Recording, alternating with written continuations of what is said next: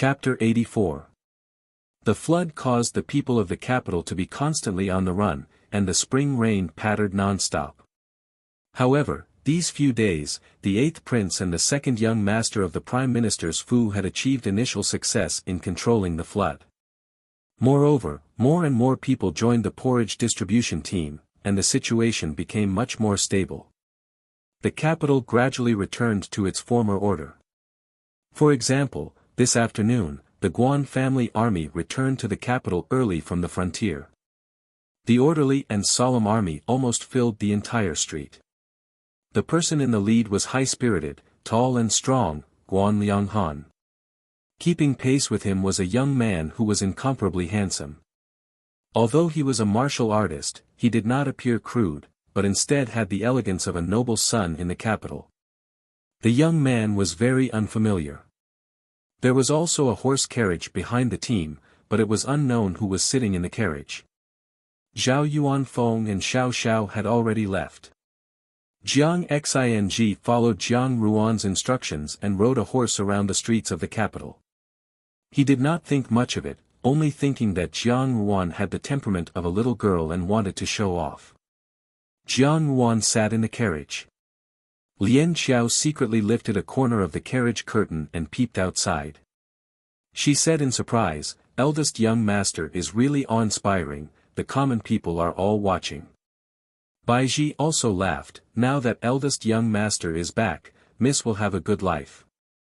Lian Xiao rolled her eyes, and a trace of craftiness flashed in them. "This time, that person in Yanhua Yuan will be furious." Jiang Ruan smiled slightly and did not comment.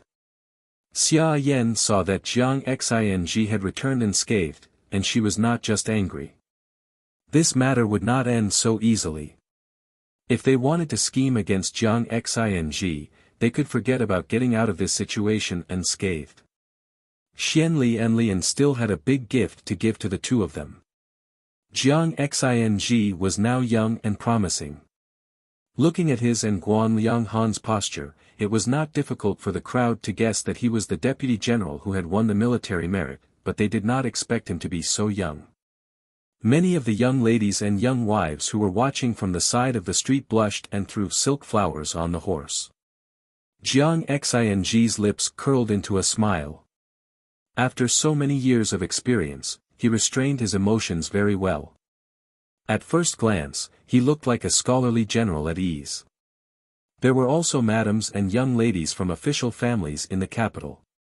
Seeing this scene, they began to inquire about this deputy general's identity. At this time, someone in the crowd suddenly shouted, "Isn't this the eldest son of Minister Zhang's Fu? I heard that he joined the army 5 years ago. I didn't expect that he would return to the capital with military merits." It was like a stone that caused 1,000 ripples. As soon as these words came out, everyone started discussing. "I was wondering why he looked so familiar. Turns out it's the eldest son of the Jiang family.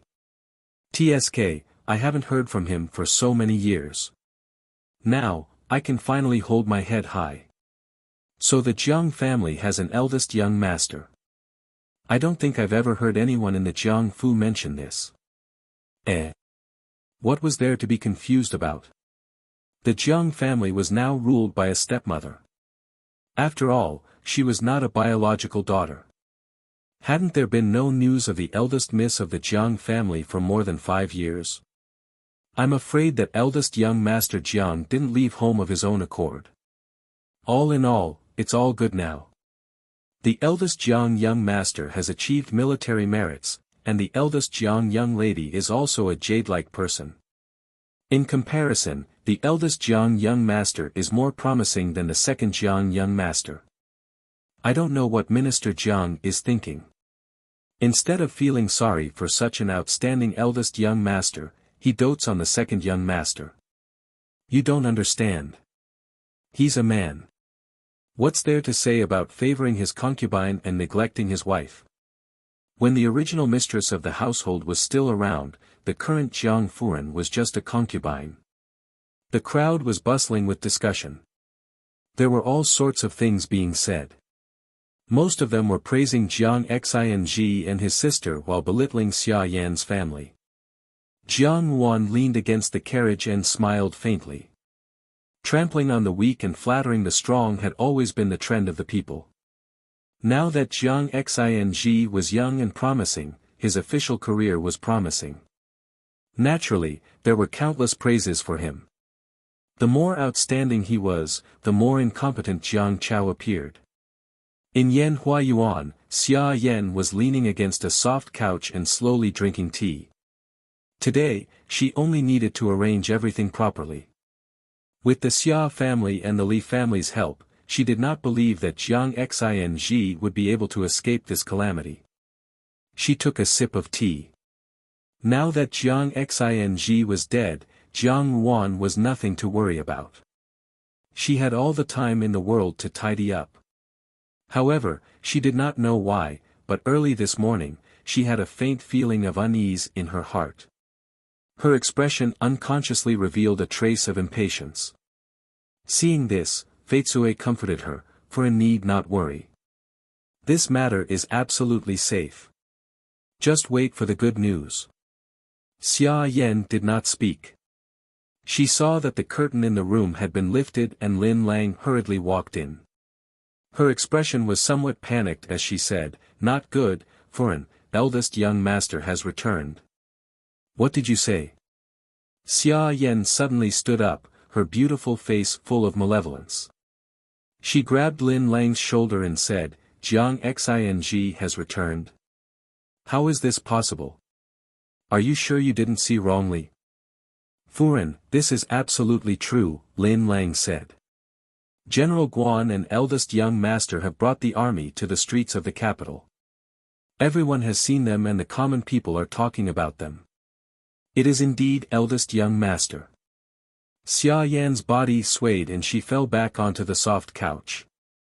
She muttered, "How is this possible? Could it be that Jiang Xing has the blessing of the gods? This is simply impossible." As she spoke, a manservant hurriedly came in from outside. He opened his mouth and said, "Furen, eldest young master has arrived at the Fu's entrance. The army and General Guan are also there. Furen should quickly go and welcome him, lest others gossip." "I welcome him." Xia Yan could not help but shriek.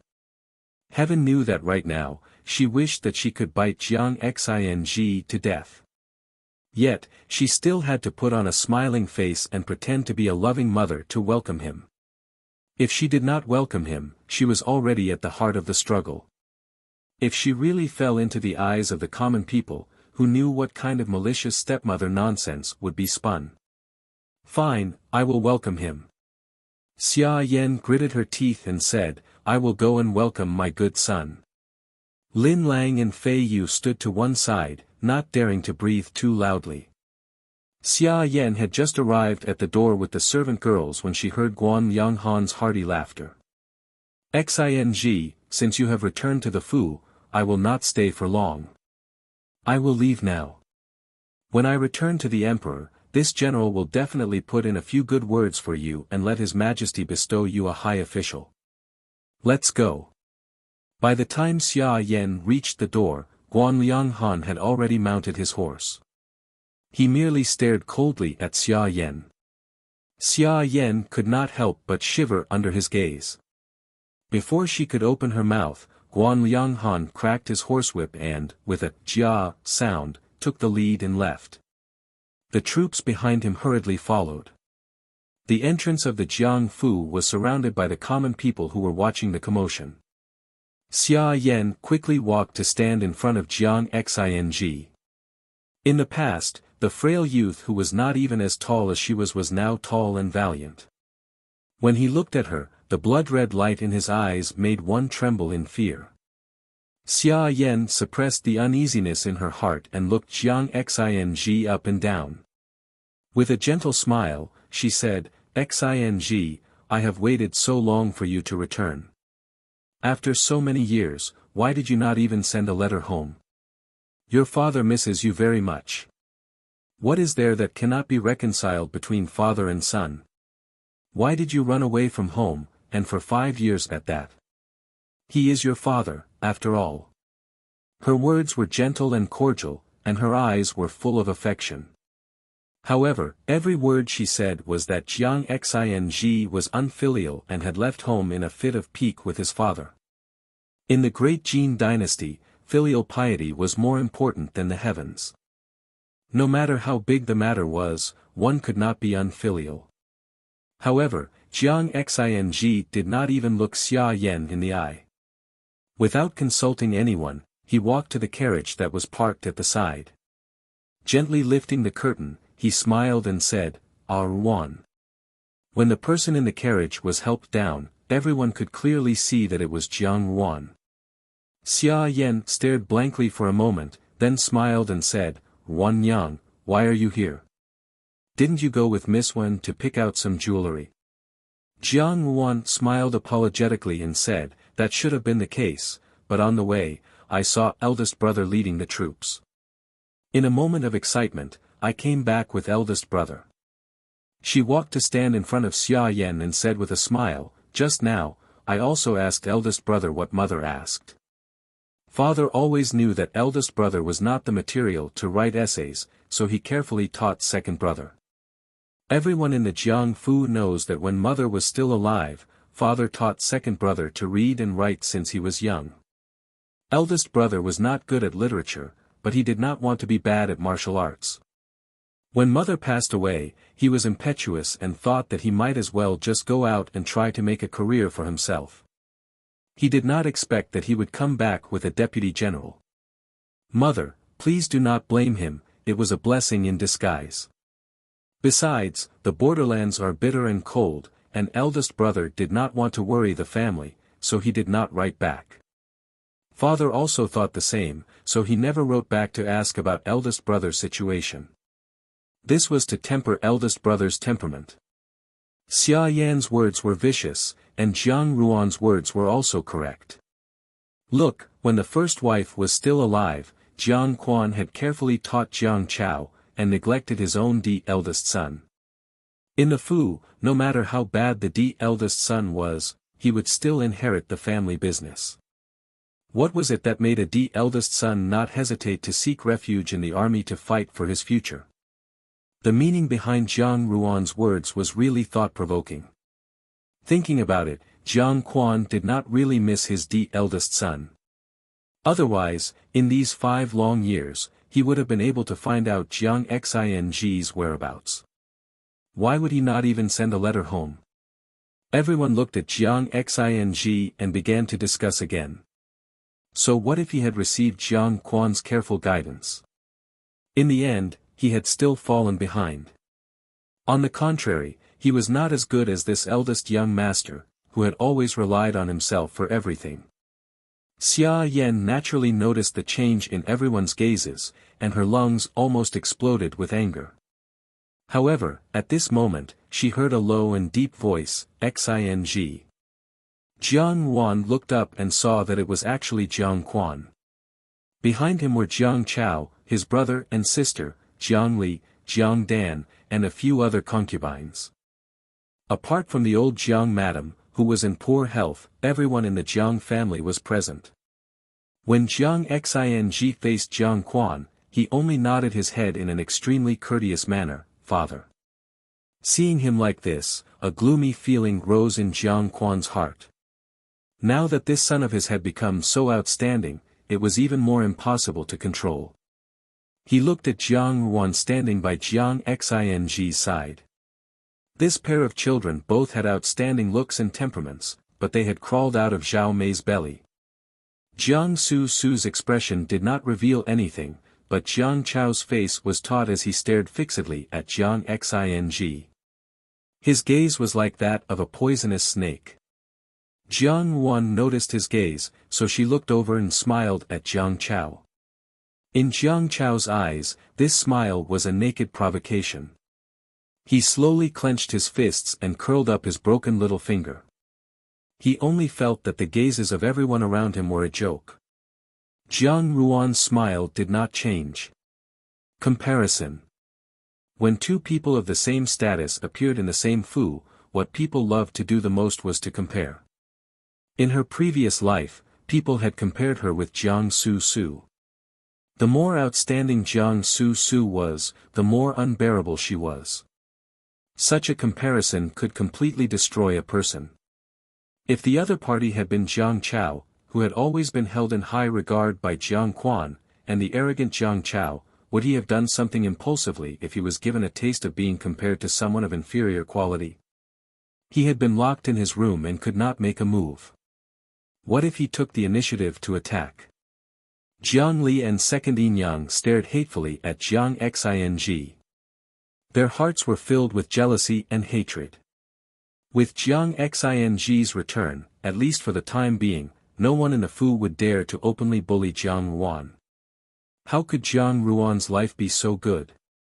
She had reached this stage, yet she still had such a famous older brother to rely on.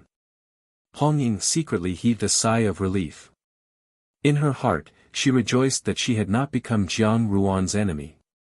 Jiang Xing had returned, and with the status of deputy general.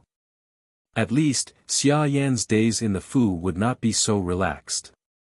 She wondered if Jiang Ruan would fulfill her promise and really let her sit in the position of the mistress of the household.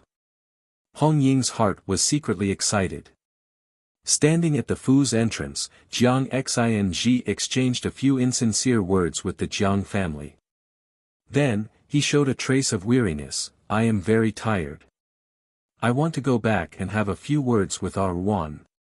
If there is anything else, we can talk about it at night. These two siblings had just reunited, so they had a lot to talk about. It would not be good for them to stop them. Just as Jiang Xing was about to enter the door, Xia Yan finally could not help but ask, Xing, on your way back. Did you encounter anything? Mother, what do you think I should encounter? Jiang Xing asked in return.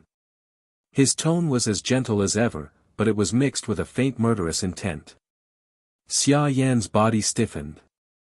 She smiled and said, I was just casually asking. Jiang Ruan smiled and said, Mother was right. On the way back, eldest brother encountered a group of rebels. Rebellion?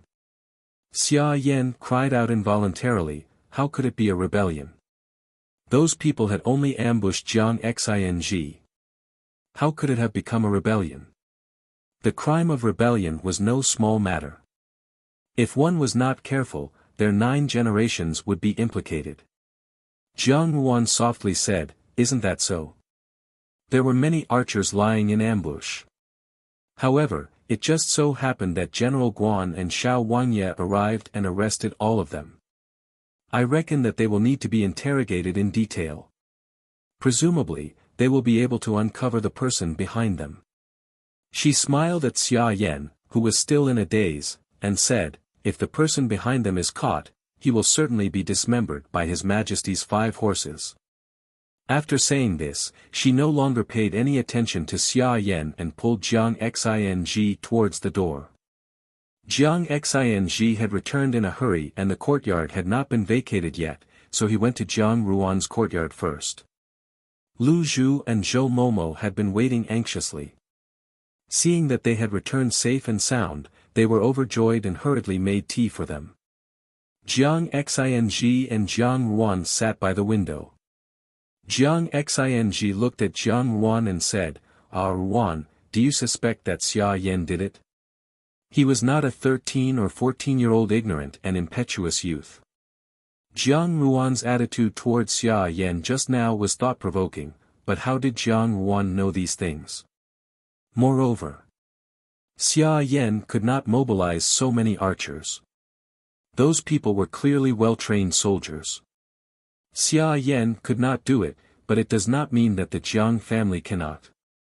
Moreover, there is also the Li family, and perhaps the 8th prince is involved. Jiang Ruan looked at him and said, eldest brother, you are someone who goes to the battlefield to kill the enemy. Leave the sinister schemes of these women in the inner courtyard to me to deal with. How old are you to deal with these things? Jiang Xing frowned and looked at her. His heart was both distressed and angry. Ruan, I do not want you to participate in these things. Leave them to me. If you do not like the Jiangfu, we will move out. You are the son of the Jiangfu. What will others think if you move out? There are so many imperial censors in the capital. Once you have something that people criticize, they will not hesitate to report you. What will happen to your future career as an official? Jiang Yuan said, I will not move out of the Jiangfu. I do not care about being an official, Jiang Xing said, Yuan, as long as you are safe and happy, eldest brother will be satisfied. Safe and happy? It was only 4 words, but how many people could actually achieve it? She lived her entire life for the sake of revenge. Being safe and happy was already a mirage that could only be hoped for but not achieved. You must be an official, eldest brother, Jiang Yuan said, only then can you trample all of them under your feet. Make them respect you, fear you, and not dare to bully you. This way, they will not bully me. Eldest brother, do not worry about me. I have been here for so many years. I can protect myself, and I can also protect you. Jiang Xing looked at her, Yuan, is there something you are hiding from me? Why must you live in the Jiangfu? Jiang Xing had just returned to the capital, and his mind was a complete mess. He only knew that some unforeseen event must have occurred.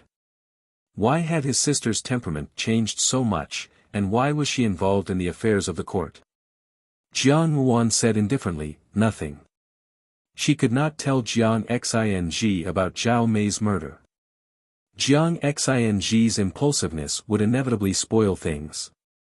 Moreover, in this life, it was enough to have one evil person with a rotten heart. Jiang Xing wanted to live cleanly. These dirty deals and conspiracies would not spoil his heart. I will not force you, Jiang Xing said. Even if Jiang Yuan did not say anything, he could still find out. He patted Jiang Yuan's head, but since you are not willing to move out of the Jiangfu, I will not move out either. As long as you stay in the Fu, no one will dare to bully you. Jiang Yuan nodded slightly. Bai Ji, Lian Xiao and Lu Zhu could not help but shed tears when they saw the warm scene of the brother and sister reuniting. Jiang Yuan had endured for so many years. On this side, everyone was happy, but in other places, the sky was about to be turned upside down. What did you say? Jiang Xing has returned to the Fu. Xia Cheng clasped his hands behind his back and looked at the person in disbelief. Nonsense.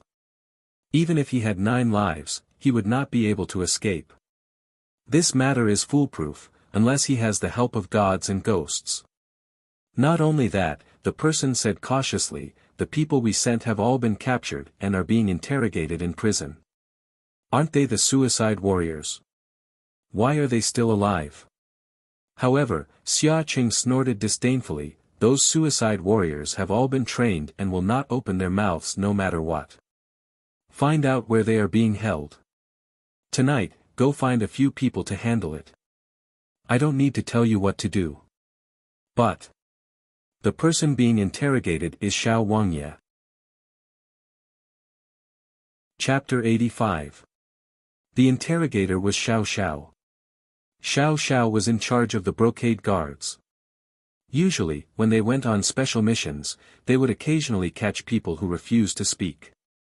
Under his interrogation, these people had never lasted to the end. The less people saw it, the fiercer the rumors spread. There was a saying in the great Jin dynasty, there was no mouth that Xiao Xiao could not pry open.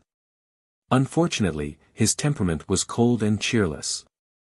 Even those who knew him did not dare to question him personally. They could only guess that the torture method was incomparably cruel. When Xia Cheng heard this, he felt his heart sink. He clenched his fists and said, how did they fall into Xiao Xiao's hands? What does Xiao Xiao have to do with Jiang Xing? During the ambush, General Guan and Xiao Wangye suddenly arrived. General Guan wanted to bring those people back, but Xiao Wangye said that it was an important matter and asked him to personally interrogate them. Oh no! Xia Cheng's face paled. If the Xia Fu is implicated, how can we have good days in the future? He paced back and forth in the room twice. This won't do, I have to go find 8th Prince. Quickly prepare the horse. At the same time, in the capital, the Prime Minister's Fu was also in a complete mess. Li Dong angrily pointed at Lian and scolded, "Have you lost your mind? Now, the people have fallen into Xiao Xiao's hands. No matter how forgiving the emperor is, he will not tolerate privately raising troops. You've made such a big mess for the Li family. What should we do next?"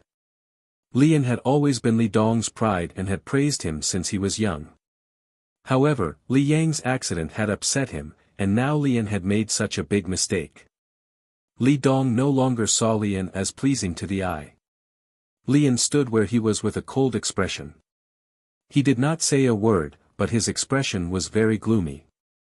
He had wanted to use the Jiang family's matter to attack Jiang Xing. He could rope in the Jiang family and also see Jiang Wan suffer. He did not expect that Guan Lianghan and Xiao Xiao would appear and ruin his plans. However, Lian's eyes flashed. He had heard that Zhao Yuanfeng and Zhao Yi were also present at the time. How could it be so coincidental? For some reason, a cold and smiling face appeared in front of Lian. He did not believe that this matter had nothing to do with Jiang Wan. When Li Dong saw Lian's silence, he became even more furious and said, "Hurry up and think of something. Your eldest brother has become a cripple because of the Jiang clan. Are you going to ruin the entire Prime Minister's residence for the Jiang clan? What's the rush?" Lian said disdainfully, "I'll talk to the 8th Prince about this." Xianli needed his wisdom, and he needed Xianli to help the Li family solve the problem in front of them. Outside the dungeon, Guan Lianghan was waiting anxiously when Xiao Xiao slowly walked out from inside. Upon seeing him, Guan Lianghan anxiously asked, "How is it?" All of them confessed. "It's Xia Cheng and Li Dong's men," Xiao Xiao said calmly. These people were actually divided into 2 groups. Xia Cheng was one thing, but according to those people, it was only to prevent Jiang Xing from harming Jiang Chao's position when he returned to the Jiangfu. However, the people arranged by Li Dong were strange. The people he sent did not know the reason, and only knew that this was an order. Guan Lianghan muttered, "It's really strange, why are there 2 groups?" He patted Xiao Xiao's chest, "You're really something." However, Guan Lianghan looked inside, "What method did you use? Could it be that it's the same as what that girl from the Jiang family said, that you scalded your brain with hot oil?" "No." Xiao Xiao replied. Naturally, he had his own methods. He did not say anything, and Guan Lianghan was too lazy to ask. He only talked to him while saying, "Hey, say, Jiang Xing is such a good-natured person, how can he have such a younger sister? They don't seem like siblings at all. Lao San, you can't possibly really like that girl, right?" "I don't think so. She's so young, but her mind is already so vicious." Xiao Xiao helplessly said, "She's only 11 years old." Towards an 11-year-old girl, he would not have any other thoughts. It was just that Jiang Ruan's way of doing things was too strange, and she seemed to have a lot of secrets. From the things she did, it seemed that she was inextricably linked to Xianli. She even helped Lu Min. If her goal was the entire court, then he needed to pay even more attention. Guan Lianghan laughed heartily, "Just kidding, just kidding. Let's go, I still have something to ask Lao Qi. Come with me." Xiao Xiao nodded, "Yi Feng."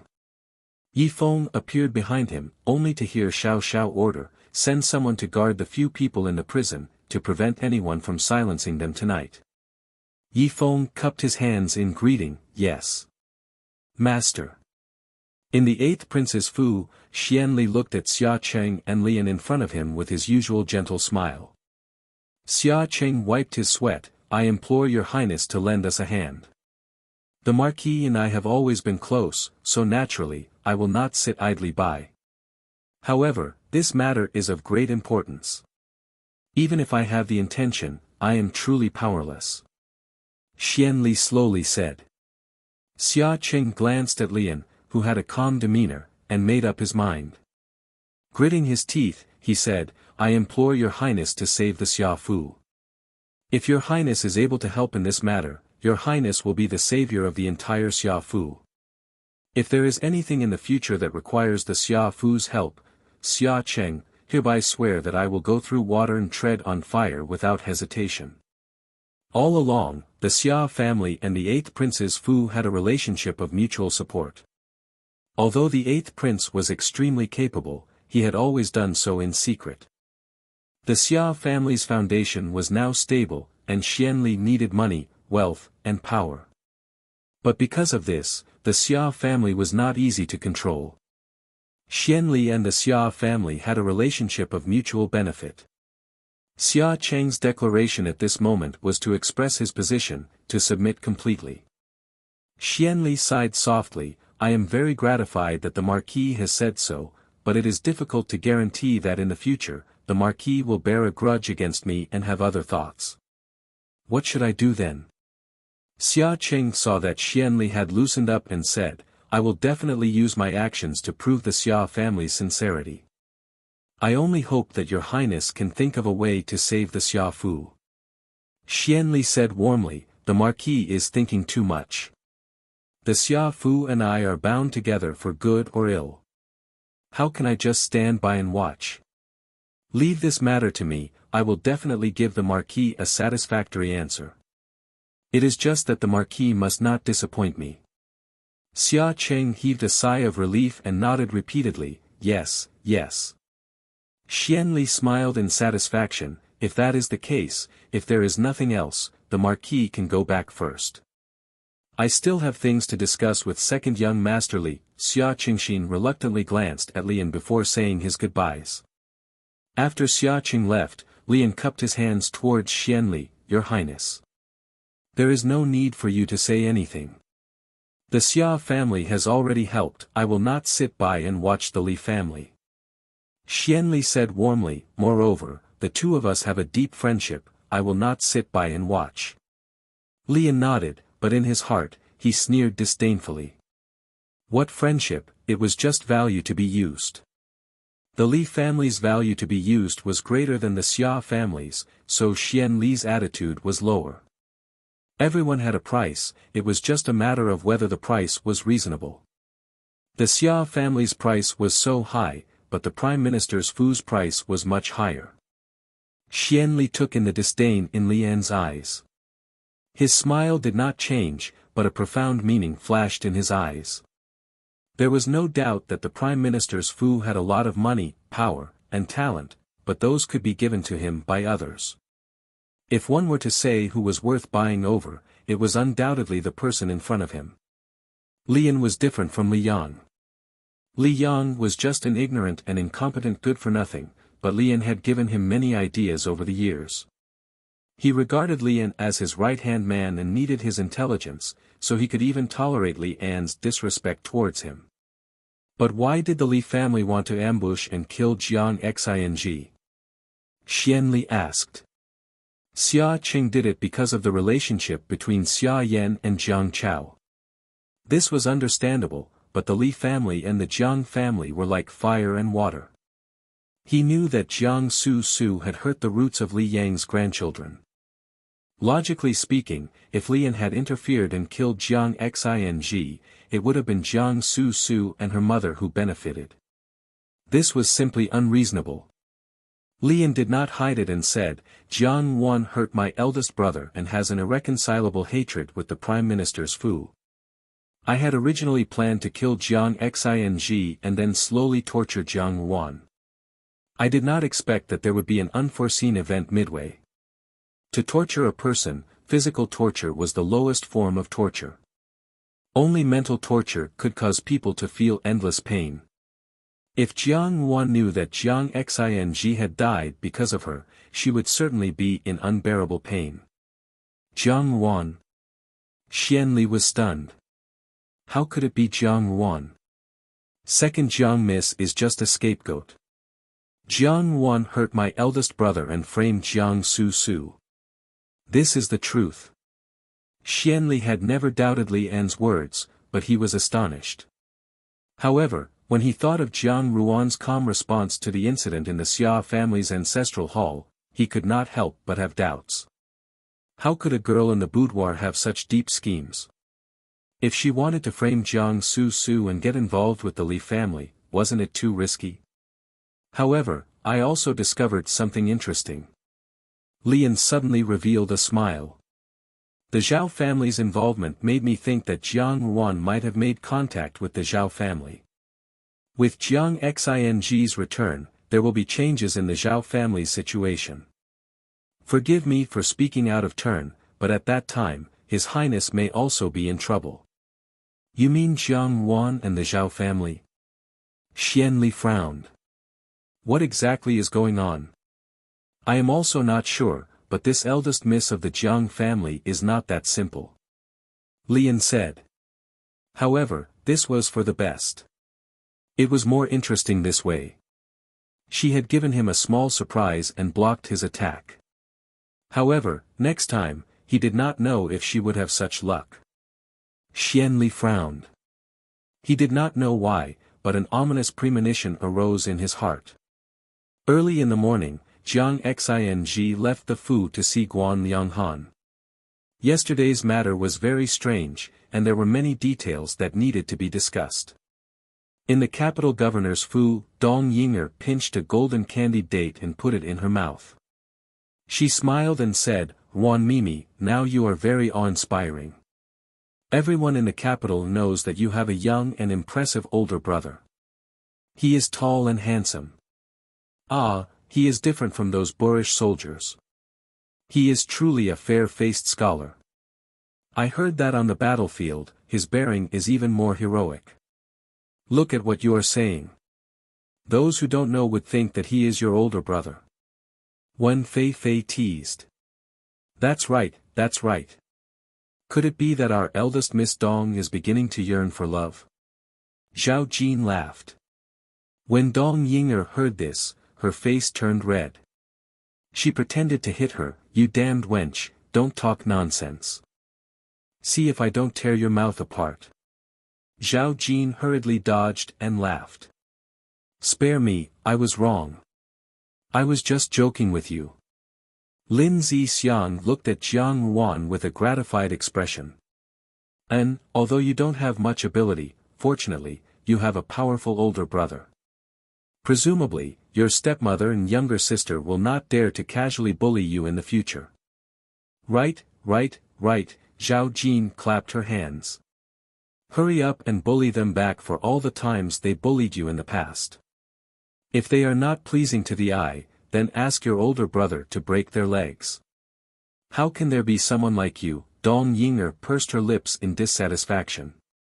"I don't think that older brother Jiang would casually hit people. Do you think that everyone is as boorish as you?"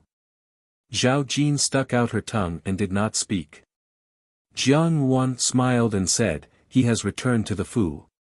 In the future, if there is a chance, I will let you all meet him. However, it is getting late. I should also return." Dong Yinger invited them to the Fu as guests. The young ladies chatted and drank tea. In the blink of an eye, more than half a day had passed. Seeing that the sky was gradually darkening and the road was slippery due to the rain, Dong Yinger did not want to stay for long. She said, "All right, then let us meet again another day. You, go and bring everyone a portion of the dim sum that I have prepared." She smiled and said, "Be careful on the road." After everyone said their goodbyes, they returned to their respective Fu. When they passed through the city, Jiang Ruan ordered the coachman to drive the carriage into a narrow alley. The carriage stopped at the door. Jiang Ruan let Bai Ji and Lu Zhu follow and walked to the front of a household in the alley. Lian Qiao went forward and knocked on the door. Very quickly, a young boy came to open the door. When he saw that it was Jiang Ruan, he was stunned for a moment before respectfully welcoming the three of them inside. Just as they entered the main hall, they heard Hui Ju's voice. "Miss Jiang." Jiang Ruan looked at Hui Ju who was sitting in the hall. Ever since the last time at the Jiangfu, when he had helped Jiang Wan clear the inauspicious charge of her 8 characters, Hui Ju's reputation had become even more resounding. Presumably, there would be many people coming to find him these days. Hui Ju saw Jiang Wan, but he was not very happy in his heart.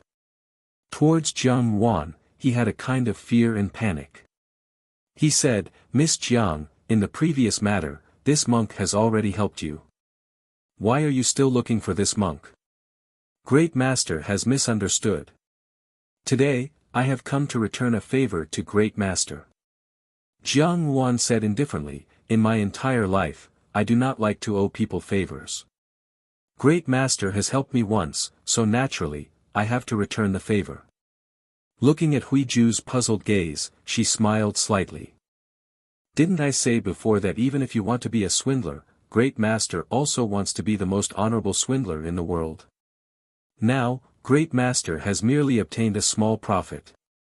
Your esteemed son's illness is only treating the symptoms but not the root cause. Can Great Master really be satisfied?" His son was Hui Ju's sore point, but every time Jiang Wan spoke of his son. These days, he had earned a lot of money and bought a lot of expensive medicinal herbs. However, his child's condition could only be stabilized, not improved. Hui Ju lowered his head and said, "This is his fate, this monk is also powerless. Great Master does not believe me." Jiang Wan said, "No matter, there will come a day when you will believe my words. I will only say what I want to say today." She said, "Recently, the flood in the capital has been quite serious. The 8th Prince and 2nd Young Masterly have received an imperial edict to control the flood. Currently, the water level in the reservoir seems to be under control, but after 3 days, the rain is bound to start pouring fiercely. The reservoir will collapse, and countless commoners living near the reservoir will lose their lives." She said, "This is your opportunity. I will give this prophecy opportunity to you. You only need to say in front of everyone that the imperial aura is in disorder, the reservoir is going to collapse, and that you must ask the 8th Prince to change the location of the flood control. Of course, you must think of a way to make the 8th Prince stick to his own opinion. He will certainly punish you. The more severe his punishment is, the more secure your position will be after the prophecy comes true in a few days." At first, Hui Ju did not understand what she was talking about. He looked at Jiang Wan doubtfully. Jiang Wan was not anxious, and only patiently waited for him. When Hui Ju realized the meaning behind Jiang Ruan's words, his usually calm face could not help but show a trace of astonishment. What are you talking about? Why will the reservoir collapse? The water level will become fierce. Ridiculous. That's nonsense. What is the Great Master panicking about? Jiang Wan smiled and said, "Do you not believe what I said? Great Master, didn't I tell you that there is a kind of ability in this world, which is to know the past and understand the future?" She enunciated each word clearly. "The Great Master believes that I do not have this ability. Then can you think about it from another angle? For example, how to make a reservoir collapse for sure?" Hui Ju suddenly stood up. He could no longer maintain his bemoaning and pitying mask, and hurriedly said, "Are you crazy? If someone finds out, they will lose their head." Jiang Wan looked at him with a slight smile and did not speak. She was deliberately misleading Hui Ju. To believe that a person had the ability to prophesy and be willing to do things for her was really too risky. But what if Hui Ju thought that she was just a cover, and that there was an expert guiding her from behind? Prophecy could be wrong, but man-made arrangements would not fail. Hui Ju thought that someone wanted to make the reservoir collapse. Once he was sure of this, he would be swayed. "This is too daring," Hui Ju muttered. The reservoir was an important matter related to the people's livelihood, but Jiang Wan had so casually mentioned such a treasonous matter. If it was known by others, even 9 lives would not be enough to kill her. But at the same time, there was another voice in his heart shouting, "Agree to her, agree to her." Jiang Wan smiled as she looked at the change in Hui Ju's expression, and knew that he was moved. Without hesitation, she added fuel to the fire. The great master must think clearly. This is a foolproof matter. As long as you move your lips, when the day really comes, the people of the world will worship you like a god.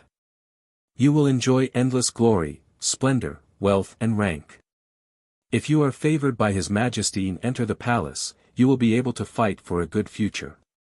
There will be countless imperial physicians in the palace, and your son's illness will also be cured. Hui Ju's eyes brightened, only to hear Jiang Wan continue, but this matter is not completely without benefits. After this matter, the 8th prince will definitely hate you. But you need not worry, as long as you are favored by His Majesty, you will be a favored person in front of His Majesty, and no one will dare to touch you. Although the 8th prince is powerful and influential, he is not the master of the world now. The great master is now almost 60 years old. To put it bluntly, who knows what will happen in 10 or 20 years? In short, while you are alive, your life will not be in danger. If the great master must live peacefully, it is not impossible. It is just that the great master can afford to wait, but I do not know if your son can. Hui Ju's expression was uncertain, and his heart was very conflicted. Jiang Wan smiled and said, "Since the matter has come to this, I will not say more. The great master has one night to consider. After 3 days, the reservoir will collapse. You only have 3 days' time. As for what your son will be like in the future, it will depend on what the great master does tomorrow." Chapter 86. Today, she had deliberately guided Hui Ju. Tomorrow, Hui Ju's actions would depend on his courage. The greater his courage, the greater the benefits he would gain from this game. She stood beside her tall and valiant older brother with a gentle smile, causing the 3 people opposite her to turn pale with anger. Jiang Su stood up, her eyes brimming with tears. I don't know how Su Nyang angered Deju. I greeted Deju, but Deju not only ignored me, but also spoke rudely. Second brother could not stand it and said a few words to Deju. Who knew that when Deju came back, without saying a word, he knocked second brother to the ground. Pretending, still pretending. Jiang Wan looked at her coldly. Her body was already a little tired, and she was too lazy to put on a show of sisterly affection. She did not even look at her and was about to walk away. However, before he could act, his whole body flew out like a kite, and with a hapang, he hit the door pillar. Li Yang stayed on the bed for a moment. After Lian left, he slowly clenched his fists, his face revealing a trace of resentment. He suddenly thought of something, and his expression changed abruptly. Suddenly, he chuckled. Jiang Ruan's eyes did not open, but the corners of her mouth slightly curled up. And this was only the beginning. Jiang Ruan had always been gentle in front of them. Even in private, no matter how they opposed each other, she had never said it so bluntly. But today, she had said it out loud. Jiang Su raised her head in shock and saw Jiang Ruan's gaze of undisguised loathing. It was as if she was looking at a bug in a rotten ditch. And on the day that the reservoir really collapsed, Xian Li's actions were deliberate. He had disregarded the lives of thousands of people downstream of the reservoir. She did not know whether this 8th Highness, who had always paid attention to his perfect reputation, could bear this crime. Thinking about it, it was something even more regrettable than in her previous life.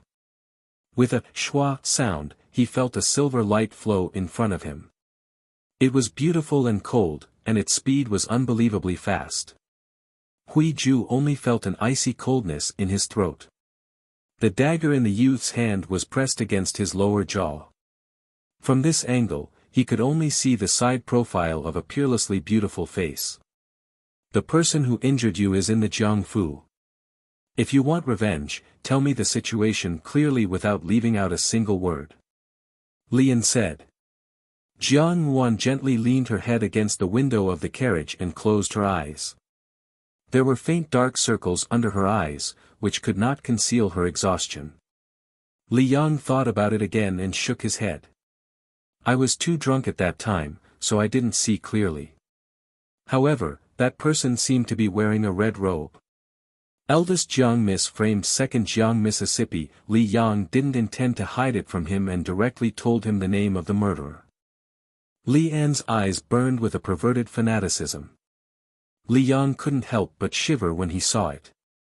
Li An looked at him contemptuously, turned around, and walked out the door.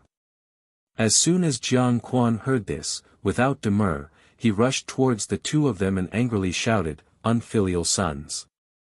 Sinful girl! Kneel!" The giant wheel of fate began to spin, and in the blink of an eye, this day had arrived. Xian Li had merely erased his merits in his previous life, because it was an unintentional mistake. In this life, it was as Hui Ju had said, the reservoir was about to collapse. Xian Li, who was overly suspicious, would definitely think that it was a plot by his old enemy in the court to steal his meritorious service. Xian Li was conceited. The more sincere Hui Ju's words were, the angrier he would be. He would certainly not listen to Hui Ju, and even deal with Hui Ju in the name of misleading the public with lies. Eldest Jiang Miss. Li Yang frowned. When he had gone to the Jiang Fu, he had wanted to see the two beauties of the Jiang family. However, on that day, he had only seen the incomparably elegant Jiang Su Su and had not seen what Jiang Wan looked like. Hearing Li An's words, Li Yang subconsciously said, "This slut. Why did she do this? She was really like Guan Liang Han." Jiang Wan smiled as she looked at the scene before her. It seemed that in the 5 years of military life, Guan Liang Han had not only taught Jiang Xing how to fight. "What did she say to you?" The young man was tall and handsome.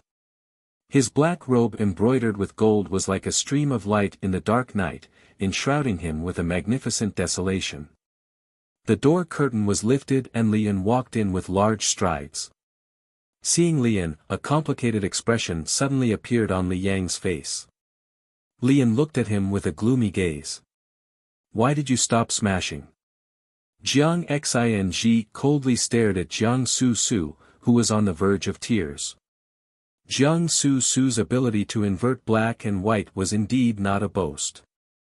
With just a few words, she had clearly pointed out the key points. This was a good show of the siblings taking advantage of their power to bully others. "Do you know who she is?" Seeing Li An's expression, Li Yang asked anxiously.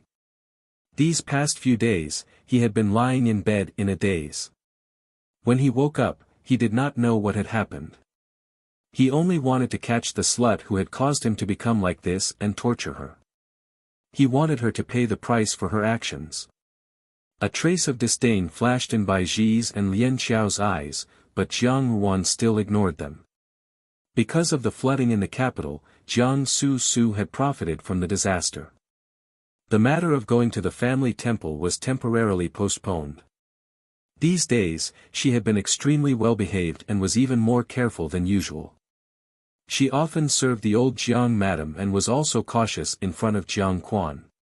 Jiang Quan had always doted on this daughter of his. Seeing Jiang Su Su like this, his heart ached even more, and his original firm decision was somewhat shaken. "She is mine." Li An interrupted his words. "You better know your place.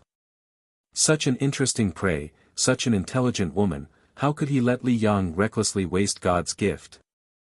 Like a trapped beast in a cage, he would slowly pull out her claws and teeth, and let her watch helplessly as her loved ones died tragically in front of her. The expression of fear and indignation on that face, which always wore a gentle smile, would definitely be very moving. She would beg for mercy under his hands, with tears and snot streaming down her face, and he would slowly break her straight back, making her moan bitterly cold and kiss the tip of his toes.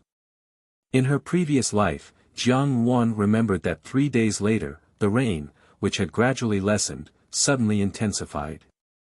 The Bochang Reservoir was originally the largest reservoir in the capital, and these days, under Xian Li's management, it was basically fine.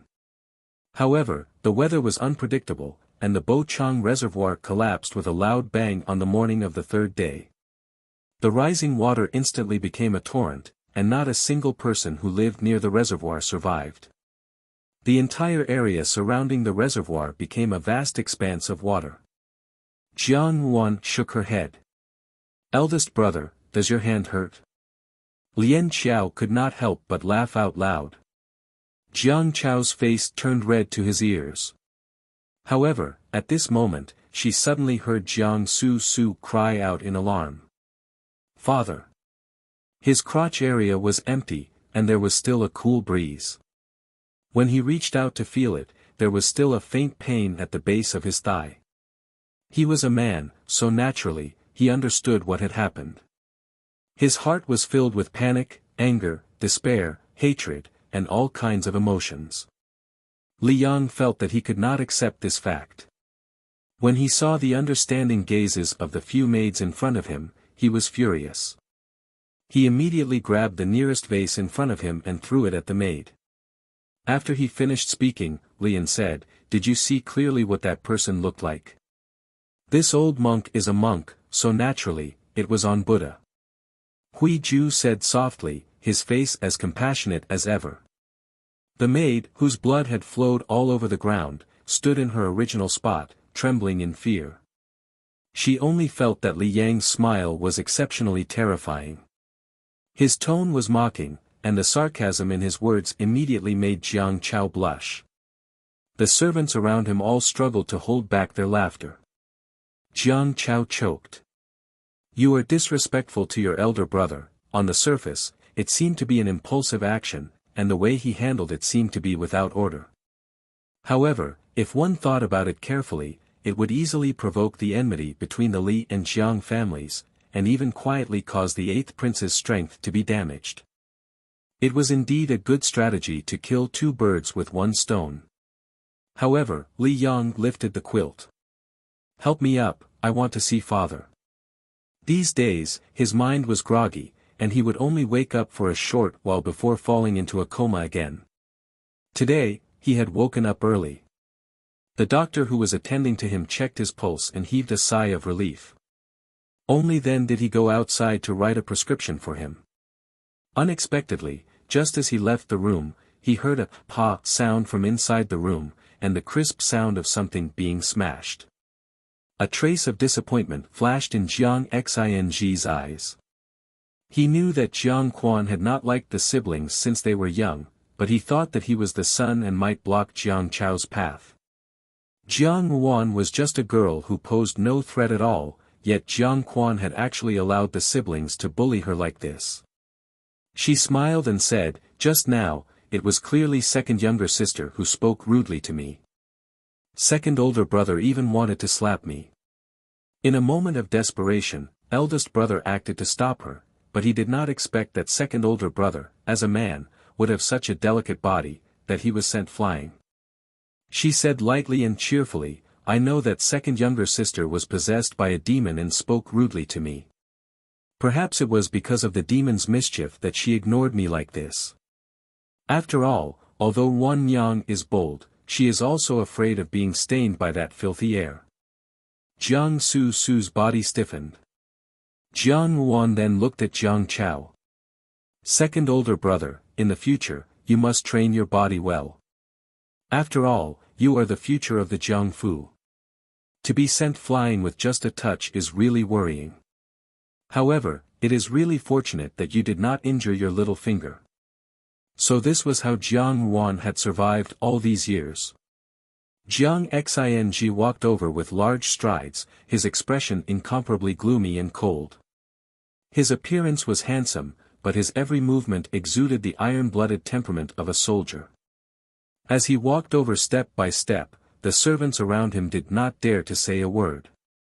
No one dared to help Jiang Chao, who had been sent flying by Jiang Xing. Jiang Su looked at Jiang Yuan with an aggrieved expression. "The Jijia, Sun Yang has come here to do something wrong. Sun Yang will apologize to you, but second older brother has done nothing wrong. Please, the Jijia, don't let eldest brother hurt second older brother like this again. Speak. A short word. Jiang Chao stood in front of Jiang Ruan and gloomily said, "Is this how you speak to younger sister?" That gaze was too cold, like the cold, unmelted snow on the summit of a mountain. There was no warmth, only a desolate coldness. Jiang Xing's ruffian demeanor caused the surrounding servants to be dumbstruck. Jiang Chao also did not dare to believe it. In the past, Jiang Xing had been the gentle and refined eldest young master of the Jiang family. But now, there was not even a trace of his past appearance. Such an undisguised threat was not at all like the Jiang Xing of the past. They saw Jiang Quan walking over from the other side of the garden. Seeing Jiang Chao fall to the ground, Jiang Quan's expression darkened. What happened? I must kill her. Li Yang gnashed his teeth and said, "This slut, I want her to live a life worse than death. No, it should be killing 3 birds with 1 stone." He could also conveniently make Jiang Su unlucky. Jiang Ruan looked at him, the corners of her mouth still slightly curled up, containing a faint hint of mockery. Sooner or later, they would have to shed all pretense of cordiality. Moreover, it was not as if they could live in peace with each other. Now, the two of them, brother and sister, were no longer as glorious as before. What right did they have to think that she would be willing to accompany them in this kind of brotherly and respectful drama? Seeing Jiang Chao's appearance, a trace of anger flashed through Jiang Su's eyes. Jiang Chao glared at Jiang Xing. "You actually hit someone." Jiang Xing walked to Jiang Ruan's side. In an instant, his cold and hard temperament disappeared without a trace. He gently touched Jiang Ruan's forehead and asked, "Are you all right?" The expression of the maidservant who was guarding outside changed and she hurriedly ran in. Inside the room, Li Yang's eyes were scarlet as he growled in a low voice, "What happened? Why didn't I?" What a good way to compromise and a tit-for-tat accusation. At that time, although it had happened under Xian Li's hands, considering that he had previously performed meritorious deeds in controlling the flood, and that it was a natural disaster and not a man-made cause, the emperor had not severely punished him. Later, when Xian Li had mentioned this matter to her in the palace, there had been a trace of regret in his tone. At that time, Jiang Ruan had thought that he was regretting the lives of the common people. Later, she understood that Xian Li was regretting that the flood had drowned out all his previous achievements in controlling the flood. Truly, Shao He's success and Shao He's failure. Jiang Chao could not bear it anymore. Jiang Ruan had repeatedly challenged his bottom line. Jiang Chao suddenly raised his hand and was about to ruthlessly slap her. Red clothes? Lian narrowed his eyes. In the Jiang Fu, wasn't Jiang Ruan the one who loved to wear red the most? Although he was already 70% sure that the person who had framed him was Jiang Ruan, when Li Yang really said it, Lian could not help but feel astonished.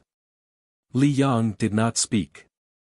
These two siblings conversed as if there was no one else around, causing Jiang Chao and Lian to almost vomit blood in anger.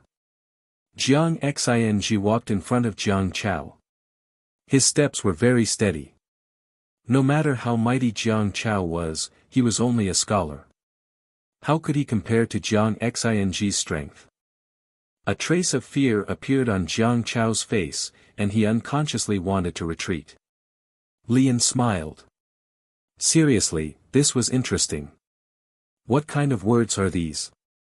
What does second older brother want to hear? Jiang Ruan looked at him with a smile. Ruan Yang has already heard a lot of honeyed words and daggers, but I'm not a parrot that mimics others' words, so I can't learn them vividly. In the alley where Huiju resided, there was another knock on the door. When the servant who opened the door saw the visitor, he was slightly puzzled and led him into the hall.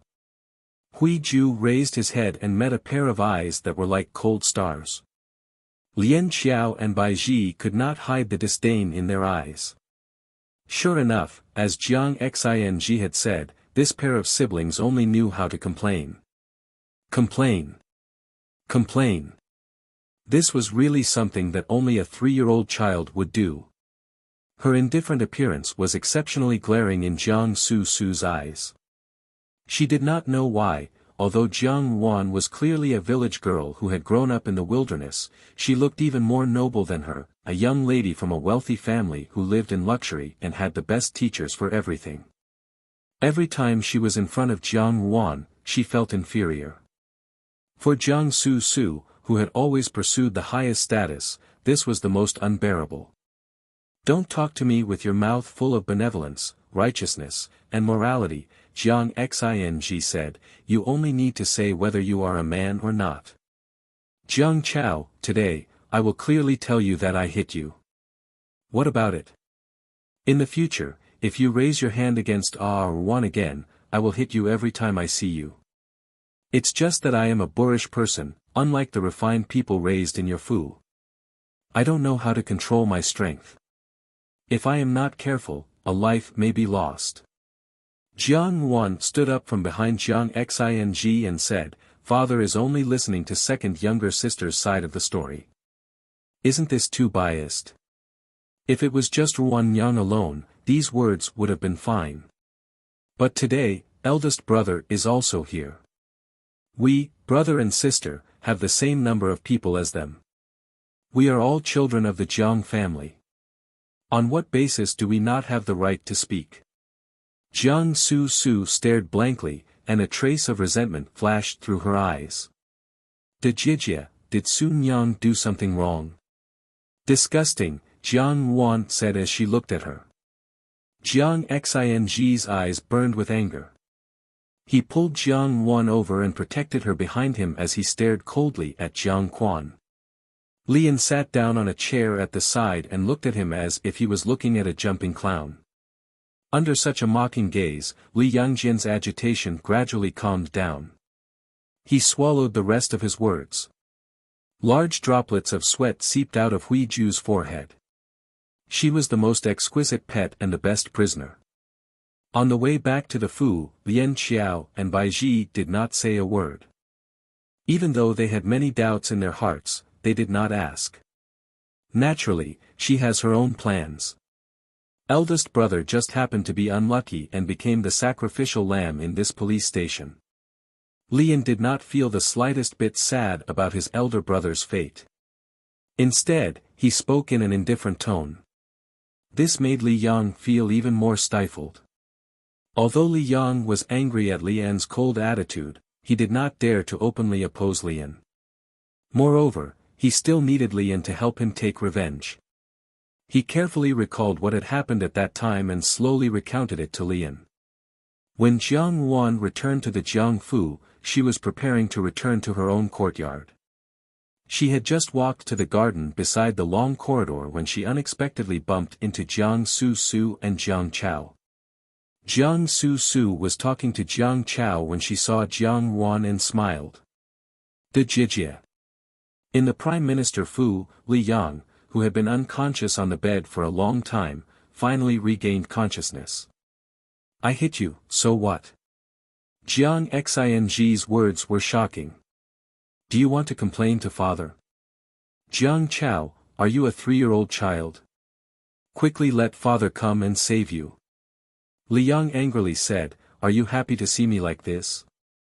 No one in the Prime Minister Fu will fight with you anymore. Are you satisfied now?" Towards the end, his tone became more and more intense. With a pang sound, the maidservant's head was smashed until it bled, but she still did not dare to move. She gritted her teeth and stood stiffly on the spot. Seeing this, Li Yang was about to throw again when he heard a low voice from outside, "Eldest brother, what's wrong?" "You." Jiang Chao choked on her harsh words. Simply arrogant to the extreme. On one hand, Li Yang was very jealous of this younger brother who was more outstanding than him since childhood, but had a very strange temperament. This was because Li En's excellence served as a foil to his incompetence. On the other hand, he felt a sense of dependence on Li En because Li En was extremely intelligent. As long as he was there was nothing that could not be solved. She actually dared to castrate Li Yang in broad daylight, separated by a wall, and then brazenly framed Jiang Su. Jiang Su covered her mouth and looked at Jiang Xing in horror. Dijia, what did older brother say wrong? If you have any dissatisfaction, then direct it at Sun Yang, don't be angry at older brother. Jiang Su came out to smooth things over, but her words were full of provocation. The carriage rumbled towards the Jiangfu. Seeing this, Jiang Quan angrily said, "Rebel! Rebel!" Chapter 87. After the time it took to burn a stick of incense, Jiang Xing brought Jiang Wan back unscathed, leaving Jiang Quan in a state of melancholy. Unfortunately, Jiang Xing had achieved military merits and his temperament had changed greatly. He was not as easy to control as before. Jiang Su still wanted to add fuel to the fire. "Father, look at Dijia, shut up." Jiang Quan was in a fit of anger. Looking at Jiang Su's frail appearance, he felt even more annoyed and said, "Don't wander around if you have a filthy aura on you. Go back to your own courtyard." Finishing, he glared fiercely at Jiang Chao before flicking his sleeves and leaving. Jiang Su watched in shock as Jiang Quan left, but a trace of hatred flashed in Jiang Chao's eyes. The two siblings were silent, but at the same time, they hated Jiang Xing and Jiang Wan. The night passed peacefully. When they woke up early the next morning, Lu Zhu walked in with a bowl of rose pastries. As she walked, she said, "The rain has lessened. It looks like it's going to stop soon." There was some worry on her face. She knew a thing or two about what Jiang Wan wanted to do. Now that the rain had stopped, how could things be good? Jiang Wan smiled faintly and looked out the window. The raindrops were fine and concentrated, and the droplets of water falling from the eaves had slowed down considerably. The air had become gentler, and the gloomy appearance of the previous few days had been swept away. It seemed that before long, the rain would pass and the sky would clear up. Lian Xiao handed the boiled red dates and longan honey to Jiang Wan. "It's not time yet, let's wait a little longer." Jiang Wan took the honey water and took a sip. Her fingers unconsciously tapped on the table. It looked like it was going to clear up soon, but in fact, the mountain rain was coming. On the side of the dam of Buchang Reservoir, the reservoir manager wiped his sweat and ran back and forth attentively, constantly flattering the noble man in front of him. "The water is under control, and the dam is very stable. It seems that the rain will stop soon, and it won't be long before it clears up. The flood control is all thanks to your 8th Highness and young Master Li." Xian Li smiled warmly, "I'm just doing what I should do." The reservoir manager's chrysanthemum-like face became even more radiant. "Your Highness is modest. The lives of the common people around the reservoir are in your Highness's hands. The great Jin dynasty has an official like your Highness who wholeheartedly cares for the people. Once this matter is over, this lowly official will report every word of your Highness's achievements to the imperial court." Everyone knew that the current crown prince was not favored. Currently, the most powerful contenders for the position were only the 8th prince and the 5th prince. Even though the 5th prince was not bad, he was not as powerful as the 8th prince's birth mother in front of the emperor. No matter how he thought about it, the 8th prince still had a higher chance of winning. Now that Xian Li had made a contribution in this matter, he took the opportunity to curry favor with him. If he could gain Xian Li's favor, wouldn't his future career be smooth sailing? Thinking of this, Ku Chang smiled more sincerely. Xian Li smiled like a spring breeze, neither denying nor agreeing. Beside the dam, there were many people watching. These days, Xian Li had put in a lot of effort to control the water in the reservoir, and the people had seen it.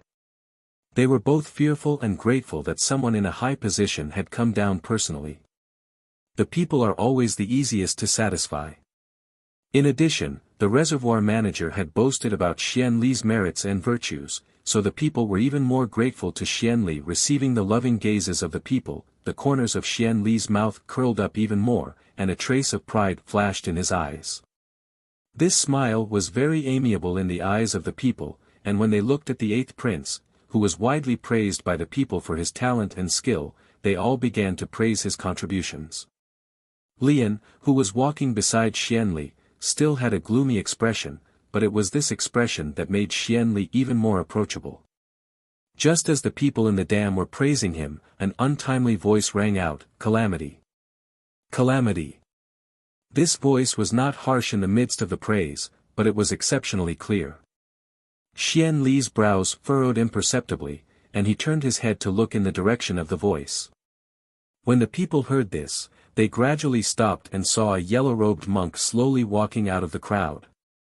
He had a kind face, his robes were clean and unstained, and his movements were like a white lotus under the seat of Buddha, with a faint holy aura. Someone in the crowd recognized him and said, "Isn't this Great Master Huiju?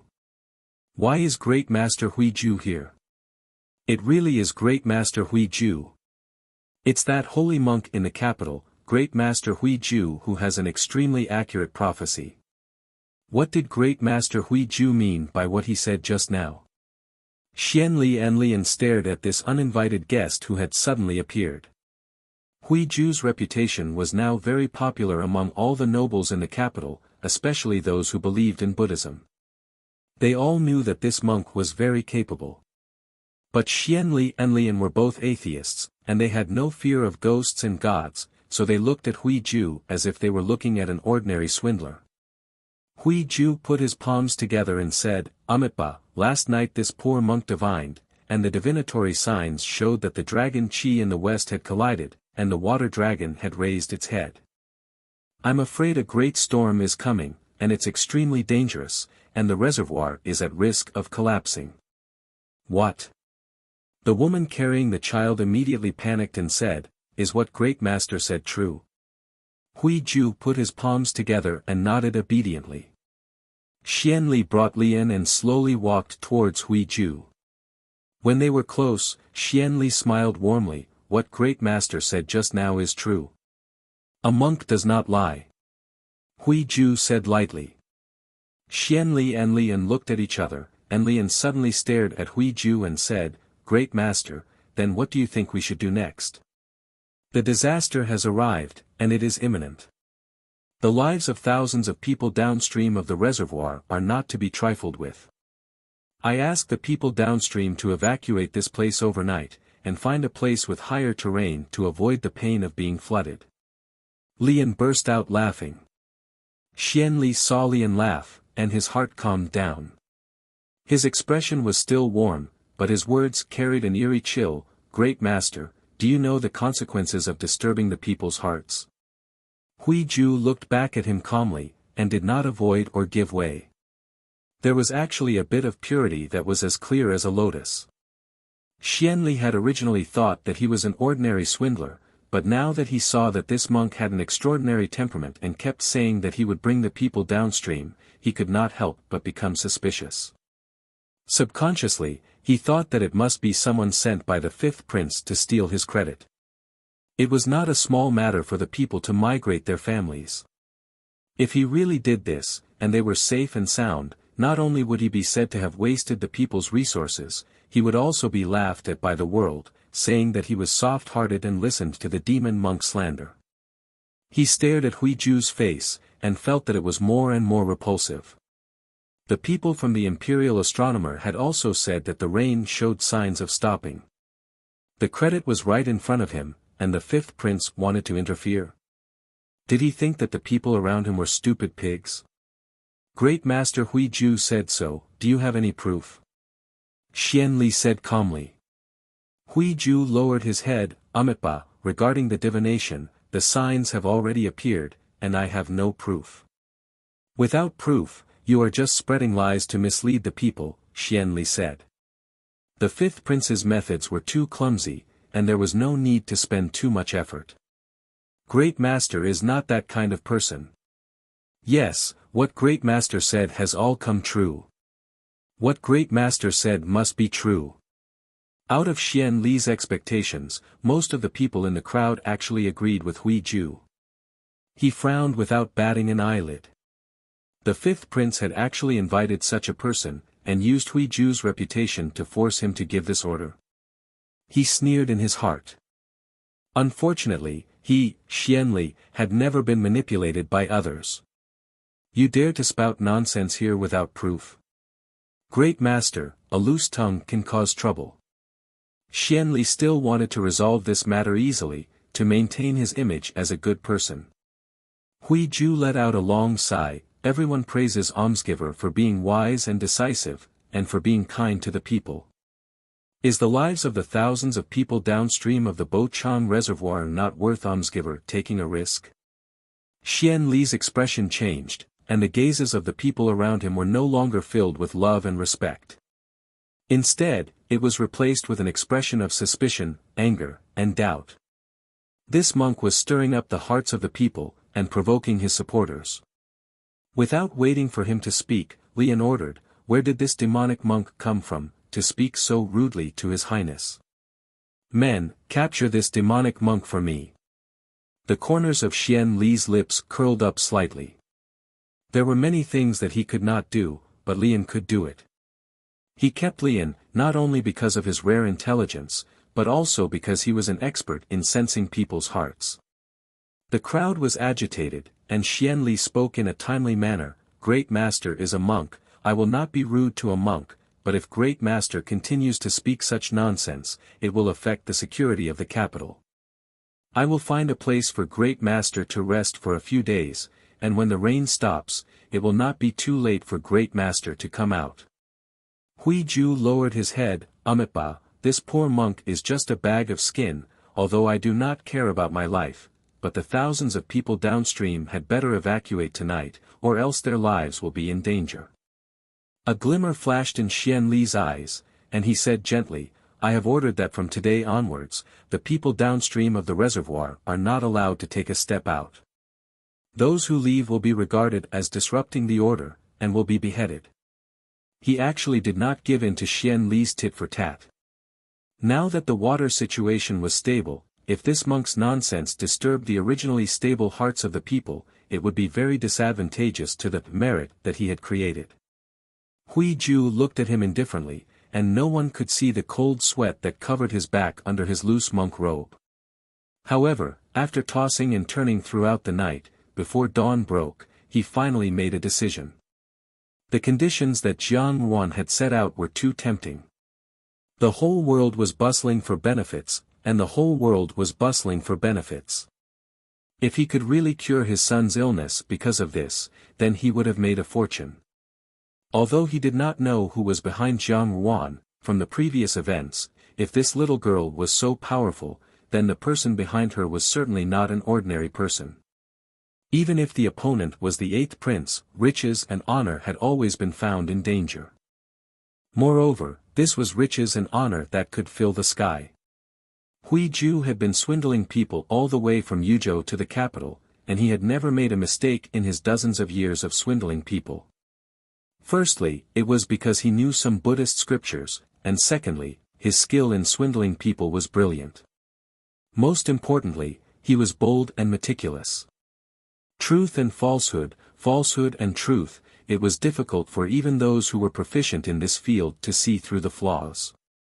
But today, when he faced the people of the imperial family, he could not help but feel a trace of apprehension.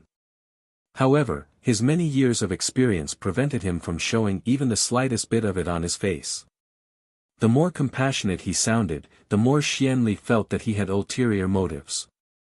If Xianli did not accept his suggestion, then his goal would be achieved. Jiang Yuan had once reminded him that Xianli was a person who cared about his reputation. If he was caught under the watchful eyes of the public, then he would certainly not be punished. Otherwise, he would incur the wrath of the common people. Even if he was to be punished, it would be 3 days later. But after 3 days, would Xianli still have the opportunity to punish him? Success or failure depended on this one move. Huiju shook his head and sighed. He clasped his hands together, and without saying anything more, he followed Li En's bodyguard and walked away. The people who had originally surrounded the dam now had no love in their eyes, only fear. They were discussing the possibility of the dam collapsing in 3 days. For a moment, everyone was in a state of panic. Xian Li felt vexed. He did not know why, but a faint sense of foreboding rose in his heart. He glanced at Lian Li and understood, and his face darkened. Your Highness, did you not hear what I said just now? Do not listen to rumors and stir up trouble. Within 3 days, whoever dares to take a step away will be punished.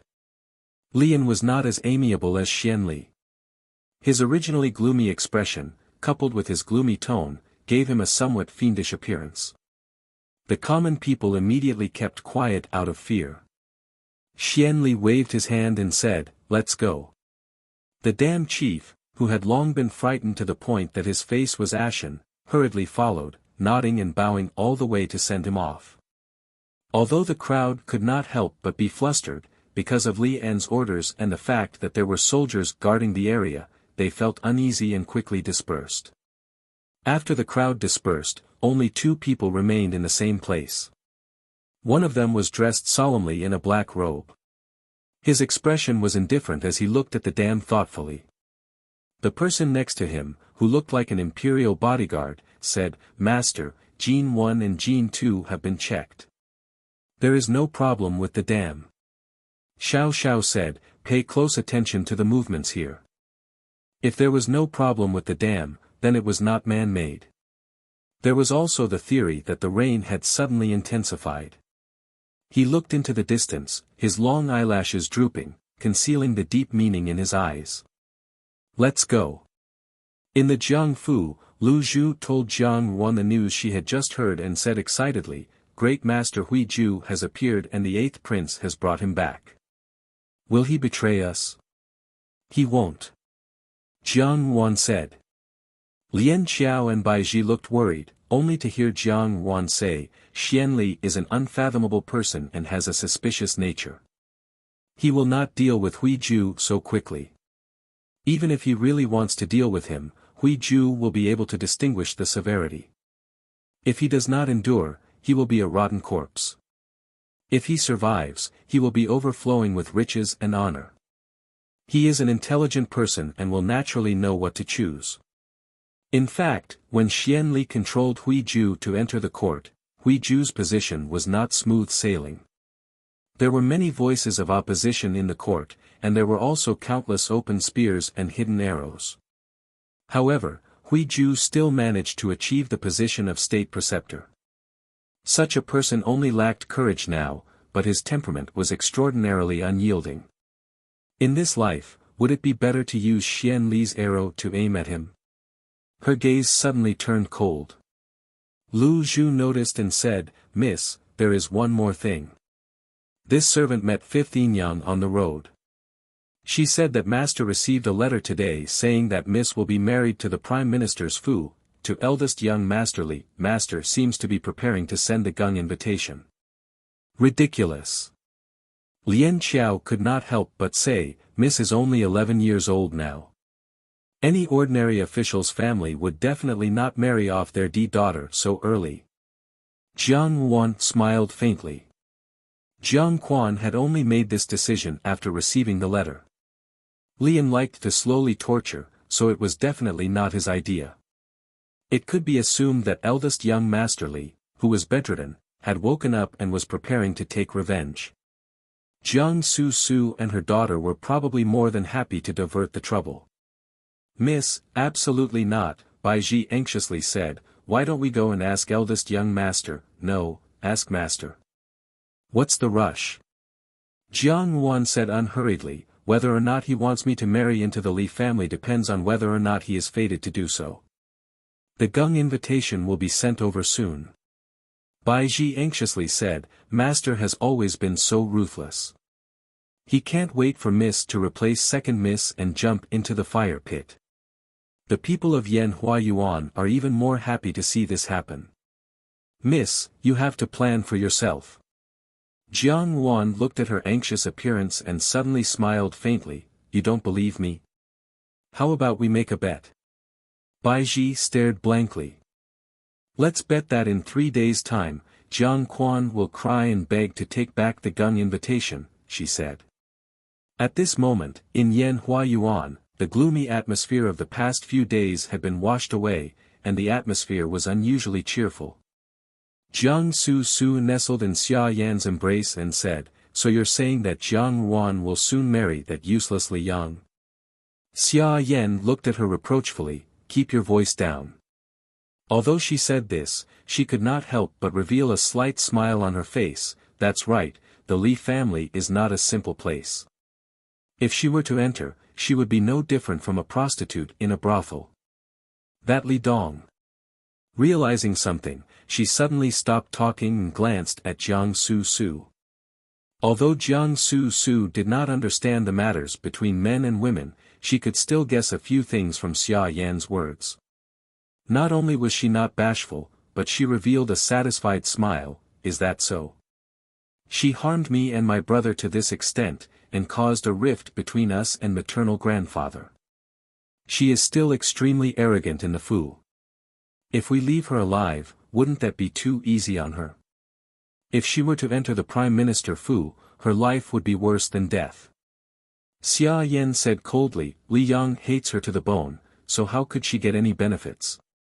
When the time comes, even if you trample her under your feet, no one would dare to say a word." Jiang Su's beautiful eyes flashed, as if she was extremely pleased. Suddenly, she thought of something and said, "What about Jiang Xing? If he knew about this, he would definitely not let it go. Your father and I have decided to hide this matter from him for now. After we've dealt with that little slut, it won't be too late to deal with him then." Xia Yan stroked Jiang Su's head. Mother will make whoever hurt you pay 1,000 times the price." Jiang Su nodded obediently and nestled in Xia Yan's embrace, a malicious glint flashing in her eyes. No matter how arrogant Jiang Ruan and her sister were, the person in charge of the Jiang Fu was still her mother. Above her was Jiang Quan. So what if he was a deputy general? So what if he had military achievements? If her father wanted Jiang Ruan to marry a cripple, she had no choice but to marry.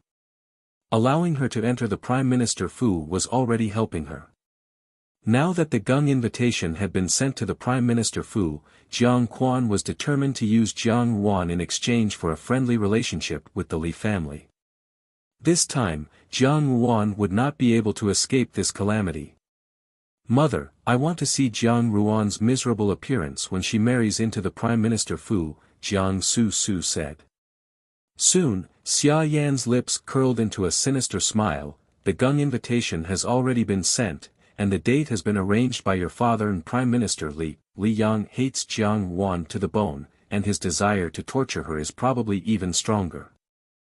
In my opinion, he will marry Jiang Ruan and bring her back to the Fu as soon as possible. I will also take the opportunity to discuss this matter with your father, so as to avoid a long night and many dreams." Her voice was slow and low. "However, no matter how long the night is, it will definitely be a night without dreams." Chapter 88. In the General Fu. Zhao Guang stared at the letter in front of him. Zhao Yuanjia, his two brothers, and Zhao Yi stood on both sides, their expressions solemn. After a while, Zhao Guang sighed, "Just do as the letter says." "Grandfather." Zhao Yi was shocked. Even if cousin was right about a few things, if it is not true this time, the Zhao family will not be able to bear the crime of sending a private letter and dispatching troops. I trust that child. Ever since Jiang Ruan had come to the General Fu and found out about Zhao Mei's matter, Zhao Guang seemed to have aged 10 years overnight. The usually spirited general's face also showed traces of hardships. "Don't worry." Zhao Yuanping smiled. "This matter doesn't just concern us. She even called us her nephew, so we can't harm her big brother.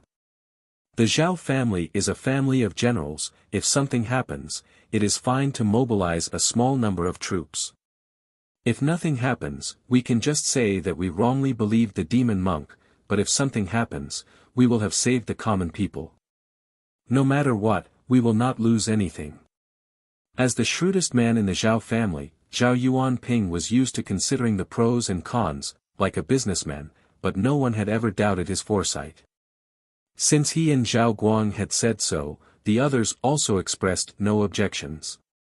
Thus, the matter was settled. Tonight, mobilize troops to the Bochang Reservoir.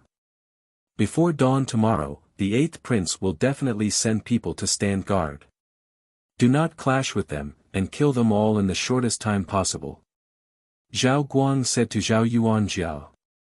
Will this directly clash with the 8th prince? Zhao Yuanjia frowned. If we directly form a grudge, I am afraid it will be disadvantageous in the future. All along, the General Fu had maintained a neutral position in the court, neither accepting nor rejecting offers of goodwill. But after tonight, they would definitely form a feud with Xianli. If they met again in the future, there would be countless deaths and injuries. Do you think he will let the General Fu go if we give in? Zhao Guang asked. Go, do as the letter says. Zhao Yuanjia and the others looked at each other, then immediately complied and left the study. After they left, Zhao Guang's gaze returned to the letter. In Jiang Ruan's letter, she asked them to kill all the people of the 8th prince. Don't leave anyone alive, and don't give them a chance to seek outside help. Naturally, he understood why Jiang Ruan had done this. Once Xianli's subordinates were given the opportunity to transfer in other people, Xianli would certainly not allow the Zhao family to move the commoners downstream of the reservoir to other places. If the dam really collapsed the next day, it could be said that the people who killed the 8th prince were washed away by the flood. The dead could not testify, so Xianli could only suffer in silence. Zhao Guang heaved a deep sigh. He praised Jiang Ruan for her nimbleness, but was also surprised by her decisiveness in killing. But she was still so young. When Zhao Yulong and Zhao Feizhou were her age, they were still naive youngsters who didn't know the taste of worry. There were too many mysterious things about her that the General Fu was unfamiliar with. However, he did not intend to force her. If there came a day when Jiang Ruan truly accepted them as family, she would tell them herself without much questioning. It was just that he didn't know if that day would come. Since the General Fu was like this, the Jiang Fu was naturally a different scene. On the way back to the Fu, Jiang Xing saw someone selling hibiscus steamed cakes and bought a few pieces for Jiang Ruan. When Zhao Mei was still around, Jiang Ruan loved to eat the hibiscus steamed cakes from Willow Lane. A few years had passed, and that lane had been renovated several times. The couple selling the steamed cakes were still there, and they recognized him when they saw him. They even laughed at him for not bringing his sister here for a few years. Jiang Xing thought of this and shook his head with a smile. Jiang Ruan took the steamed cakes and put them aside. She looked at Jiang Xing and smiled slightly. Eldest brother, be more careful tonight. Jiang Xing was dressed in a deep blue robe embroidered with pine trees. He appeared cultured and refined, but underneath that warm and soft robe was an incomparably sturdy military uniform. Tonight, at midnight, there would be a night attack. Although it would not be as bold and decisive as on the battlefield, it was still incomparably dangerous. He smiled and touched Jiang Ruan's head. I understand. In your heart, is eldest brother such an incompetent person? Jiang Ruan also smiled lightly and looked at Jiang Xing with a slightly warm gaze. She propped up her chin with one hand and said with a rare playful tone, in my heart, eldest brother will always be a man of indomitable spirit. After Jiang Xing knew of her plan, he agreed without hesitation. He did not even doubt whether there would really be a heavy rain tomorrow, nor did he wonder why the reservoir would collapse. As soon as Jiang Ruan said it, he agreed. In this world, perhaps the only person who unconditionally believed in her words and was willing to risk his life for what she said was Jiang Xing. Eldest brother stole General Guan's official seal. There is no need to mobilize too many soldiers, just a small number. Jiang Ruan said, it's just that after the matter, General Guan will certainly be furious. Eldest brother, may have to suffer a bit. In her previous life, when she was in the palace, she had rarely seen the emperor. She had only heard from Xianli that the emperor was naturally suspicious. Although the Zhao family was one of the founding fathers of the country, their influence was too great. This had become even more so after they returned to the capital many years ago. Although the emperor's favor did not decline, who knew how much sincerity there was in it? However, Guanliang Han was different. Firstly, he was someone who had been stationed at the border for a long time and did not have much contact with the powers in the capital. Secondly, this person was rather straightforward, so the emperor trusted him very much. After this success, just the Zhao family's contribution would certainly not be enough. They also needed to pull Guanliang Han in. As long as they were concerned about Guanliang Han, the emperor's heart would more or less be more lenient. Moreover, Jiang Xing's appearance would only be beneficial to his future career and would not be detrimental. Everyone said that one had to climb up step by step and should not be overly hasty. Jiang Xing had already been promoted to deputy general and had also made military contributions. If he could save thousands of lives of the common people downstream during the flood control, he would naturally be rewarded. In this way, once he stepped into the highest power center of the great Jin dynasty, he would naturally stand higher than others. Jiang Xing was doing this for her, so she was also paving the way for Jiang Xing. And the first path was to step on the flesh and blood of the people in the prime minister's household. In the 8th prince's residence in the capital. Xianli sat in front of his desk and slowly picked up a cup of tea to take a sip. Lian had been talking to him for the entire afternoon. Tomorrow would be the 3 days that the monk had mentioned, but the rain was slowly lessening and almost stopping. Xianli slowly relaxed his brows. The 5th prince's move was ultimately useless.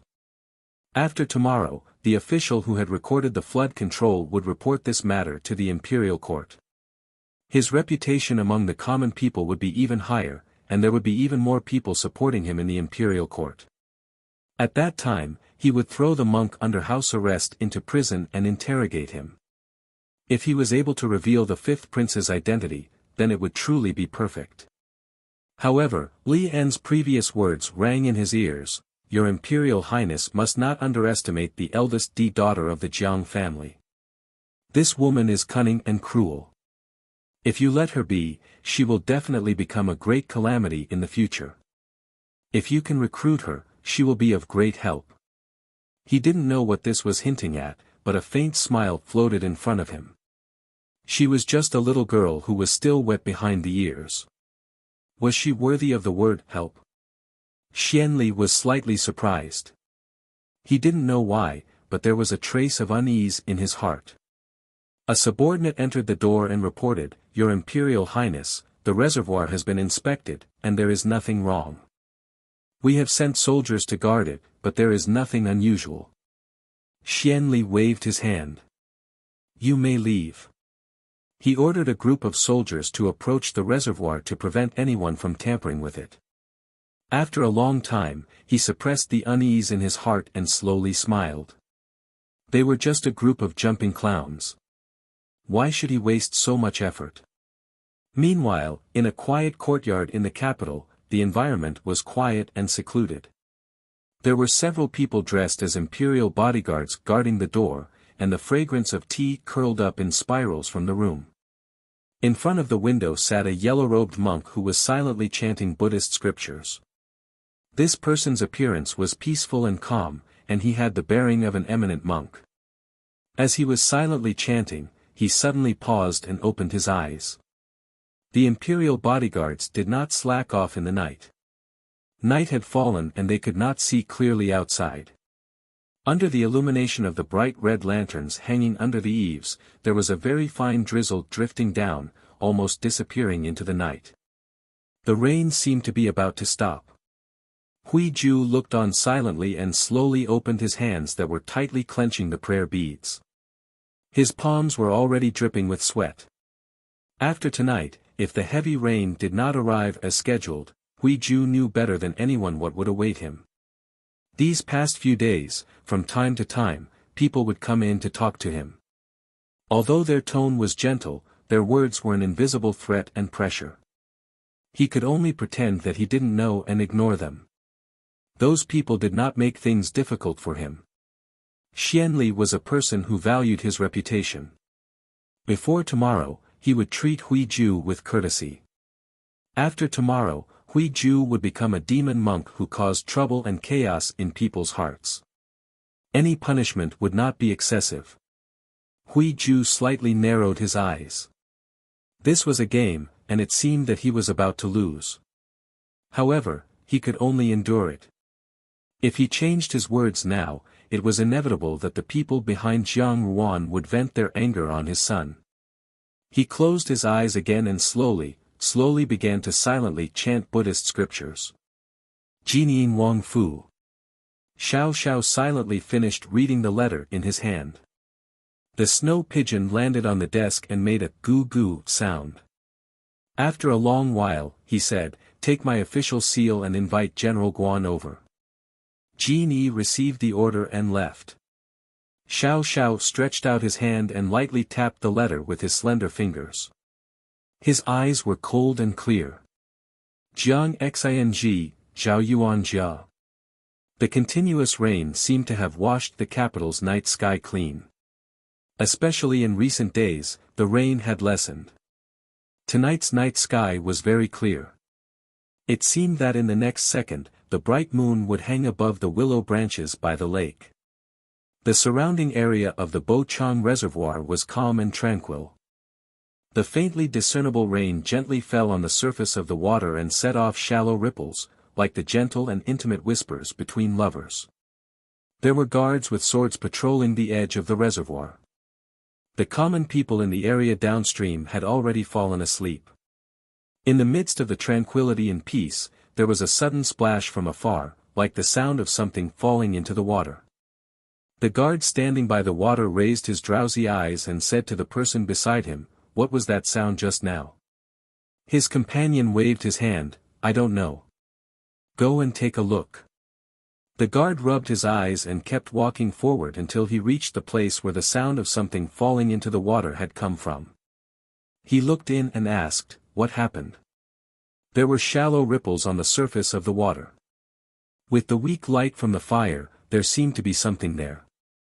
The guard took the torch in his hand and bent down to take a closer look. Suddenly, he felt a chill on his neck. Before he understood what had happened, his body had already collapsed. The person who came dragged him to the side and quickly stripped off his clothes and put them on himself. He then picked up the torch on the ground. After a while, the other guard saw that his companion who had just come to inspect the situation had finally returned. "What took you so long? What happened just now?" the guard asked. The companion who came back shook his head and yawned. "Be careful. If someone finds out that you were dozing off during the night watch, neither of us will have a good time," the guard said impatiently. The companion who came back lazily put the torch in front of him. Only a weak light fell on his face and it was impossible to see his face clearly. The guard rambled on and suddenly felt that something was wrong. He turned his head abruptly. "Something's wrong. Aren't you?" His voice stopped abruptly. There was a sharp knife in his abdomen. The stranger was wearing their companion's clothes and was looking at him expressionlessly. The guard struggled to reach for the signal flame in his arms. Before he could reach for it, a hand snatched it away. Then, he saw many ghost-like black shadows appear around the dark reservoir from afar. It was like a large net that had been woven long ago, quietly approaching the reservoir. The dull sound of fighting rang out in the darkness. That night, someone in military attire set out with 300 elite soldiers to ambush Bo Chang. It was a one-sided massacre. Hands rose and fell, and blood flowed.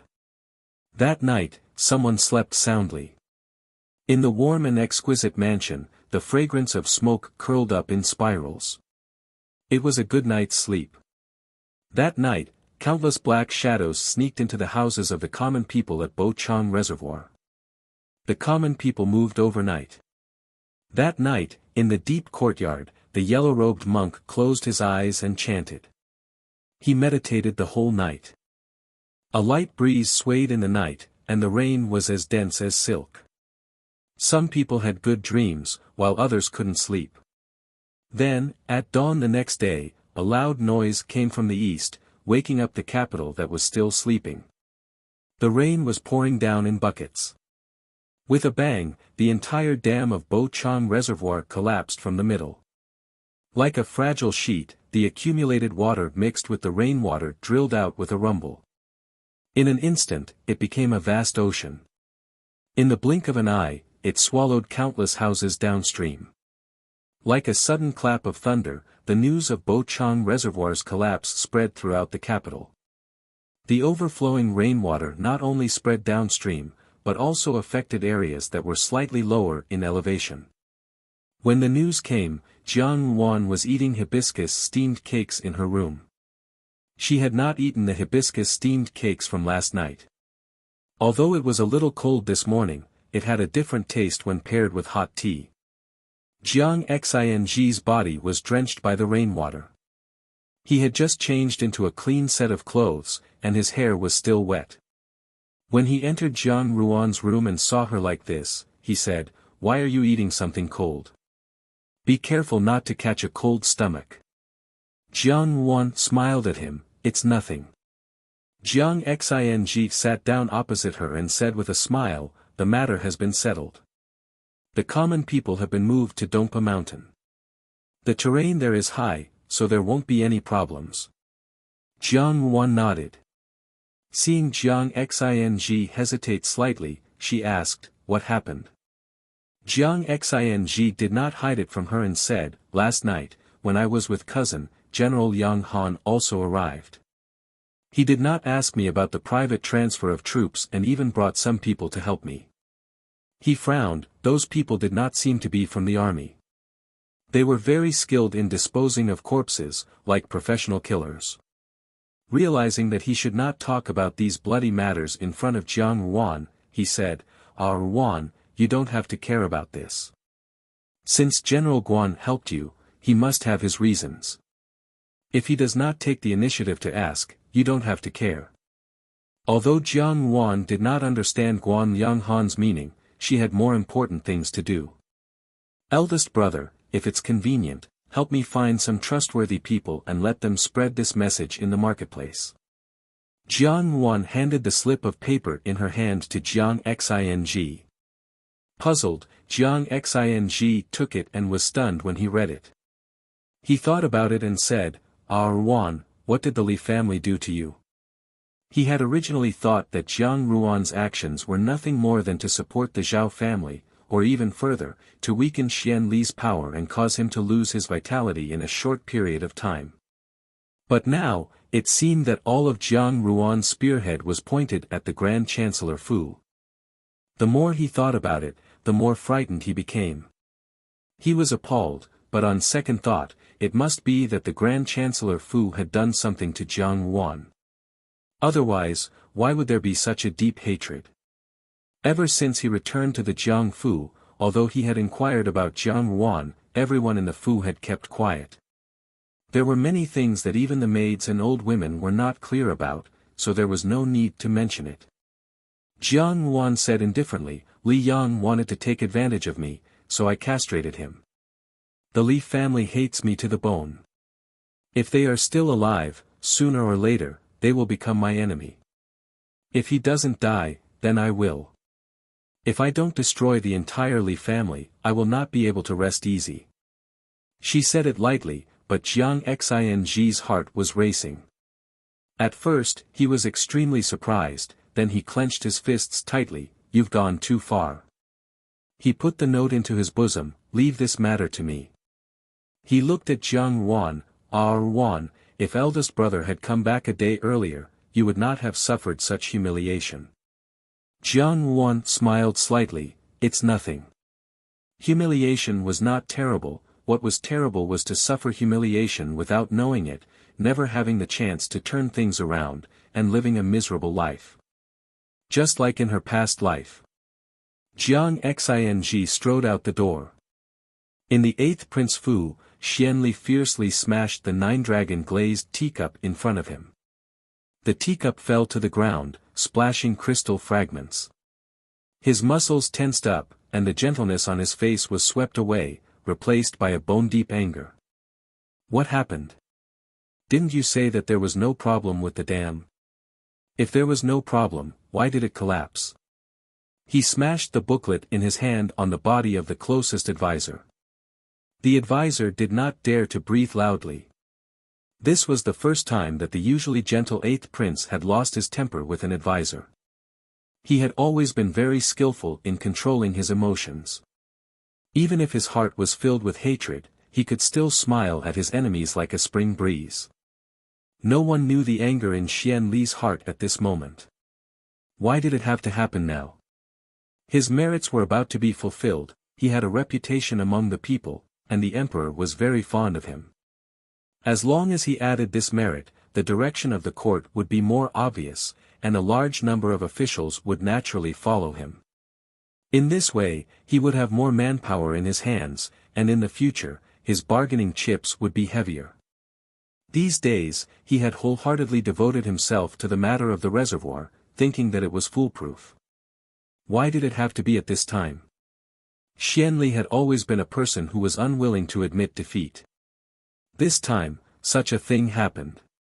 This time, such a thing had happened, as if he had been slapped in the face in front of everyone.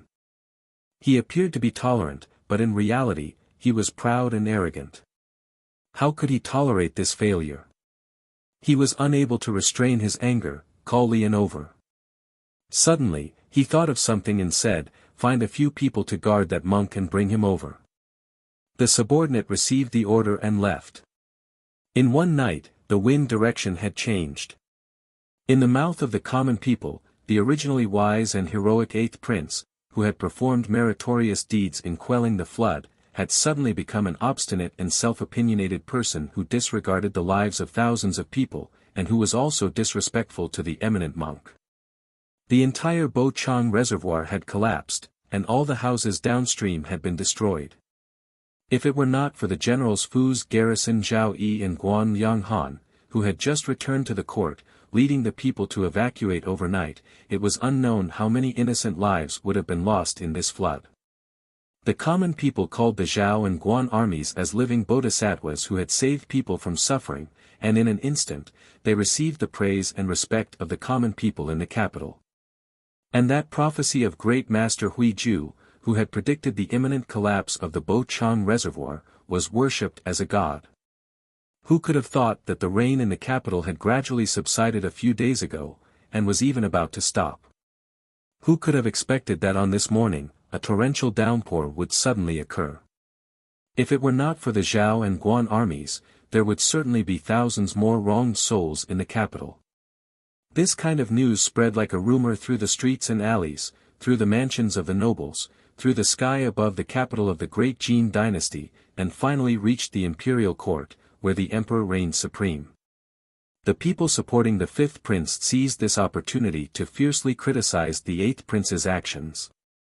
Memorials to the imperial censors to impeach the 8th prince flew like snowflakes to the emperor's desk. But the matter did not end there. A rumor had quietly begun to spread in the capital. It turned out that the dam had originally been built by a subordinate promoted by Prime Minister Li Dong. That subordinate had embezzled a lot of the silver used to build the dam, and a large part of it had fallen into the hands of the Prime Minister's Fu. It was precisely because the second young master of the Prime Minister's Fu, Lian, was afraid that the matter would be exposed that he had tried his best to cover it up, even at the cost of the lives of thousands of people upstream and downstream. The 8th prince and Lian had always been on good terms, so he also covered up for him. If the water was too clear, there would be no fish. The masters of the world's rivers and mountains also understood this principle. It did not matter if an official, big or small, was greedy. But the Bochang reservoir was the largest reservoir in the capital of the great Jin dynasty. It was related to the drinking water of the common people in the capital, and it was also the source of irrigation for thousands of mu of fertile farmland. If it was a small amount of greed, then it would be fine. But if it was too much, then it would be a vermin of the country. Especially at this critical juncture, Li An's actions were no different from silencing someone. Moreover, his actions were the lives of the common people. The entire court was shocked, and the emperor was furious. Without saying anything further, he issued an edict. The prime minister's Fu had taken bribes and perverted the law. The dam had been damaged, and their crimes were unforgivable. They were to be sent to prison to await trial. At that time, Lian was in the 8th Prince's Fu talking to Xianli. Xianli angrily said, "What is going on? How could what that monk said be true?" Lian was also somewhat confused for the first time. After thinking for a moment, he said, "There must have been some preparations. This matter definitely has something to do with the Zhao family. Last night, His Highness's bodyguards all disappeared without a trace. It could be assumed that they had all fallen into the hands of the Zhao family and Guan Lianghan. But in the end, these soldiers are part of the military. How could they not leave behind a single trace? What's the use of leaving traces?" Xianli said. "I certainly cannot tell others about this matter, so I can only suffer in silence. Moreover, since the other party dared to kill people without any scruples, they must have a way to deal with it." He clenched his fists. The Zhao family. They actually sided with the 5th prince. "Your Highness, I still feel that there is something fishy about this matter.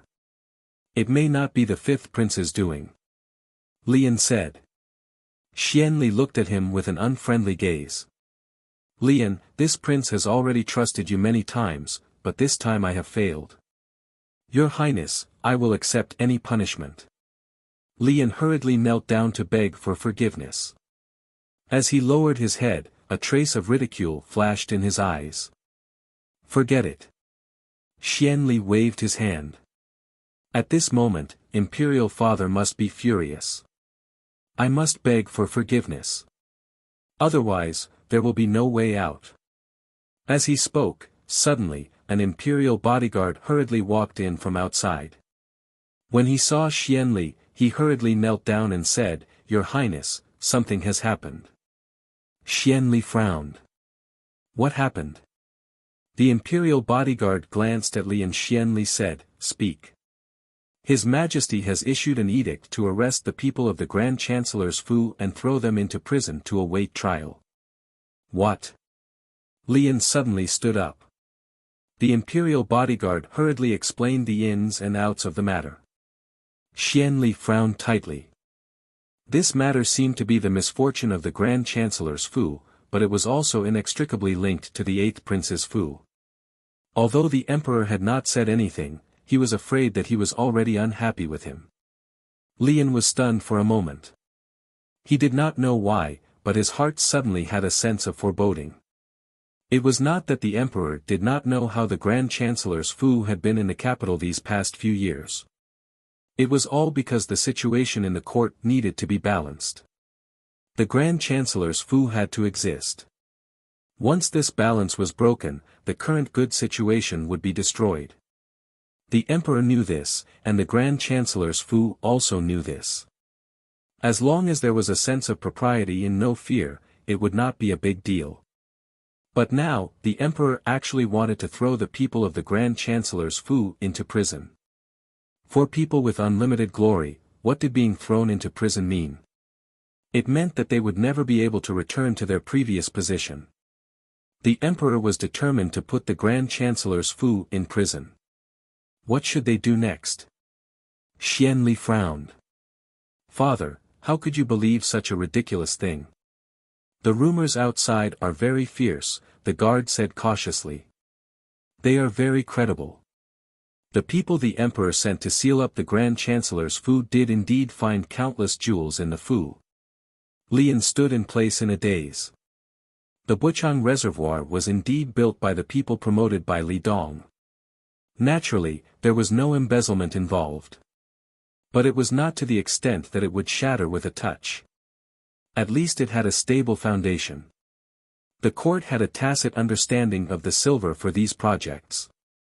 The sudden collapse of the dam was unexpected, but it had given rise to countless rumors.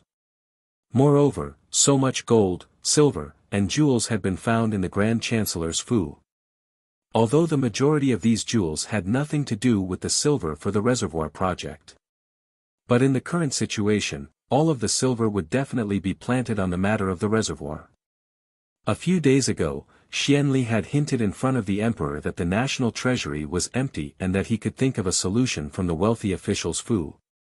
He had originally wanted to target the Zhao family, but the Zhao family suddenly began to give out porridge, leaving the emperor with no way to do anything. Now that there were countless jewels in the Grand Chancellor's fu, wouldn't it be taking the initiative to offer the cooked food to the emperor? How could the emperor not be tempted by such a large sum of wealth? Moreover, with the flood, the national treasury needed to be replenished. With such a heavy pressure, how could the Grand Chancellor's fu have a chance? And with the collapse of the Grand Chancellor's fu, the 8th prince's power was damaged. It seemed that the one who benefited the most was the 5th prince, but the Zhao family had also benefited a lot. How could the general's fu, which had always stood aloof from worldly affairs and sought to remain neutral, act out of character? The disappearance of hundreds of elite guards last night must have had something to do with them. When did the methods of the general's fu become so cruel? And Guan Lianghan, why did Guan Lianghan get involved? Li Yan's mind quickly linked these events together. General's fu, Guan Lianghan. Suddenly, a name appeared in his mind, Jiang Xing. The general's fu was Jiang Xing's birth mother's maiden home, and Jiang Xing was Guan Lianghan's deputy general. A young girl's faint smile appeared in front of his eyes, her charming yet solemn eyes, and her expression that seemed to be smiling yet not smiling. He suddenly remembered what Li Dong had mentioned to him yesterday, your eldest brother wants to marry that slut, Jiang Wan. The Jiang family has already prepared to send the Gung invitation. At that time, he had been busy checking the surroundings of the reservoir to see if there was anything amiss, so he had been too lazy to argue with him.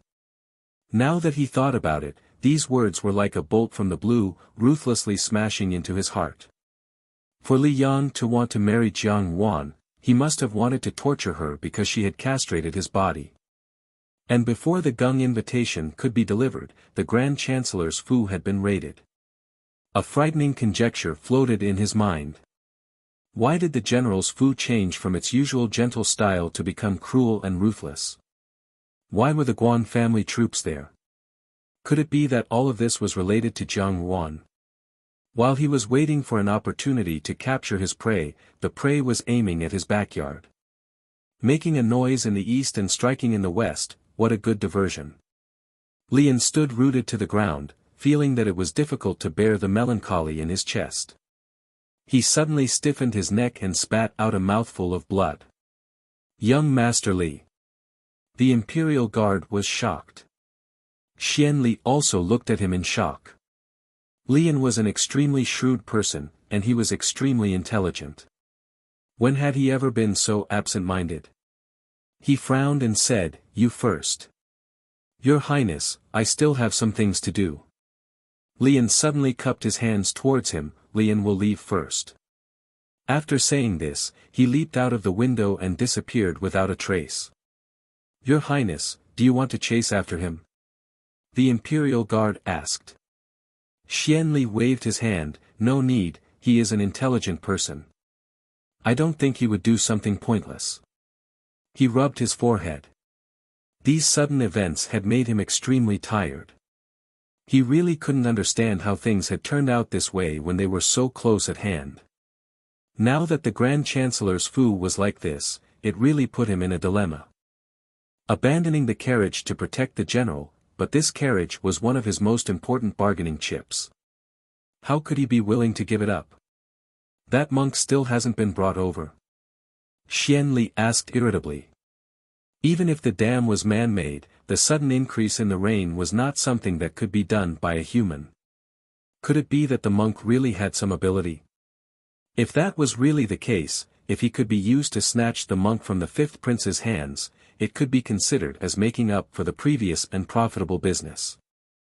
As he spoke, an Imperial Guard suddenly rushed in and said in a panic, "Not good, Your Highness, the monk has been kidnapped. In the Guan residence. Guan Lianghan paced back and forth, looking at the pensive Xiao Xiao. He couldn't help but say, I can't hold it in any longer. Why didn't you let me ask Jiang Xing about what happened last night? Damn it, he actually dared to steal my commander's seal. Also, why did you suddenly transfer people last night? Aren't you afraid that Kid Xianli will recognize your embroidered uniform guard? He won't say. Xiao Xiao sat down in front of the desk, looked carefully, someone wants to deal with the Li family. The Grand Chancellor's Fu. Guan Lianghan suddenly laughed out loud, the Grand Chancellor's Fu has been sealed, how delightful. That old man Li Dong, I have long since found him an eyesore. For so many years, he has been putting on airs with the face of the Grand Chancellor. This time he has suffered a big loss. What did you just say? Someone wants to deal with the Li family. Who? Jiang Xing. Jiang Xing doesn't know anything, it's useless to ask him, Xiao Xiao said calmly. He won't say anything, it's really making me anxious. Guan Lianghan said, how did the Zhao family get involved? Also, is that monk next door really so capable? Just because he said that the rain is getting heavier and the reservoir is going to collapse, you all came over and moved everyone up the mountain. This is too goddamn amazing.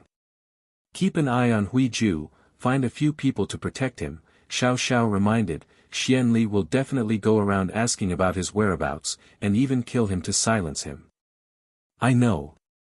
Guan Lianghan rubbed his hands together, Xian Li's enemy is my friend. This monk is so interesting, making Xian Li's previous efforts in controlling the flood go to waste.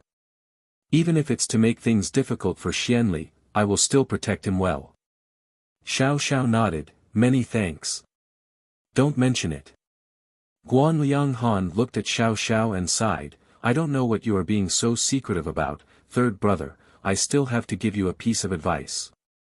Don't get involved in the messy affairs of the imperial court, lest you get yourself involved. Having been fellow disciples for so many years, he naturally understood Xiao Xiao's temperament. If there was something he didn't want to say, he wouldn't say it even if a knife was held to his neck. Last night, he had suddenly urgently asked him to go to Jinying Wang's residence, sending over 100 brocade guards to disguise themselves as the Guan family army in completely killing Xian Li's bodyguards stationed at the reservoir. The brocade guards had always been trained to carry out secret missions. Although he didn't know Xiao Xiao's intentions in doing this, Guan Lianghan didn't ask. I just want to confirm one thing, Xiao Xiao said calmly, his eyes drooping. A heavy rain had collapsed not only the reservoir, but also the great Jin dynasty's stable court situation that had lasted for decades. The capital was in chaos, especially those who were involved with the Prime Minister's Fu. Everyone felt insecure, and anyone who had dealings with the Prime Minister's Fu either shut themselves in, or packed up their belongings and prepared to flee in the night. The Prime Minister's Fu had been washed clean of its former glory and splendor, and was now a pile of mud. Whoever got involved with it would be unlucky. In the Jiang Fu, Jiang Quan angrily and hurriedly said to Xia Yan, hand over Wan Yang's gung invitation. Even though Xia Yan was extremely unwilling, she could only put on a gentle smile and obediently return the gung invitation that she had prepared to send to the Prime Minister's Fu to Jiang Quan. She smiled and said, Wan Yang, this child is really lucky. Fortunately, she made it in time, 1 day late. Otherwise, if she had married into the Li family, she would have become the family of a sinner. But in her heart, she was strangely hateful. Why was she so lucky? Just 1 day late, just 1 day late. Jiang Wan could have been sent to prison like those people in the Prime Minister's Fu. Why was she so lucky to have escaped this calamity? Jiang Quan took the gung invitation from Xia Yan's hand and softly reprimanded her, women's opinions are immeasurably stupid. He then looked at the gung invitation in his hand and let out a sigh of relief, fortunately, I made it in time. Based on the current situation, it seemed that the emperor intended to properly tidy up the Prime Minister's Fu. At this time, self-preservation was the most important thing. If Jiang Yuan really married into the Li family, it would not only be Jiang Yuan who would be out of luck, but the entire Jiang family would also be out of luck. Chapter 89. Jiang Xing had followed the victorious Guan Liang Han to the capital, and had once again made such a great contribution. Although Guan Liang Han's unauthorized mobilization of troops was a violation of the law, the lives of the common people were more important than the heavens. Matters had to be prioritized. The imperial court had yet to issue an edict of punishment. The emperor's meaning was already very clear. The crime did not obscure his merits. Guan Liang Han was a veteran of hundreds of battles, and he also had the reputation of the great Jin dynasty's war god, so these things were not very important to him. However, Jiang Xing, who had appeared out of nowhere, was different. He had been promoted to deputy general at such a young age, and this matter was like the icing on the cake. Those who were observant guessed that Jiang Xing's career would definitely skyrocket in the future. Who would have thought that among the generations of civil officials of the Jiang family, Jiang Xing would produce a military general? Thus, for the past few days, there had been an endless stream of horse and carriages in front of the Jiang Fu, all of whom had come to curry favor with Jiang Quan. Jiang Quan secretly wiped away the sweat on his forehead. The entire family of the Prime Minister's Fu had already been detained in prison. This matter boded ill rather than well.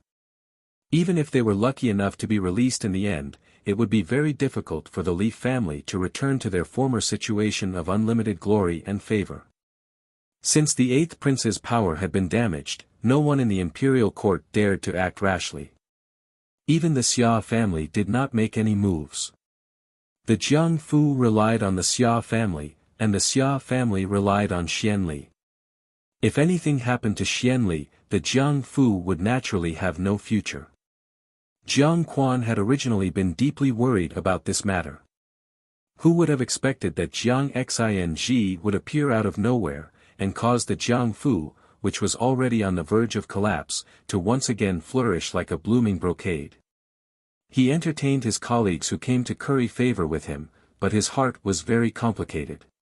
If it had been Jiang Chao who had brought glory to the Jiang family, it would have been one thing, but it just had to be Jiang Xing.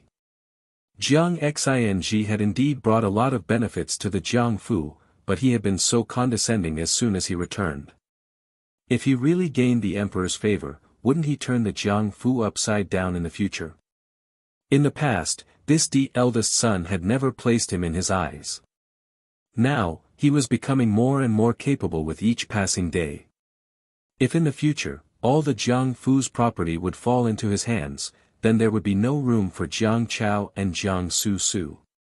As he thought of this, a trace of melancholy flashed across Jiang Quan's eyes.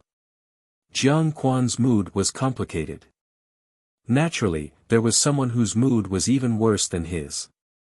Ever since the incident at the Bochang Reservoir, the number of broken cups and saucers in Yan Hua Yuan and Su Xin Yuan had increased rapidly. Coincidentally, Xia Yan had caught a cold and was bedridden. The servants in the Fu quietly spread the rumor that Xia Yan had fallen ill because of Jiang Xing's meritorious service. The more rumors there were, the more they spread to the streets and alleys of the capital. Everyone discussed spiritedly, saying, "Look, it turns out that Xia Yan, the talented woman whose name had shaken the capital in the past, could not avoid becoming a petty and jealous woman after entering the Fu. Her usual dignified, magnanimous, and tolerant attitude was all an act. Otherwise, why would the eldest young master Jiang be so angry that he fell sick after performing a meritorious deed?" These words were passed back and forth, finally reaching the Jiang Fu. Almost the next day, Xia Yan recovered from her illness. Xia Yan had recovered from her illness, but Jiang Chao had fallen ill again. He shut himself up in his own courtyard and refused to leave. Even the main wife had become like this. Thus, when the other yinyangs and daughters of the Jiang Fu met Jiang Yuan, they showed a little fear. Regardless of the attitude of the other people in the Fu, Jiang Xing and his sister were happy and contented. If there was one person in the Fu who was happy, it was the old Jiang madam. The old Jiang madam had been bedridden all this time. After all, she was a person in her 60s. Sickness came like a mountain, but went away like spinning silk. When she heard that Jiang Xing had been promoted to deputy general, she was already very happy. However, after Jiang Xing returned to the capital, he was busy with military affairs, and the old Jiang madam's body had not recovered. When she finally got up and walked, she impatiently called the Jiang siblings over. In Guilan Yuan, the old Jiang madam looked at the imposing young man in front of her with satisfaction. She was getting on in years. In the past, the one she had doted on the most was Jiang Chao, who had been raised by her since childhood. But recently, Jiang Chao had repeatedly disappointed her. On the other hand, this Jiang Xing, who had suddenly returned to the capital after a victory, caused her to have a whole new level of respect for him. Compared to the old Jiang madam's warmth, Jiang Xing appeared polite and distant. He was too polite, but not close enough. After a while, the old Jiang madam also saw Jiang Xing's attitude, and her expression gradually became less amiable. Moreover, Jiang Xing was also someone who had been honed in the army. Regarding the old Jiang madam's deliberate silence, Jiang Ruan did not say anything and only smiled without saying anything. The old Jiang madam reminded Jiang Xing to help the Jiang family more, and if possible, to help Jiang Chao as well. He would inherit the Jiang Fu in the future, and in any case, Jiang Chao was his younger brother. Jiang Xing, however, remained calm and collected as he pushed the words back. Finally, he did not agree to anything. The old Jiang madam had been extremely astute all her life, and when she encountered the Jiang siblings being so stubborn, she was naturally somewhat displeased. After exchanging a few more pleasantries, her attitude gradually cooled down. She waved her hand and said that she was tired. After Jiang Wan left, she said to Kai Ke, who was beside her, "I originally thought that he was a treasure, but in the end, he is someone who does not know how to adapt to circumstances. Eldest young master has a grudge against madam, but after this resentment, everything will naturally be fine." "After all, we are still one family," Kai Ke advised. "How is it a grudge?" "It is clearly a grudge." The old Jiang madam sighed deeply, "Let them toss and turn, it is time for Xia Yan to suffer." Although she loved Jiang Chao dearly, she could not do without him. After all, Jiang Quan was not her biological son, so she only needed to protect the prosperity of the Jiang Fu. To her, whether the future head of the Jiang Fu was Jiang Chao or Jiang Xing, it made no difference to her. Jiang Wan and Jiang Xing walked out of Guilan Yuan, and Jiang Wan said, "Zumel must be angry with you. I do not care for the position of Jiang Fu." Jiang Xing's voice was low, "Don't mention help. It is best that there is no need." Jiang Wan smiled. This was because the Jiang Fu would eventually collapse in the future. There was no need for a dying person to worry about the flourishing flowers in life. As she spoke, she saw a corner of a robe peeking out from the garden. Jiang Wan smiled slightly, and suddenly raised her voice, "Since Zumel wants to recognize eldest brother as the head of the family, it is naturally Zumel's intention. Eldest brother must think carefully." Jiang Xing was slightly surprised, but when he saw Jiang Ruan's expression, he seemed to understand something, and laughed, "Exactly." Jiang Wan and Jiang Xing glanced at each other and both laughed. The two siblings of the Jiang Fu were carefree and leisurely, but naturally, there were also people who were not so carefree. For example, the Grand Chancellor Fu that had been sealed up, and the Li family members that were locked up in prison. Everyone in the Grand Chancellor Fu had been locked up by the officials, but Lian had been left out. The second young master of the Li family had absconded to avoid punishment, and the entire capital had been searched for him, but his shadow had not been found.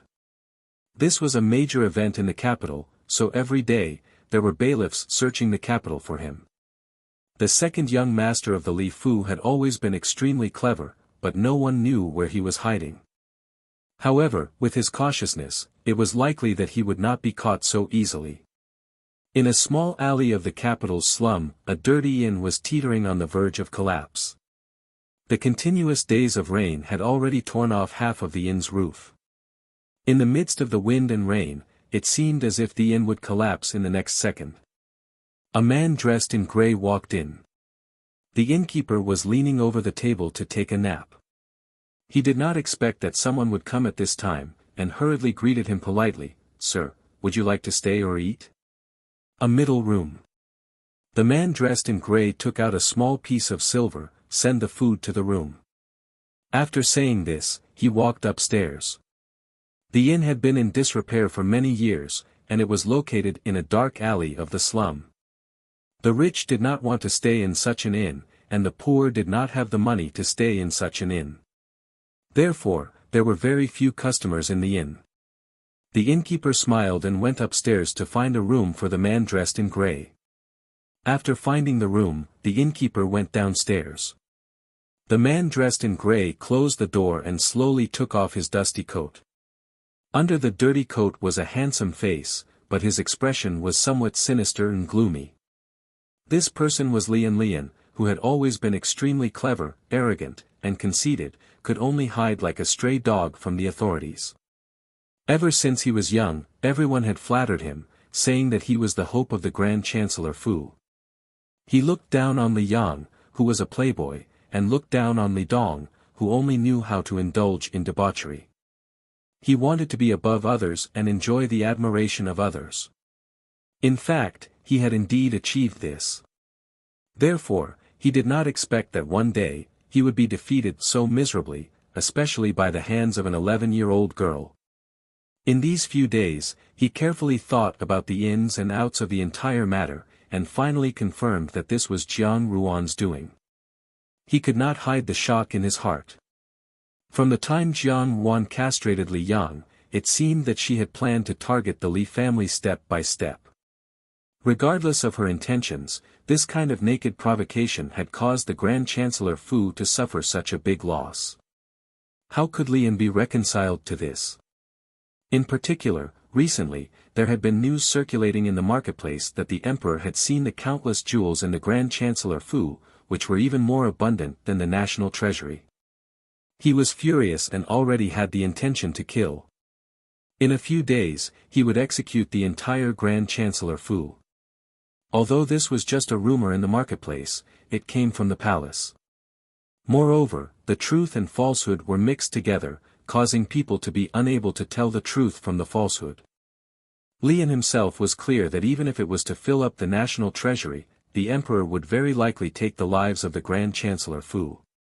But if this happened, the Grand Chancellor Fu would no longer have a chance to rise again. No, he had to do something. He could not sit still and wait for death. He could not watch the Grand Chancellor Fu collapse because of a small reservoir. He had already inquired about the news that the rain in the capital had not stopped. The rich often went to the most famous temple in the capital, Baoguang Temple, to pray. The day after tomorrow, Jiang Wan would go with the rest of the Jiang family's young ladies to donate incense money. Baoguang Temple was located on a cliff far away from the city. The mountain was high and the valley was deep, and the journey was long. Because of this, the incense was flourishing, and people believed that this would show their sincerity. And all the young ladies of the Jiang Fu going to Baoguang Temple was undoubtedly a great opportunity. He had to make a comeback before the emperor made a decision about the Grand Chancellor Fu. This matter had to start with Jiang Ruan. But now, he could not openly appear, let alone get close to Jiang Ruan. The only way was to first capture her, and then, make her admit that everything was a conspiracy. Since childhood, Lian had used schemes to hurt people, but he had never made such a direct decision. But, this was the only way. This was also the first time he had personally made a move. He believed that Jiang Ruan would not be able to escape even if she grew wings. Slowly, he took out a bronze medallion from his bosom.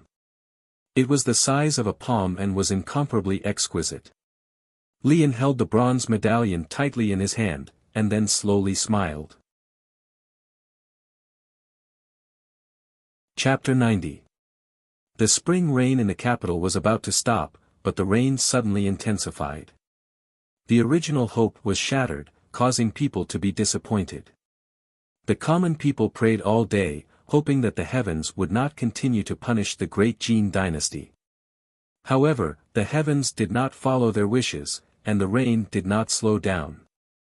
Xia Yan proposed that the daughters of the Jiangfu go to Baoguang Temple to pray for blessings. Firstly, every year at this time, the Jiang family would indeed go to Baoguang Temple to donate some incense money to seek the blessing of Buddha. Secondly, Baoguang Temple was the most famous temple in the capital.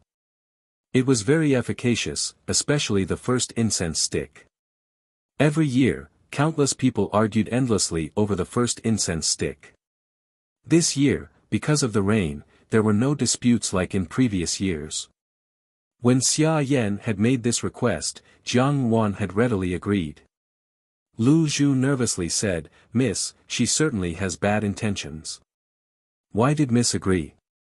Baoguang Temple had high mountains and deep valleys, and there was no lack of dangerous roads along the way. Now that the rain had washed it, it was even more muddy and difficult to travel. Originally, wealthy families would shrink back, but Xia Yan had proposed to go to the first incense stick. "It's nothing." Jiang Wan smiled.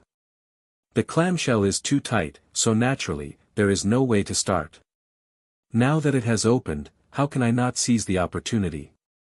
Lu Zhu heard that Xia Yan had gone out in the morning and only returned in the evening. When she returned, her expression seemed a little strange. She went to Su Xian Yuan and spoke with Jiang Su Su for a long time before returning to her room. "Clamshell?" Lu Zhu was stunned. "Miss wants to, tomorrow, you will also go out with me." Jiang Wan whispered a few words into her ear.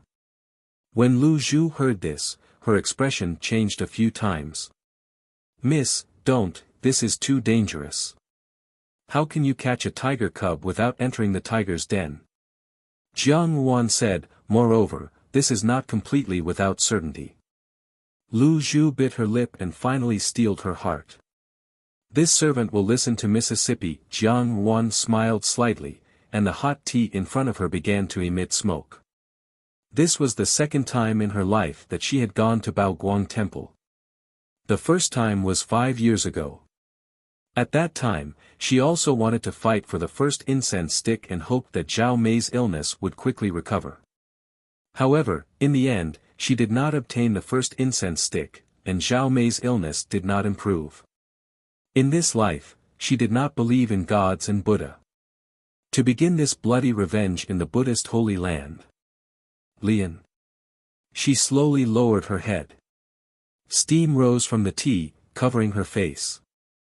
Only a sharp glint flashed in her clear eyes and her rosy lips curled up slightly. "Just wait patiently." Hui Ju's life these few days was exceptionally comfortable.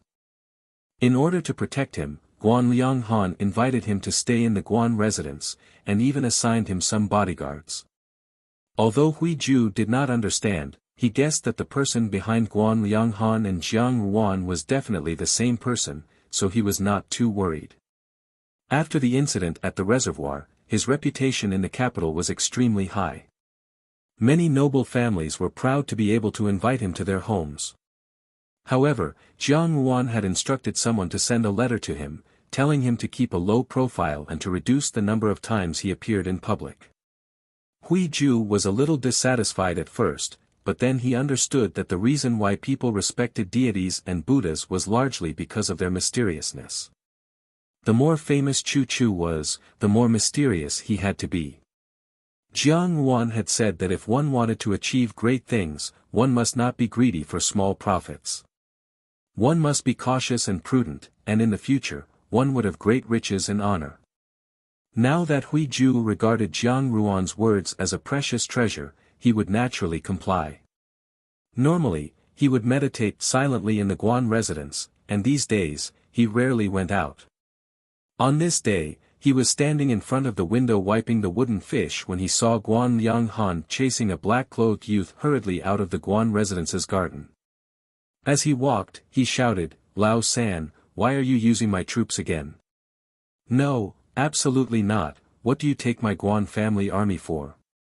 "Motherfucker. Stop right there." Hui Ju adhered to the principle of don't look at indecent things, don't listen to indecent things, so he closed the window with a bang.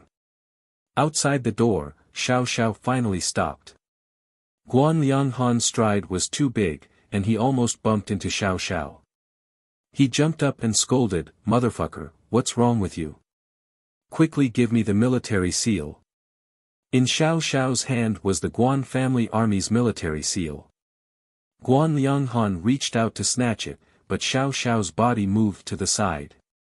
The two exchanged blows several times, but Guan Lianghan was helpless. He withdrew his hand and said, "Lao San, are you treating my troops as your families? What are you doing with your 300,000 embroidered uniform guards? It's not good for the embroidered uniform guards to appear." Xiao Xiao said, "Let me borrow your military seal, I'll return it to you when I'm done." "That won't do," Guan Lianghan said sternly. "Last time at the reservoir, I took the blame for you. This time, you're going to commit a crime again. If His Majesty blames me, I'm going to fucking have bad days ahead of me." Finished speaking, he looked at Xiao Xiao and suddenly said, "However, since you and I are fellow disciples, I, as a second brother, have always been very generous. If you tell me what you're going to do today, I'll lend you the military seal. Otherwise, even if you have the military seal, I can think of a way to make it impossible for you to command them." "I'm going to borrow your military seal to chase after Lian," Xiao Xiao said. "Lian?" Guan Lianghan said, "You know where he is? Why are you chasing after him?" Seeing that Xiao Xiao did not speak, Guan Lianghan seemed to have thought of something. "Is it a mission that His Majesty gave you?" Xiao Xiao put away the military seal, turned around and left. "Many thanks." "Hey, I'm not finished yet," Guan Lianghan said angrily. "Such a big matter, I also want to go. Lao San, wait for me." His voice gradually faded into the distance. That morning, Jiang Yuan woke up very early. The three servant girls had also woken up early. After serving Jiang Yuan a meal, Lian Xiao began to pick out clothes for Jiang Yuan. Baiji said, "Today, we're going to pray for blessings. Let's find something plainer." Finally, Lian Xiao chose a plain blue patterned rain silk brocade jacket with a collar and a flapper at the lapel for Jiang Yuan. On the outside, it was a plain blue shawl sprinkled with twining twigs and flowers. She was used to seeing her wear bright red and bright clothes. Wearing such plain clothes, coupled with her indifferent expression when she was not smiling, gave her a cold and plain appearance. As Lu Zhu combed Jiang Ruan's hair, she said, "Miss, I'm afraid that there will be many dangers today. Why don't you find 1 or 2 items for self-defense?" Jiang Ruan nodded. The hair bun that Lu Zhu had combed for Jiang Ruan was filled with sharp hairpins. The hairpins were long and pointed, and could also be considered a weapon. Finally, when they left, Baiji thought for a while and took out a dagger from the drawer under the table. The handle of this dagger was inlaid with a layer of silver, and it was decorated with a few pearls. Baiji looked at the somewhat blunt tip of the dagger, but still handed it to Jiang Yuan. "Miss, take it.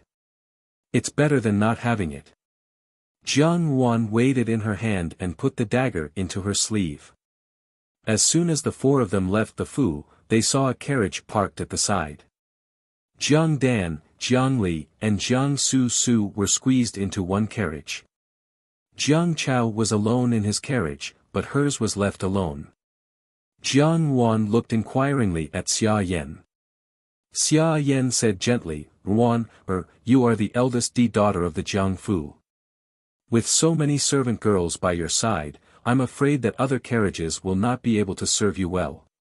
Mother has specially found a carriage for you. Jiang Ruan looked at the carriage specially found for her.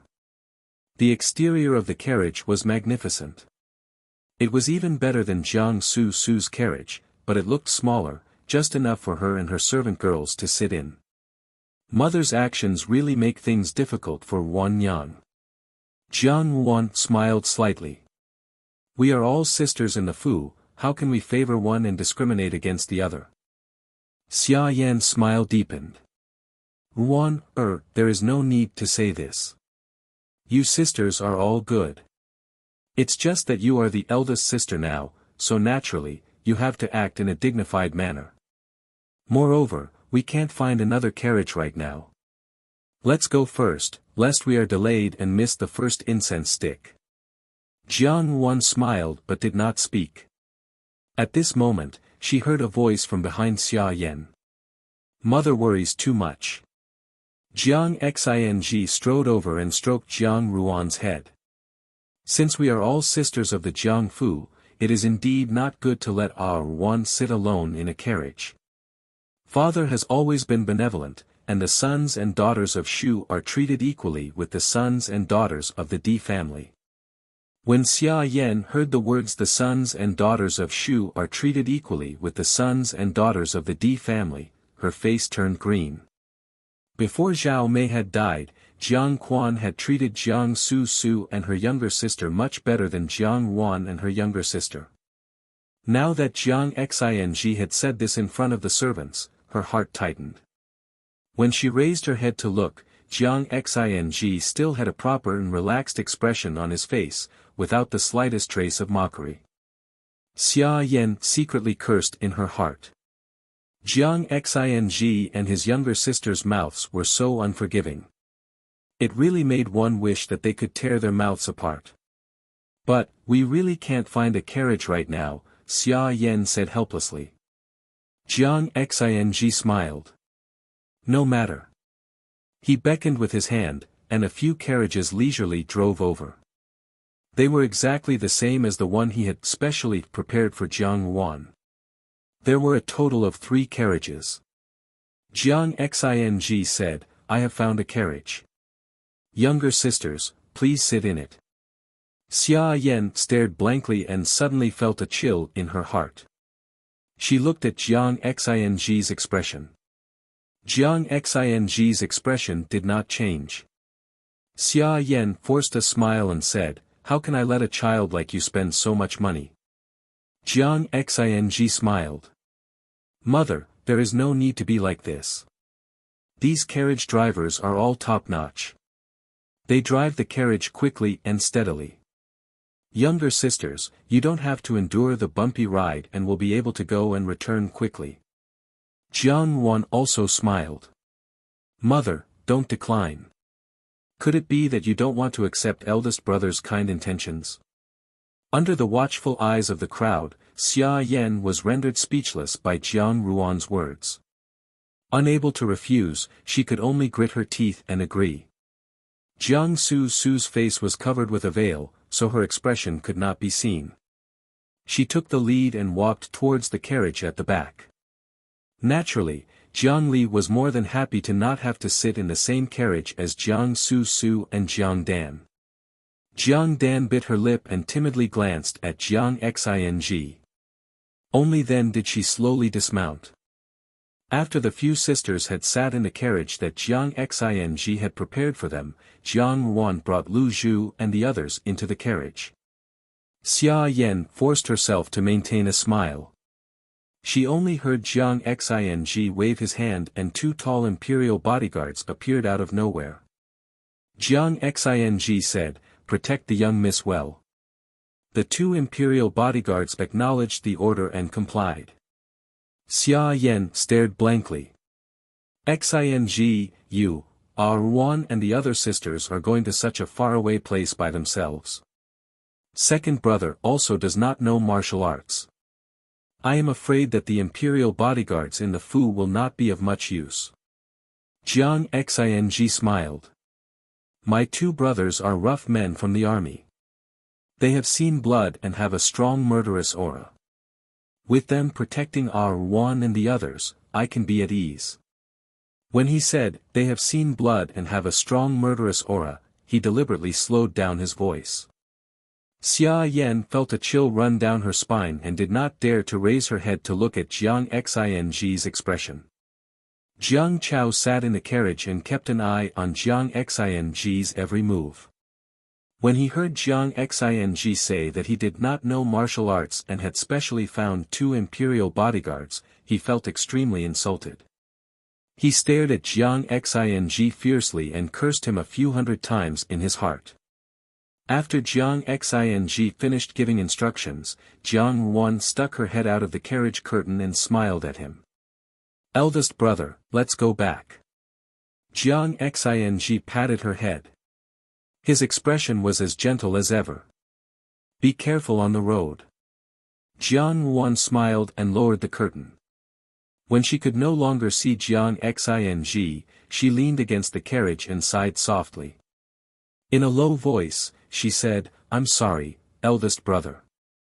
Jiang Su saw the actions of the 2 siblings, and a trace of jealousy flashed in her eyes. Jiang Xing was now like a god of death in the Jiangfu. His murderous aura was extremely heavy, and no one dared to provoke him for fear of provoking the anger of the soldiers who had returned from the battlefield. Jiang Su loathed Jiang Xing, but in her heart, she was jealous that Jiang Ruan had such an outstanding older brother to protect her. Once upon a time, she had also been protected by Jiang Chao. At that time, Jiang Chao had been riding on the crest of success, and everyone had called him a talented minister of justice. Naturally, she had also been incomparably proud. However, now that Jiang Chao had become the laughingstock of the capital, and Jiang Xing had become the deputy general, the more he protected Jiang Ruan, the more jealous Jiang Su became. She lowered the curtain heavily. Recalling the words that Xia Yan had said to her yesterday, she could not help but reveal a happy smile under her veil. So what if Jiang Xing was outstanding? So what if he protected Jiang Ruan? Today, Jiang Ruan would not be able to escape. Even if there were 10 Jiang Xings, they would not be able to save her. Jiang Dan looked thoughtfully at Xia Yan and Jiang Xing. Suddenly, she pulled the curtain of the carriage. The timid expression behind the curtain disappeared, and the corners of her lips slowly curled up. The carriage trod on the flagstone road that had just been rained, creating shallow splashes of water. Watching Jiang Ruan's carriage depart, Jiang Xing had no intention of leaving. Xia Yan smiled and asked Jiang Xing, "Do you not need to go to the army today?" "General has official business to attend to today, there is no need for me to go," Jiang Xing replied. Xia Yan was anxious and asked, "Then, Xing, why don't you go to the courtyard and stay there? Today's weather is very good, and I want to stay at the Fu's entrance for a while longer." Jiang Xing smiled, "Mother, is there something you need?" Now that the sky was gloomy and the rain was incessant, where did the good weather come from? Xia Yan bit her lip and said, "Nothing." Seeing that Jiang Xing had no intention of going back even after a long time, she became extremely anxious. Gritting her teeth, she turned around and walked back into the house. After Xia Yan left, Jiang Xing's expression became solemn.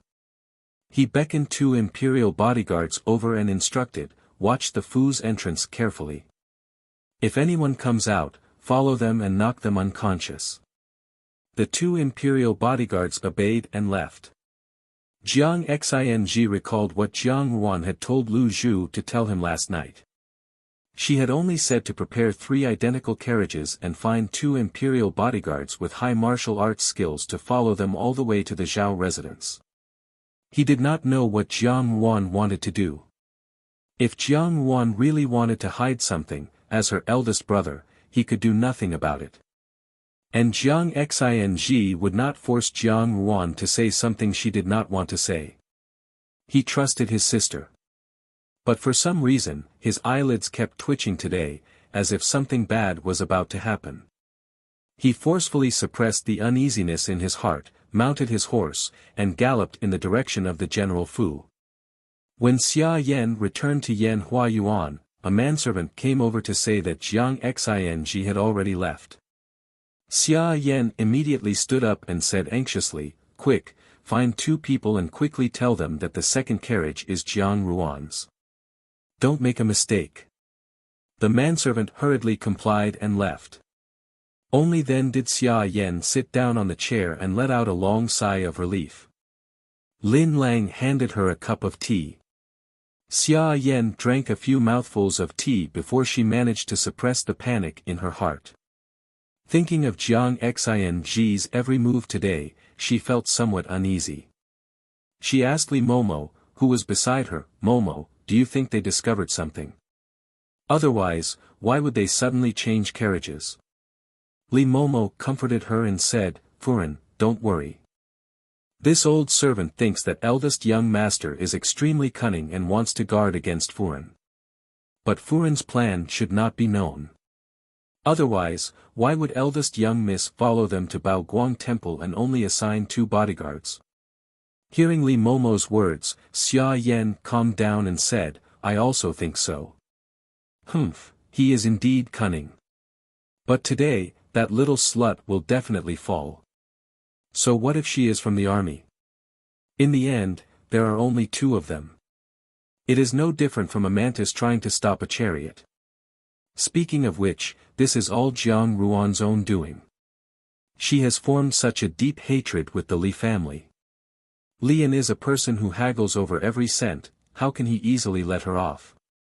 A cold smile appeared on her beautiful face. Baoguang Temple is a long way away. Even if Jiang Xing receives the news and rushes over, it will be too late. Just yesterday, she had suddenly received a letter from Lian. In the letter, Lian straightforwardly stated that he wanted to get rid of Jiang Ruan and needed her help. Although Xia Yan was afraid of being associated with a sinful official like Lian, Lian was also an expert at playing with people's hearts. With just a few words, Xia Yan was incessantly tempted. She only wished that she could immediately tear Jiang Ruan into pieces. Xia Yan had originally intended to play some tricks on the way to Baoguang Temple to make Jiang Ruan suffer. However, when Lian told her his plan, Xia Yan felt that it was too wonderful for words. Thus, she gave this opportunity to Lian and continued to send the Jiang Fu's young ladies to Baoguang Temple according to the plan. However, the plan was not the original one. If it succeeded, it would naturally be good. She only needed to wait and reap the benefits. If it failed, it would have nothing to do with her, Xia Yan. Li An's plan was bold and crazy. However, even if something happened, the sudden appearance of a sinful official would have nothing to do with her. Originally, the plan was foolproof. Who knew that Jiang Xing would appear midway and change the carriages? With 4 identical carriages, it was inevitable that Li An's men would recognize the wrong one. If they were wrong, she could not help but shudder. Immediately after, she comforted herself that it would not happen. The people she sent would quickly be notified. Today, during the trip to Baoguang Temple, Jiang Ruan was bound to be unable to escape. In the past, it was only because of her good luck that she had managed to escape. But now, what awaited Jiang Ruan at Baoguang Temple was an inescapable net. Even if there were 2 imperial bodyguards who were highly skilled in martial arts, it would not matter. This was because Lian did not bring 1 or 2 people, but a group of soldiers. The real elite soldiers that the Prime Minister's Fu had raised outside. The spring rain in the capital seemed to be about to stop. Suddenly, the downpour intensified. The original hope seemed to have been shattered, causing people to be extremely disappointed. The common people prayed to the gods and Buddha all day long, hoping that the heavens would not continue to punish the great Jin dynasty. However, the heavens did not comply with people's wishes, and the downpour did not lessen. Xia Yan proposed that the daughters of the Jiang Fu go to Baoguang Temple to pray for blessings. Firstly, every year at this time, the Jiang family would indeed go to Baoguang Temple to donate some incense money to seek the blessings of Buddha. Secondly, as the most famous temple in the capital, Baoguang Temple itself was very efficacious, especially the first incense stick. Every year, countless people argued endlessly over the first incense stick. This year, however, because of the rain, there were not as many arguments as in previous years. When Xia Yan made this request, Jiang Yuan very readily agreed. Lu Zhu nervously said, "Miss, she certainly has bad intentions." Why did Miss agree? Baoguang Temple had high mountains and deep valleys, and there was no lack of dangerous paths along the way. Now that the rain had washed it, it was unbearably muddy, and the journey was so difficult that the originally wealthy families would shrink back at the sight of it. However, Xia Yan had proposed to go to the first incense stick, so it was certainly not that simple. "It's nothing." Jiang Yuan smiled slightly. "The clamshell is too tight, so naturally, there is no way to start. Now that it has opened on its own initiative, how can I not seize the opportunity?" Lu Zhu heard that Xia Yan had gone out in the morning and only returned at night. When she returned, her expression seemed a little strange. She went to Su Xian Yuan and spoke with Jiang Su for a long time before returning to her room. "Clamshell?" Lu Zhu stared blankly. "Miss wants to, tomorrow, you will also go out with me." Jiang Yuan made her come closer and whispered a few instructions. When Lu Zhu heard this, her expression changed a few times. "Miss, you must not, this is too dangerous." "Nothing ventured, nothing gained," Jiang Yuan said. "Moreover, this is not something that is completely without certainty." Lu Zhu bit her lip and finally steeled her heart, saying, "This servant will listen to Mississippi." Jiang Yuan smiled slightly, and the hot tea in front of her began to emit spirals of green smoke. This was the second time in her life that she had gone to Baoguang Temple. The first time was 5 years ago. At that time, she had also wanted to fight for the first incense stick, hoping that Zhao Mei's illness would quickly recover. However, she had not managed to obtain the first incense stick, and Zhao Mei's illness did not get better. In this life, she did not believe in the gods and Buddha, but insisted on starting this bloody revenge in the holy land of Buddhism. "Lian." She slowly lowered her head. The steam from the tea rose in spirals, covering her face. Only a pair of clear and moist eyes flashed fiercely, and her rosy lips slightly hooked. "Just wait patiently." These few days, Hui Ju had been exceptionally comfortable. In order to protect him, Guan Lianghan had invited him to stay in the Guanfu, and had also assigned bodyguards to him. Although Hui Ju did not understand, he guessed that the person behind Guan Lianghan and Jiang Yuan was definitely the same person, so he did not have much to worry about. After the incident at the reservoir, his reputation in the capital was extremely high, and many noble families were proud to be able to invite him to their home. However, Jiang Yuan had instructed someone to send a letter to him, telling him to keep a low profile, and it would be best to reduce the number of times he appeared in public. At first, Hui Ju was somewhat dissatisfied, but then he understood that people respected the gods and Buddha, to a large extent, because they were mysterious. Nowadays, the more famous he was, the more mysterious he had to be. Jiang Yuan had said that if he wanted to achieve great things, he could not be greedy for small profits. He had to be cautious, and in the future, he would have great riches and honor. Now that Hui Ju regarded Jiang Yuan's words as a precious treasure, he naturally obeyed. Normally, he would meditate silently in the Guanfu, and these days, he rarely went out. On this day, he was standing in front of the window, wiping the wooden fish, when he saw Guan Lianghan chasing a youth dressed in black outside the Guanfu garden's long corridor. As he walked, he shouted, "Lao San, why are you using my soldiers again?" "No, absolutely not. What do you take my Guan family army for?" "Motherfucker. Stop right there." Hui Ju adhered to the principle of, don't look at indecent things, don't listen to indecent things, so he closed the window with a "pa" sound. Outside the door, Xiao Xiao finally stopped. Guan Lianghan's stride was too big, and he almost bumped into Xiao Xiao. He jumped up and scolded, "Motherfucker, what's wrong with you? Quickly give me the commander's seal." In Xiao Xiao's hand was the Guan family army's commander's seal. Guan Lianghan reached out to snatch it, but Xiao Xiao's body moved to the side. The two of them exchanged blows a few times, but Guan Lianghan was helpless. He withdrew his hand and said, "Lao San, are you treating my soldiers as your families? What are you doing with your 300,000 embroidered uniform guards? It's not good for the embroidered uniform guards to appear." Xiao Xiao said, "I'll borrow your commander's seal, I'll return it to you after I'm done." "That won't do," Guan Lianghan sternly said, "last time, I took the blame for the incident at the reservoir. This time, you want to commit a crime again? If His Majesty blames me, I'll fucking have bad days ahead of me." After saying this, he looked at Xiao Xiao and suddenly said, "However, since you and I are from the same sect, I, as a second brother, have always been very generous. If you tell me what you are going to do today, I will lend you the commander's seal. Otherwise, even if you take the commander's seal, I can think of a way to make it impossible for you to command them." "I'll lend you the soldiers to chase after Lian," Xiao Xiao said. "Lian?" Guan Lianghan said, "Do you know where he is? Why are you chasing after him?" Seeing that Xiao Xiao did not speak, Guan Lianghan seemed to have thought of something. "Is it the mission that His Majesty gave you?" Xiao Xiao put away the commander's seal, turned around and left. "Many thanks."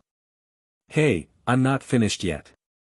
Guan Lianghan angrily said, "For such a big matter, I also want to go. Lao San, wait for me." His voice gradually faded away. That morning, Jiang Wan woke up very early, and so did the three servant girls. After serving Jiang Wan a meal, Lian Xiao began to pick out clothes for Jiang Wan. Baiji said, "Today we are going to pray for blessings, so let's find something plainer." In the end, Lian Xiao chose a plain blue patterned raindrops brocade with a collar and a long jacket with a flap of the front, and a plain green shawl with twining twigs and flowers scattered on the outside. Accustomed to seeing her wear bright red and bright clothes, wearing such plain clothes, coupled with her indifferent expression when she was not smiling, gave her a cold and plain appearance. As Lu Zhu combed Jiang Ruan's hair, she said, "Miss, I'm afraid that there will be many dangers today. Why don't you find one or two items for self-defense?" Jiang Ruan nodded. The hair bun that Lu Zhu combed for Jiang Ruan was full of sharp hairpins. The hairpins were long and pointed, and could also be considered a weapon. Finally, when they left, Baiji thought for a moment, then took out a dagger from the drawer under the table. This dagger's handle was inlaid with a layer of silver, and it was decorated with a few pearls. Baiji looked at the somewhat blunt tip of the dagger, but still handed it to Jiang Wan. "Miss, take it. It's better than not having it." Jiang Wan weighed it in her hand, then put the dagger into her sleeve. As soon as the four of them left the Fu, they saw a carriage parked at the side. Jiang Dan, Jiang Li, and Jiang Su Su were squeezed into one carriage. Jiang Chao was alone in his carriage, but hers was left alone. Jiang Wan looked inquiringly at Xia Yan, who said gently, "Wan, you are the eldest daughter of the Jiang Fu, and you have many servant girls with you. If you were placed in another carriage, I'm afraid that they would not be able to serve you well. Mother has specially found a carriage for you."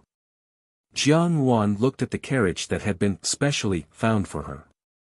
The exterior of the carriage was magnificent.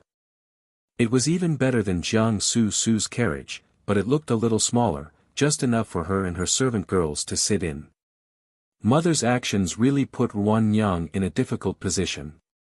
Jiang Wan smiled faintly. "We are all sisters in the Fu, how can we favor one and discriminate against the other?" Xia Yan's smile deepened. "Wan, why do you say so? You sisters are all good, but now that you are the eldest sister, you naturally have to act in a dignified manner. Moreover, we can't find another carriage right now, so let's go first. lest we are delayed and miss the first incense stick. Jiang Wan smiled but did not speak. At this moment, she heard a voice from behind Xia Yan, "Mother is worrying too much." Jiang Xing strode over and stroked Jiang Ruan's head. "Since we are all sisters of the Jiang Fu, it is indeed not good to let Ruan sit in a carriage alone. Father has always been benevolent, and the sons and daughters of Shu are treated equally with the sons and daughters of the Di family." When Xia Yan heard "the sons and daughters of Shu are treated equally with the sons and daughters of the Di family," her face turned green. Even before Zhao Mei had died, Jiang Quan had treated Jiang Su and her younger sister much better than Jiang Wan and her younger sister. Now that Jiang Xing had said this in front of the servants, her heart tightened. When she raised her head to look, Jiang Xing still had a proper and relaxed expression on his face, without the slightest trace of ridicule. Xia Yan secretly cursed in her heart. Jiang Xing and his younger sister's mouths were so unforgiving, it really made one wish that they could tear their mouths apart. "But, we really can't find a carriage right now," Xia Yan said helplessly. Jiang Xing smiled, "No matter." He waved his hand, and a few carriages leisurely drove over. They were exactly the same as the carriage that had been specially prepared for Jiang Wan. There were a total of 3 carriages. Jiang Xing said, "I have found a carriage. Younger sisters, please sit in it." Xia Yan stared blankly, and suddenly felt a chill in her heart. She looked at Jiang Xing's expression, but there was nothing unusual about it. Xia Yan forced a smile and said, "How can I let a child like you spend so much money?" Jiang Xing smiled, "Mother, there is no need to be like this. These carriage drivers are all top-notch. They drive the carriage quickly and steadily. Younger sisters, you don't have to endure the bumpy ride, and you can go and return quickly." Jiang Wan also smiled, "Mother, don't decline. Could it be that you don't want to accept eldest brother's kind intentions?" Under the watchful eyes of the crowd, Xia Yan was rendered speechless by Jiang Ruan's words. Unable to refuse, she could only grit her teeth and agree. Jiang Su's face was covered with a veil, so her expression could not be seen clearly. She took the lead and walked towards the carriage at the back. Naturally, Jiang Li was more than happy to not have to sit in the same carriage as Jiang Su and Jiang Dan. Jiang Dan bit her lip and timidly glanced at Jiang Xing. Only then did she slowly come down. Only after the few sisters had sat in the carriage that Jiang Xing had prepared for them did Jiang Wan bring Lu Zhu and the others into the carriage. Xia Yan forced herself to maintain a smile on her face. Jiang Xing waved his hand and 2 tall imperial bodyguards appeared out of nowhere. Jiang Xing said, "Protect the young miss well." The 2 imperial bodyguards acknowledged the order and complied. Xia Yan stared blankly, "Xing, you, for our Wan and the other sisters to go to such a faraway place alone, and second younger brother doesn't know martial arts, I'm afraid that the imperial bodyguards in the Fu won't be of much help." Jiang Xing smiled, "These 2 brothers of mine are rough men from the army. They have seen blood and have a strong murderous aura. With them protecting our Wan and the others, I can be at ease." When he said, "They have seen blood and have a strong murderous aura," he deliberately slowed his voice. Xia Yan felt a chill run down her spine, and she did not dare to raise her head to look at Jiang Xing's expression. Jiang Chao sat in the carriage and kept an eye on Jiang Xing's every move. When he heard Jiang Xing say that he didn't know martial arts and had specially found 2 imperial bodyguards, he felt extremely insulted. He stared at Jiang Xing fiercely and cursed him a few hundred times in his heart. After Jiang Xing finished giving instructions, Jiang Wan stuck her head out of the carriage's curtain and smiled at him, "Eldest brother, let's go back." Jiang Xing patted her head, and his expression was as gentle as ever, "Be careful on the road." Jiang Wan smiled and lowered the curtain. When she could no longer see Jiang Xing, she leaned against the carriage and sighed softly, saying in a low voice, "I'm sorry, eldest brother." Jiang Su saw the actions of the two siblings, and a trace of jealousy flashed in her eyes.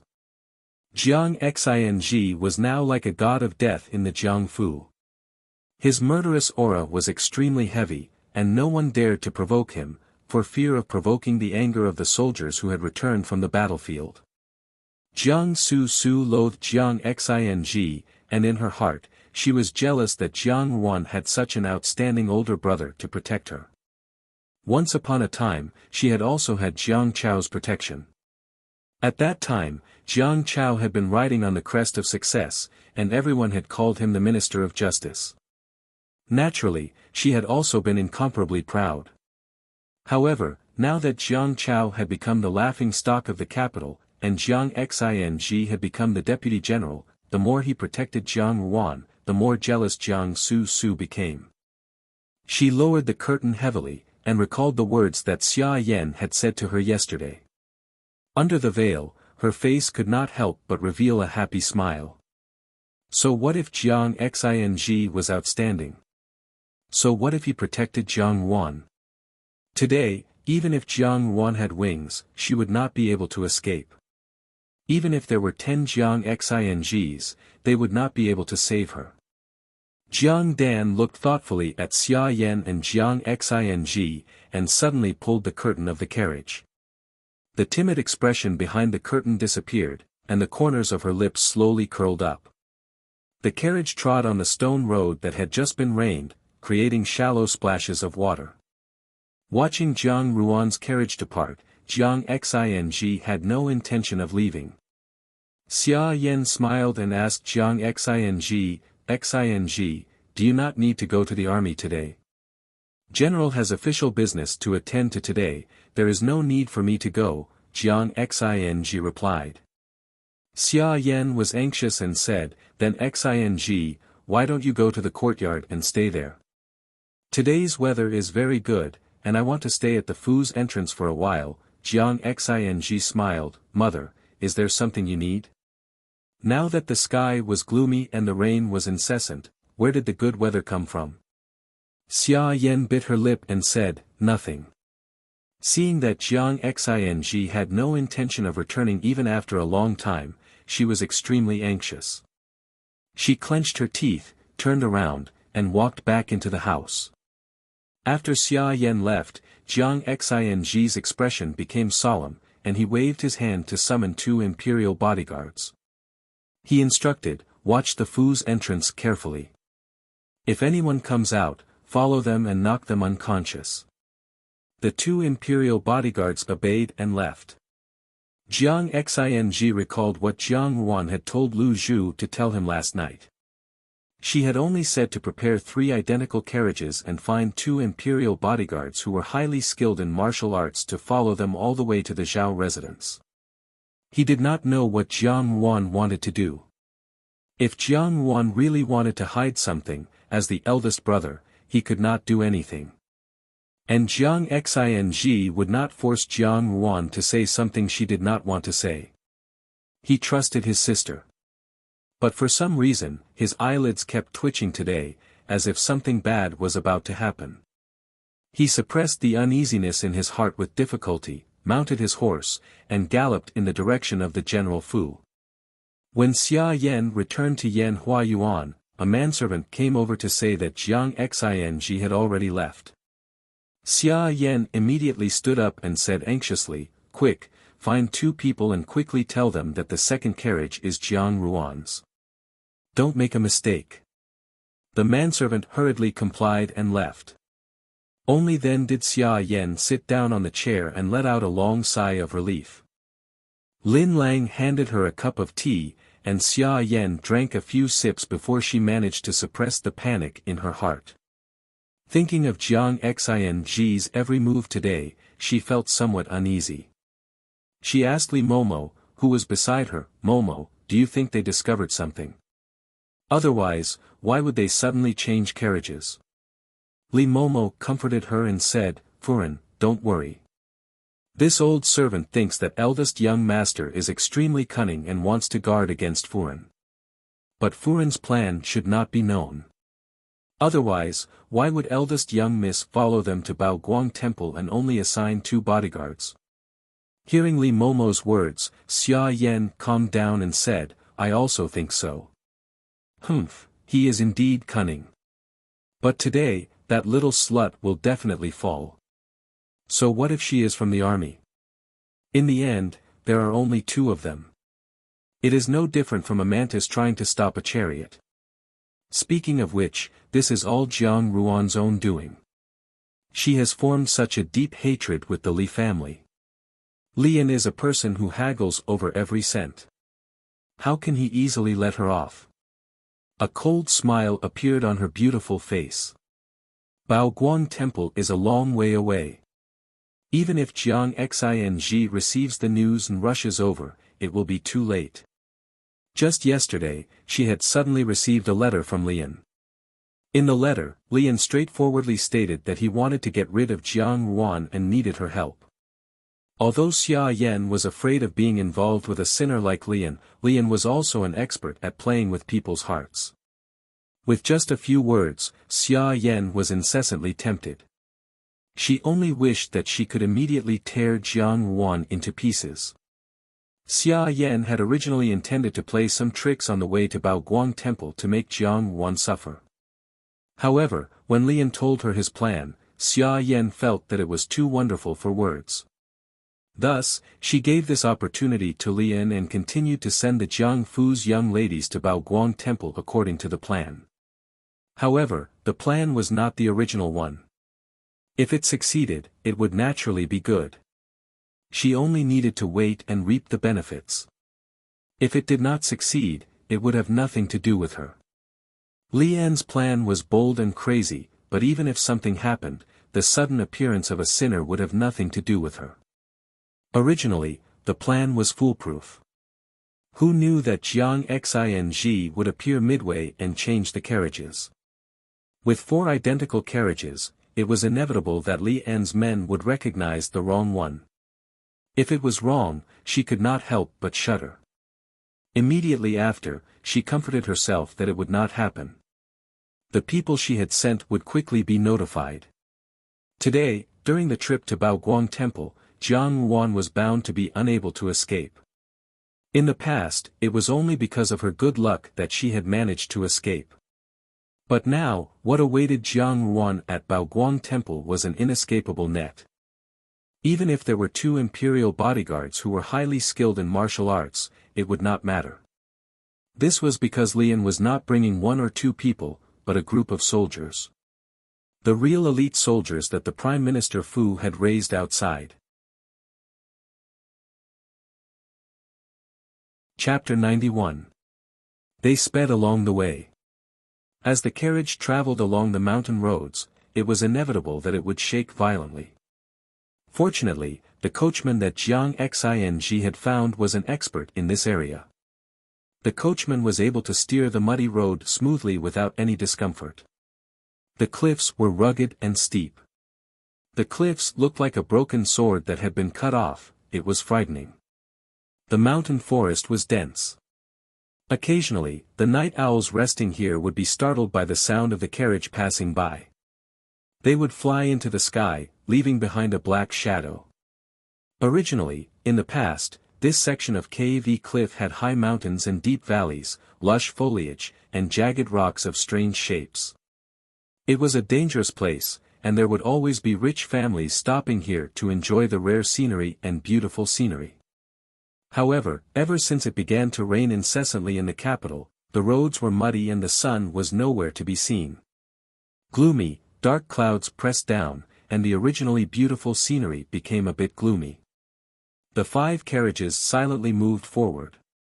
At the very front was Jiang Chao's carriage. He was the only carriage that looked different. It was not as exquisite as the others, but it was not shabby either. This was followed by Jiang Ruan, Jiang Su, Jiang Li and Jiang Dan's carriages. The coachman did not speak, neither did the occupants of the carriage, and the only sounds that could be heard were the whip striking the horses and the wheels turning. Jiang Ruan leaned against the soft cushion in the carriage. Lu Zhu was steaming tea for her. The carriage that Xia Yan had prepared was indeed exquisite. There was even a small table inside. In the morning, Jiang Ruan had been hurrying on with their journey, so she had eaten very little. Lian Qiao and Bai Ji had brought along some snacks for themselves. Lu Zhu was deft with her hands. She had pickled the plum blossoms that she had picked the day before and used them to make plum blossom steam tea for her in the carriage. A sweet smell gradually spread out from her carriage, drifting in the air and reaching the noses of the people in the carriages behind. Jiang Li snorted disdainfully, she really knows how to enjoy herself. Looking around, she secretly cursed the maidservant beside her for not being as quick-witted and considerate as Jiang Ruan. She did not even prepare a snack. Jiang Su already had something on her mind. Seeing that Jiang Ruan was still in the mood to drink tea and eat snacks at this moment, her face under the veil could not help but tighten. She said in a low voice, "You're courting death." On the other hand, Jiang Dan was leaning against the carriage window, sleeping lightly, as if she didn't care at all. The road in front of Shuani Cliff was relatively easy to walk on. After walking for an unknown period of time, they arrived at the most dangerous part of the road. The terrain was narrow, and there were valleys on both sides. There was only a small path in the middle, which was just like the mouth of a gourd. Hence, it was called Gourd Mouth. The valleys on both sides of the mouth of the calabash were dense forests. When the first carriage reached the mouth of the calabash, a rustling sound came from the forest. The carriage stopped abruptly. Lian Qiao and Bai Ji's hands stopped moving. They became nervous. Beads of sweat began to form on Lu Zhu's forehead, but Jiang Ruan was still slowly sipping her tea. Her posture was very graceful. The horse sensed danger. No matter how hard the coachman lashed the whip, it refused to take a step forward. The Jiang Fu's imperial bodyguards all drew their swords, but the two imperial bodyguards that Jiang Xing had sent stood in front of Jiang Ruan's carriage, not moving an inch. Their complexions were already suffused with the stench of blood. Jiang Li screamed and was the first to shout, "What's going on?" As if they had found a place to vent their anger, a loud rumbling sound was heard, causing the ground to tremble. Unbeknownst to them, a large black mass of people had appeared on the valleys on both sides of the gourd's mouth. The coachmen were startled. These people were dressed like mountain bandits, and all of them rushed towards the carriage. "Retreat! Quickly retreat!" The Jiang Fu's imperial bodyguards hurriedly protected the carriage as they tried to retreat. However, the bandits' movements were unexpectedly nimble, and in the blink of an eye, they were right in front of them. Apart from Jiang Xing's two imperial bodyguards, the Jiang Fu had brought a total of 20 imperial bodyguards. These 20 imperial bodyguards had no choice but to exchange blows with these mountain bandits. For a moment, only the peng peng peng sounds of swords colliding could be heard. The wind was like frost, and from time to time, hot blood would bloom and splatter onto the curtain of the exquisite carriage. How can there be mountain bandits? How can there be mountain bandits? Jiang Li screamed loudly. However, as soon as she lifted the curtain of the carriage and saw the horrifying scene outside, she immediately fainted from fright. Jiang Dan huddled tightly in a corner of the carriage, and the two servant girls protected her tenaciously. The three of them bit their lips and refused to speak. There were only 3 horse carriages that were the calmest. Jiang Chao's carriage was at the very front, but these murderous mountain bandits had bypassed it. At a glance, only Jiang Chao's carriage was completely clean, saving the Jiang Fu's imperial bodyguards from rescuing him. This was very strange. Jiang Su sat in the carriage with a cold smile on her lips. The more desperate the battle outside, the more delighted the smile on her lips became. She almost couldn't resist going to Jiang Ruan's carriage and lifting the curtain to see Jiang Ruan's panic-stricken appearance. Jiang Ruan was still drinking tea. The 2 imperial bodyguards beside the carriage were even more useful than 10 Jiang Fu imperial bodyguards. Not even a drop of hot blood had splashed onto the curtain. The Jiang Fu imperial bodyguards were outnumbered, and there were at least hundreds and thousands of people outside. The more they fought, the more apprehensive they became. The other party didn't seem like mountain bandits at all. Although they tried their best to conceal it, it was clear that they were highly skilled martial artists. Moreover, how could mountain bandits kill people without asking where the money was? However, despite their suspicions, these Jiang Fu imperial bodyguards were at a disadvantage. The other party didn't seem to want to kill the people in the carriage, but wanted to exterminate the imperial bodyguards. Just as the number of Jiang Fu imperial bodyguards dwindled, Jiang Wan put down her teacup and said, "Dewdrop."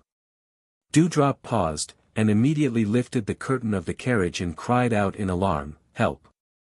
When the 2 imperial bodyguards beside Jiang Ruan's carriage heard this, they leapt up at the same time.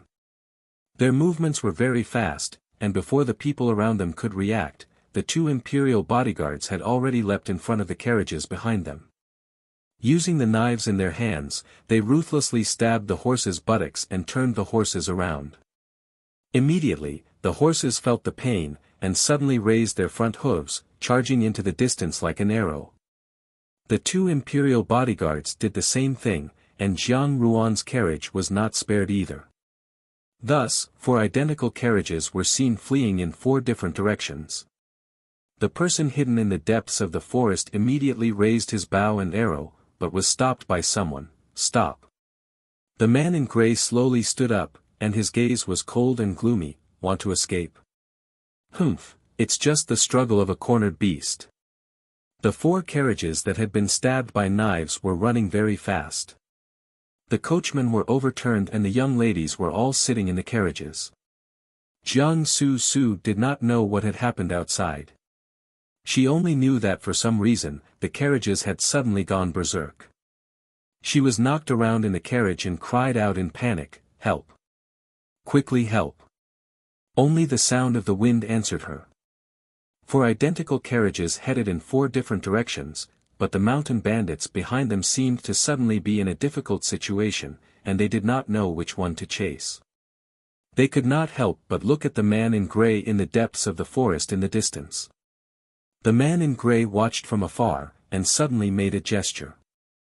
The mountain bandits seemed to have suddenly received an order, and they abruptly split into 4 groups, moving quickly and orderly. Ordinary mountain bandits did not have such momentum and adaptability, and they stayed behind to deal with the other mountain bandits. The 2 bodyguards that Jiang Xing had sent looked at each other, and saw the astonishment in each other's eyes. They had come from the military, and were not unfamiliar with this. This was clearly an army formation change. They had long guessed that these people were not ordinary mountain bandits, but they did not expect that this was an army. Moreover, it was a well-trained army. Realizing this, they suddenly understood the danger that Jiang Ruan might encounter. Even if they obeyed Jiang Ruan's orders, they had to protect Jiang Ruan. Jiang Ruan wanted to use the 4 carriages to blur the line of sight of these people, but she did not know that the mouth of the bottle gourd was a dangerous terrain, and there was only one road. Along the way, with such a well-trained army lying in ambush, no matter how Jiang Ruan escaped, it would be like catching a turtle in a jar. They had to catch up with Jiang Ruan, and at least protect her for a moment. The 2 bodyguards simultaneously soared into the air, shaking off the surrounding soldiers dressed as mountain bandits, and fled towards the west of the mouth of the bottle gourd.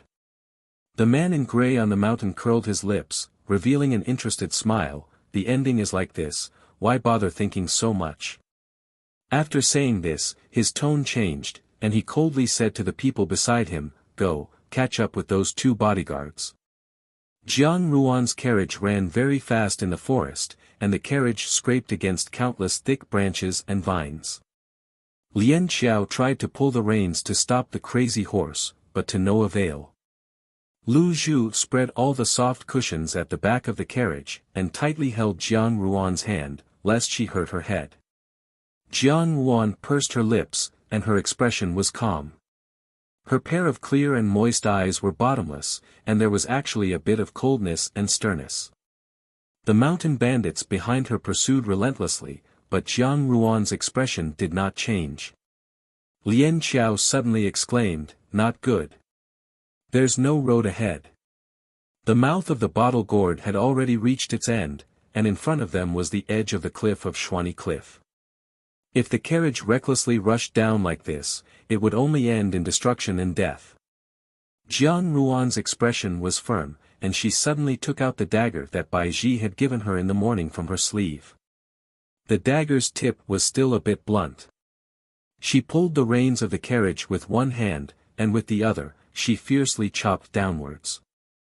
With a bang, the rope of the carriage broke in half, and the carriage flipped sideways.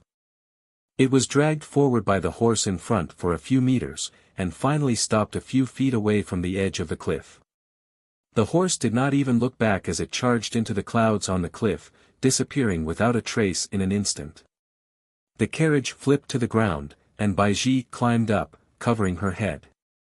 She hurriedly went to support Jiang Yuan. "Miss, are you all right?" "I'm fine." Jiang Yuan tucked the dagger back into her sleeve, and supported herself with the dewdrops as she stood up. The three of them were disheveled and dirty, and they rolled on the ground, looking battered and exhausted. At the same time, the two bodyguards that Jiang Xing had sent over also caught up. Seeing that the carriage's rope had been cut, and that it had fallen so close to the cliff, they simultaneously breathed a sigh of relief. When they looked at Jiang Yuan again, their gazes were full of admiration. It was rare for her to be so calm in such a chaotic situation, with clear judgment in her mind, and even decisively cut the rope to save her own life. Even after escaping from death, her expression was still as calm as ever. He had never seen any young miss with such courage. But when he thought about it, with such an awe-inspiring older brother who was not afraid of death, his younger sister would not be any worse. However, they heard the sound of approaching footsteps behind them. Their expressions turned cold, and they turned sideways to block Jiang Yuan. These soldiers dressed as bandits split into 4 groups, and the group that was chasing Jiang Yuan also had about 100 people. They all stared at Jiang Yuan fiercely. In front of them was a hungry wolf, and behind them was a cliff. They were like lambs waiting to be slaughtered, with no way out. Jiang Yuan quietly watched. Suddenly, she heard a clap, clap, clap sound in front of her, and a familiar voice said, "Eldest Jiang Miss is really elegant. In such a dangerous situation, you can still be so calm." The soldiers automatically opened a path, and the man in grey walked out from behind. His steps were extremely slow, as if he was deliberately declaring something. Jiang Yuan smiled. "Second young Master Li is really magnanimous. You have already become a stray dog, but you still dare to go out in broad daylight." These words poked at Li En's sore spot. His expression suddenly changed, and he stared at Jiang Yuan fiercely. Suddenly, he thought of something and smiled. "If I were eldest Jiang Miss, I would certainly not use words to win the moment, lest I suffer more physical pain in the future. Hey!" Without waiting for Jiang Yuan to speak, Lien Qiao had already put her hands on her hips and scolded, "A prisoner still dares to go around ostentatiously. My miss is fine, but you, on the other hand, are lawless and out of control. Be careful that you don't lose your head the next day, and your corpse will be hung on the city gate for 3 days." She stood in front of Jiang Yuan, and the soldier closest to her immediately struck her chest. Lien Qiao was sent flying, and she fell heavily to the ground, spitting out a mouthful of blood. "Lien Qiao!" Bai Ji cried out in alarm, and Lu Zhu protected Jiang Yuan even more tightly. Jiang Yuan looked at Lien Qiao's dying appearance, and a trace of anger flashed in her eyes. When she turned to look at Lien again, she asked very calmly, "What noble purpose does second young Master Li have? Bullying a little girl doesn't seem to be a big deal." Lien smiled. "In the end, she was injured on your behalf. Eldest Jiang Miss, you value a servant girl so much, but you don't know how much it pains my heart to injure my eldest brother.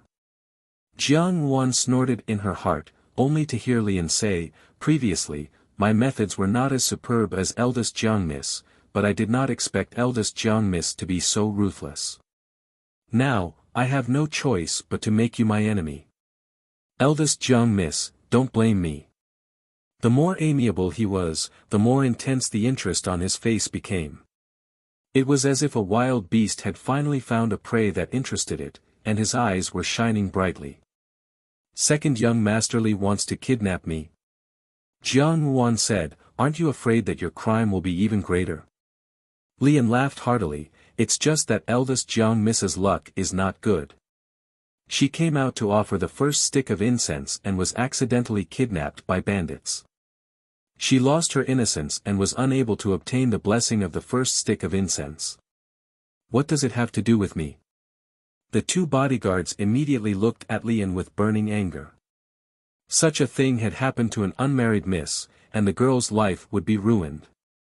But these two were well aware that with so many soldiers coming, it was certainly not as simple as kidnapping someone.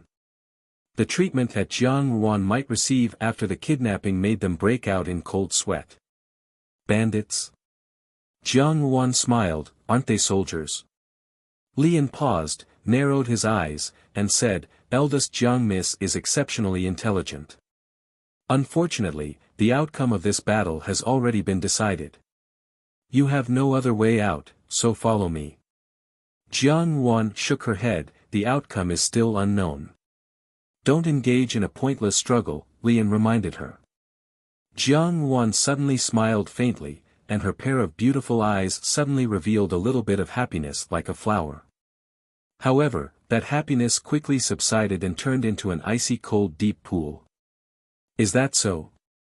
She enunciated each word, Scarlet, Thunder, Army. Li An's pupils suddenly widened, and he unconsciously took 2 steps back, you. His heart was like a raging storm.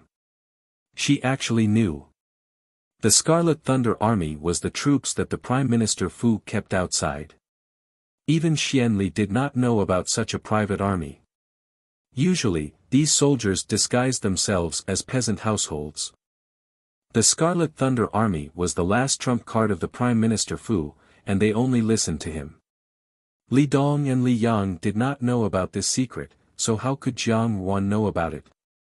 Jiang Wan smiled slightly, second young Master Li is afraid. What is it that you are afraid of? Because your flawless secret has been exposed. The Scarlet Thunder Army was restless.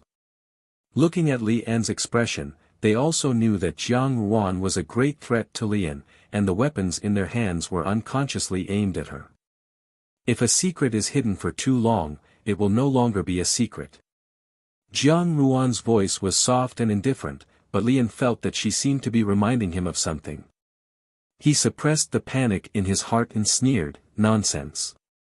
Second young Master Li's actions today, isn't it because you want to redress the Prime Minister Fu's grievances?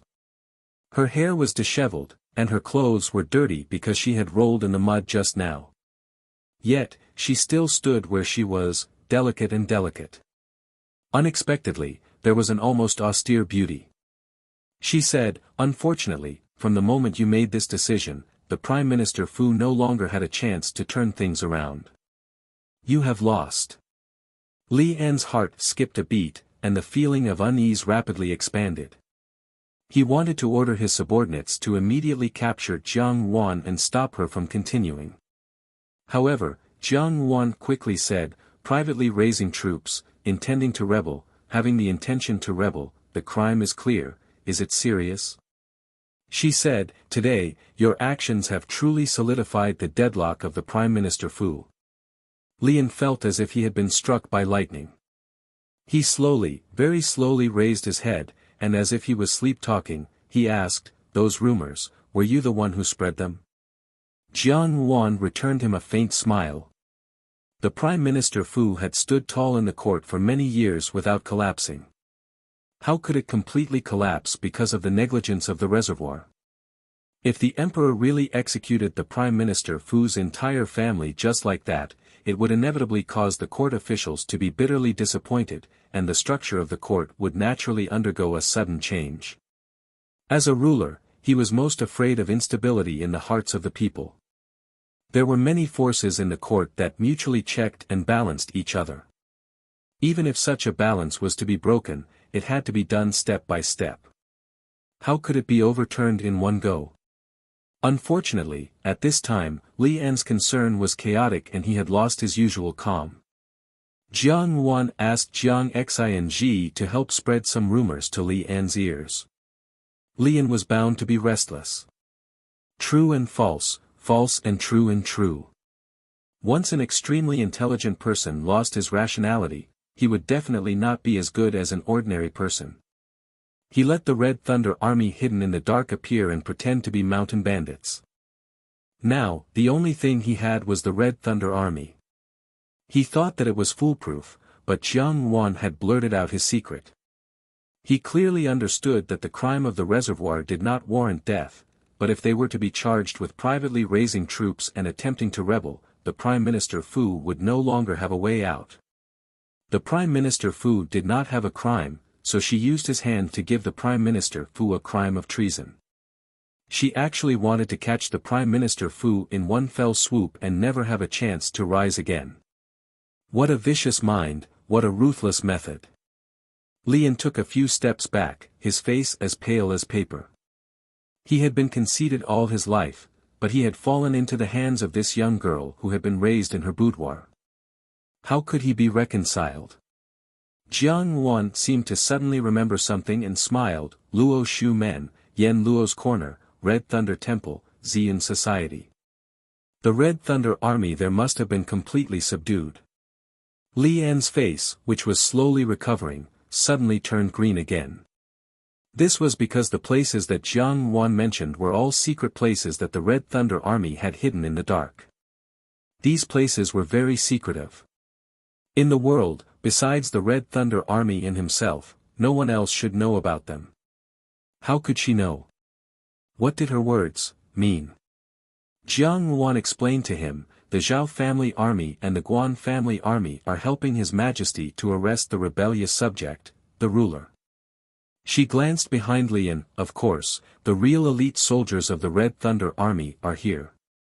In order to catch me, you did not hesitate to use such elite soldiers. Ruan Yang is extremely honored. Li An stared at her, his gaze completely different from before. His face showed a kind of crazy despair. Jiang Yuan gently put down the last straw that broke the camel's back. Second young Master Li, you have lost.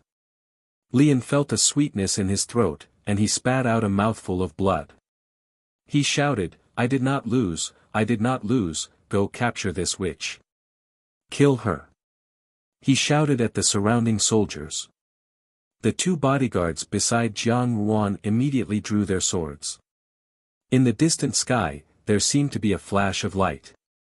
The moment the bodyguards passed each other, Jiang Yuan suddenly whispered, Don't worry about me, cut Li An's clothes, use all your strength. Although the bodyguard was puzzled, he saw that Jiang Yuan was not afraid of Li An at all. Instead, Li An was so angry that his face turned pale. He firmly believed in her decision in his heart, and without saying a word, he raised his sword and slashed at Li An's clothes. The Qi Lei soldiers initially thought that this imperial bodyguard wanted to protect Jiang Yuan, but they did not expect that he would go straight for Li An. They hurriedly stepped forward to block the attack, but who would have thought that the imperial bodyguard's target was not Li An at all? Separated by the crowd, the sword aura overflowed in all directions and cut open Li An's outer robe. Li An subconsciously took a step back. The imperial bodyguard was extremely outstanding in the army, so he immediately brandished his sword and the sword aura completely cut open Li An's outer robe. The clothes were immediately torn to pieces. No one had expected such an unforeseen event. The Red Thunder army was also stunned. They did not know whether to find clothes for Li An or to deal with Jiang Yuan. However, when they saw Li An's situation clearly, there was a sudden gasp from the crowd. After a moment of shock, Li An immediately returned to his senses. He covered his lower body, but his heart was filled with shame and resentment. He's actually a natural eunuch. The bodyguard beside him murmured. Suddenly, he realized that Jiang Ruan was still beside him and quickly shut his mouth. Lian was extremely frightened. Of the two secrets of his life, the first had been revealed by Jiang Ruan, and the second had been revealed in front of everyone. These two secrets were his Achilles heel. Even if he had covered it now, everyone could clearly see that the thing on Lian's lower body was a whole round lump. It was extremely disgusting to look at. Lian was shocked and angry. If Jiang Ruan had just told him about the Red Thunder Army, his heart would have been stirred up by anger and despair, but now that his darkest secret had been exposed in front of everyone, he was already panicking. Not only was he panicking, but he was also frightened. He did not understand why the bodyguard beside Jiang Ruan would suddenly cut open his clothes. Only Li Dong and Xian Li knew about this. It was impossible for anyone else to know. He slowly turned his gaze to Jiang Ruan. Jiang Ruan looked at him with a smile. In her previous life, Xian Li had once mentioned that Lian had been born with a hidden illness. Xian Li knew Lian's secret, and because of this, Lian was loyal to him. Otherwise, after so many years in the Prime Minister's Fu, Li Yang was more favored by Li Dong. Lian was extremely intelligent, but Li Dong was polite to him and not intimate enough. What was the reason? Otherwise, when Li Yang's body was castrated, Li Dong was so angry because Lian was a natural eunuch. If Li Yang became a cripple, the Prime Minister's Fu would have no successor. Jiang Ruan softly said, "Second young Master Li, if a secret is hidden for too long, it will no longer be a secret." Lian only felt all the blood in his body rushing to his head, and his whole body almost solidified. Suddenly, he raised his head and let out a heart-wrenching scream. That scream was so mournful that everyone could not bear to hear it again. Lian suddenly raised his head, and his eyes were bloodshot with madness. He shouted, "Demonis, I will kill you." The Red Thunder Army behind him understood and also rushed towards Jiang Ruan. They had already issued a kill order, so there was no reason to let her go. The two bodyguards beside her tried their best to stop them. Jiang Ruan's eyes slightly darkened. She only heard the sound of galloping horses in the distance, echoing in the valley. The person at the front was tall and strong, and behind him was a majestic group of soldiers, no less than the Red Thunder Army. Jiang Ruan suddenly shouted, "Lian, your Prime Minister's Fu privately raised soldiers outside, plotted a rebellion, and now you want to kill people to silence them and harm the family of my official family." Her voice clearly resounded throughout the valley, "Even if I die, I will not die in your hands." After saying this, she turned around and leaped into the cliff. "Miss!" Bai Ji exclaimed and almost fainted. Dewdrop also widened her eyes, but then she heard the sound of arrows piercing through the air. She saw a large group of soldiers and horses rushing over like a gust of wind, rushing into the Red Thunder Army and starting to fight. The few horses at the front went straight to the cliff. Zhao Yuanfeng quickly turned over and dismounted, grabbed the bodyguard's collar and shouted, "Where is Miss?" The bodyguard shook his head and said angrily, "Jumped off the cliff." Zhao Yi, who was walking behind, stiffened. Guan Lianghan frowned, "What, it can't be." Jiang Ruan was a cunning person, how could she suddenly jump off the cliff? Lian was stunned for a moment.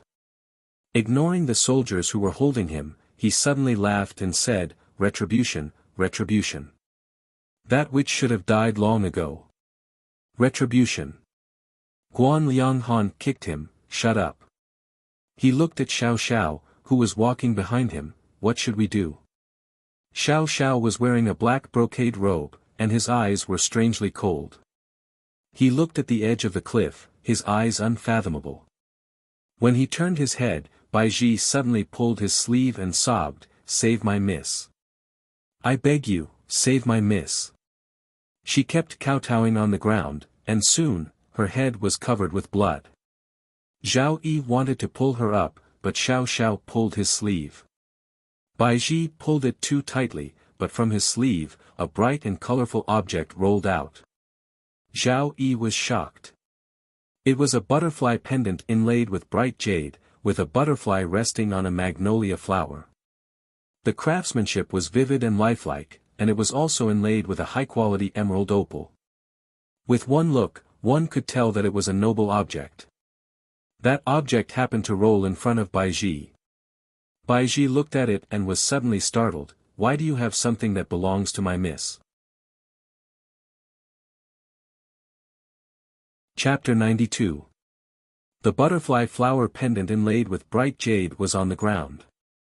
Baiji was about to bend down to pick it up when Xiao Xiao had already picked it up and held it in his palm. Baiji's fingers trembled slightly and her tone was full of suspicion. "How come you have Mrs. things?" Xiao Xiao also seemed to be slightly startled. "Jiang Yuan. This is my Mrs. pendant."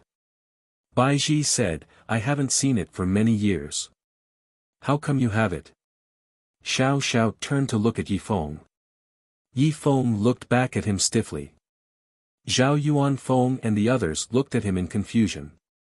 Xiao Xiao walked to the edge of the cliff and to everyone's surprise, he suddenly lifted the corner of his robe and rushed down. His movements were too fast and no one could stop him. Yifeng only had time to shout, "Master!" Clouds and mist curled up from the cliff. Only the dense forest of the mountain stream could be seen, quiet and distant, but it seemed to contain infinite murderous intent. Yifeng rushed to the edge of the cliff with a look of incomparable self-blame. After a moment of shock, Guan Lianghan gradually calmed down. He walked over and patted Yifeng's shoulder. "Xiao Xiao's qinggong is outstanding. You go back first. Zhao Darren and I will send troops down to search." Although he was also shocked why Xiao Xiao suddenly rushed down the cliff, he also understood that this fellow disciple had never been a willful person. Something must have happened.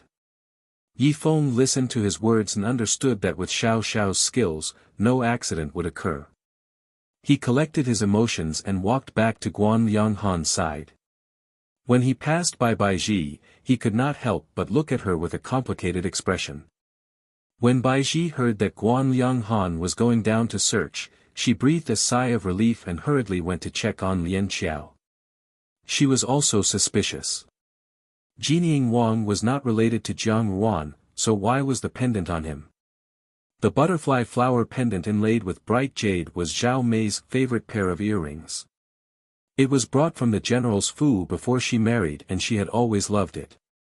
The craftsmanship of the earrings was very exquisite and the materials were also rare. When Jiang Yuan gradually grew up, Zhao Mei gave the pendant to Jiang Yuan. When Jiang Yuan first received the pendant, she wore it all the time. Later on, when she went out, she only had one pendant left. Naturally, she could not wear one earring anymore, so she kept it. Later on, because it was Zhao Mei's belongings, Jiang Yuan locked the remaining one in a box and wiped it from time to time. Now, the earring in the box was still there, but the other one was with Xiao Xiao. What was the meaning of this? Baiji couldn't figure it out. Zhao Yuanfeng and Zhao Yi, who were present, were also unable to understand. In their eyes, Xiao Xiao had leaped down the cliff for Jiang Yuan's sake. However, based on their understanding of Xiao Xiao's temperament, he was definitely not the kind of person who would have tender and protective feelings for the fairer sex. If one were to say that the two of them had some sort of friendship, based on the expression of the maidservant beside Jiang Yuan, it did not seem like it. Zhao Yuanfeng waved his hand and said, "I'll take Lian and the Red Thunder Battalion's captives back to the city. You follow General Guan and look for Yuan's whereabouts." After thinking for a moment, he added in a serious tone, "You must find her." Although Jiang Yuan had only been close to the Zhao Fu for a short period of time, the Zhao family had truly treated her as the young miss of the General Fu. As her maternal uncle, he was already so distressed. If Jiang Xing were to find out. Zhao Yuanfeng shook his head and sighed in his heart. He was afraid that there would be another big mess. Deep in the jungle, the terrain of the cliff was too high, and the snow in the middle had not melted yet. Half of the accumulated snow and ice was half a foot high, and when one stepped on it, it felt as if a needle had pierced one's bones. The rain continued to fall, and the colder the wind, the colder one's body felt. Jiang Yuan walked along the bottom of the cliff with 1 foot at a time. The clothes on her body had long been dirted by the mud and snow, and she cut an extremely sorry figure. She ignored the gloomy environment around her and kept walking until she saw a cave in the distance. Only then did she stop. She tightened the clothes on her body, found the entrance of the cave, and walked in. The cave was not spacious, and the entrance was covered with dense shrubs, which could barely block some of the cold wind. The sky gradually darkened. Jiang Yuan sat down in the depths of the cave, leaning against the cave wall.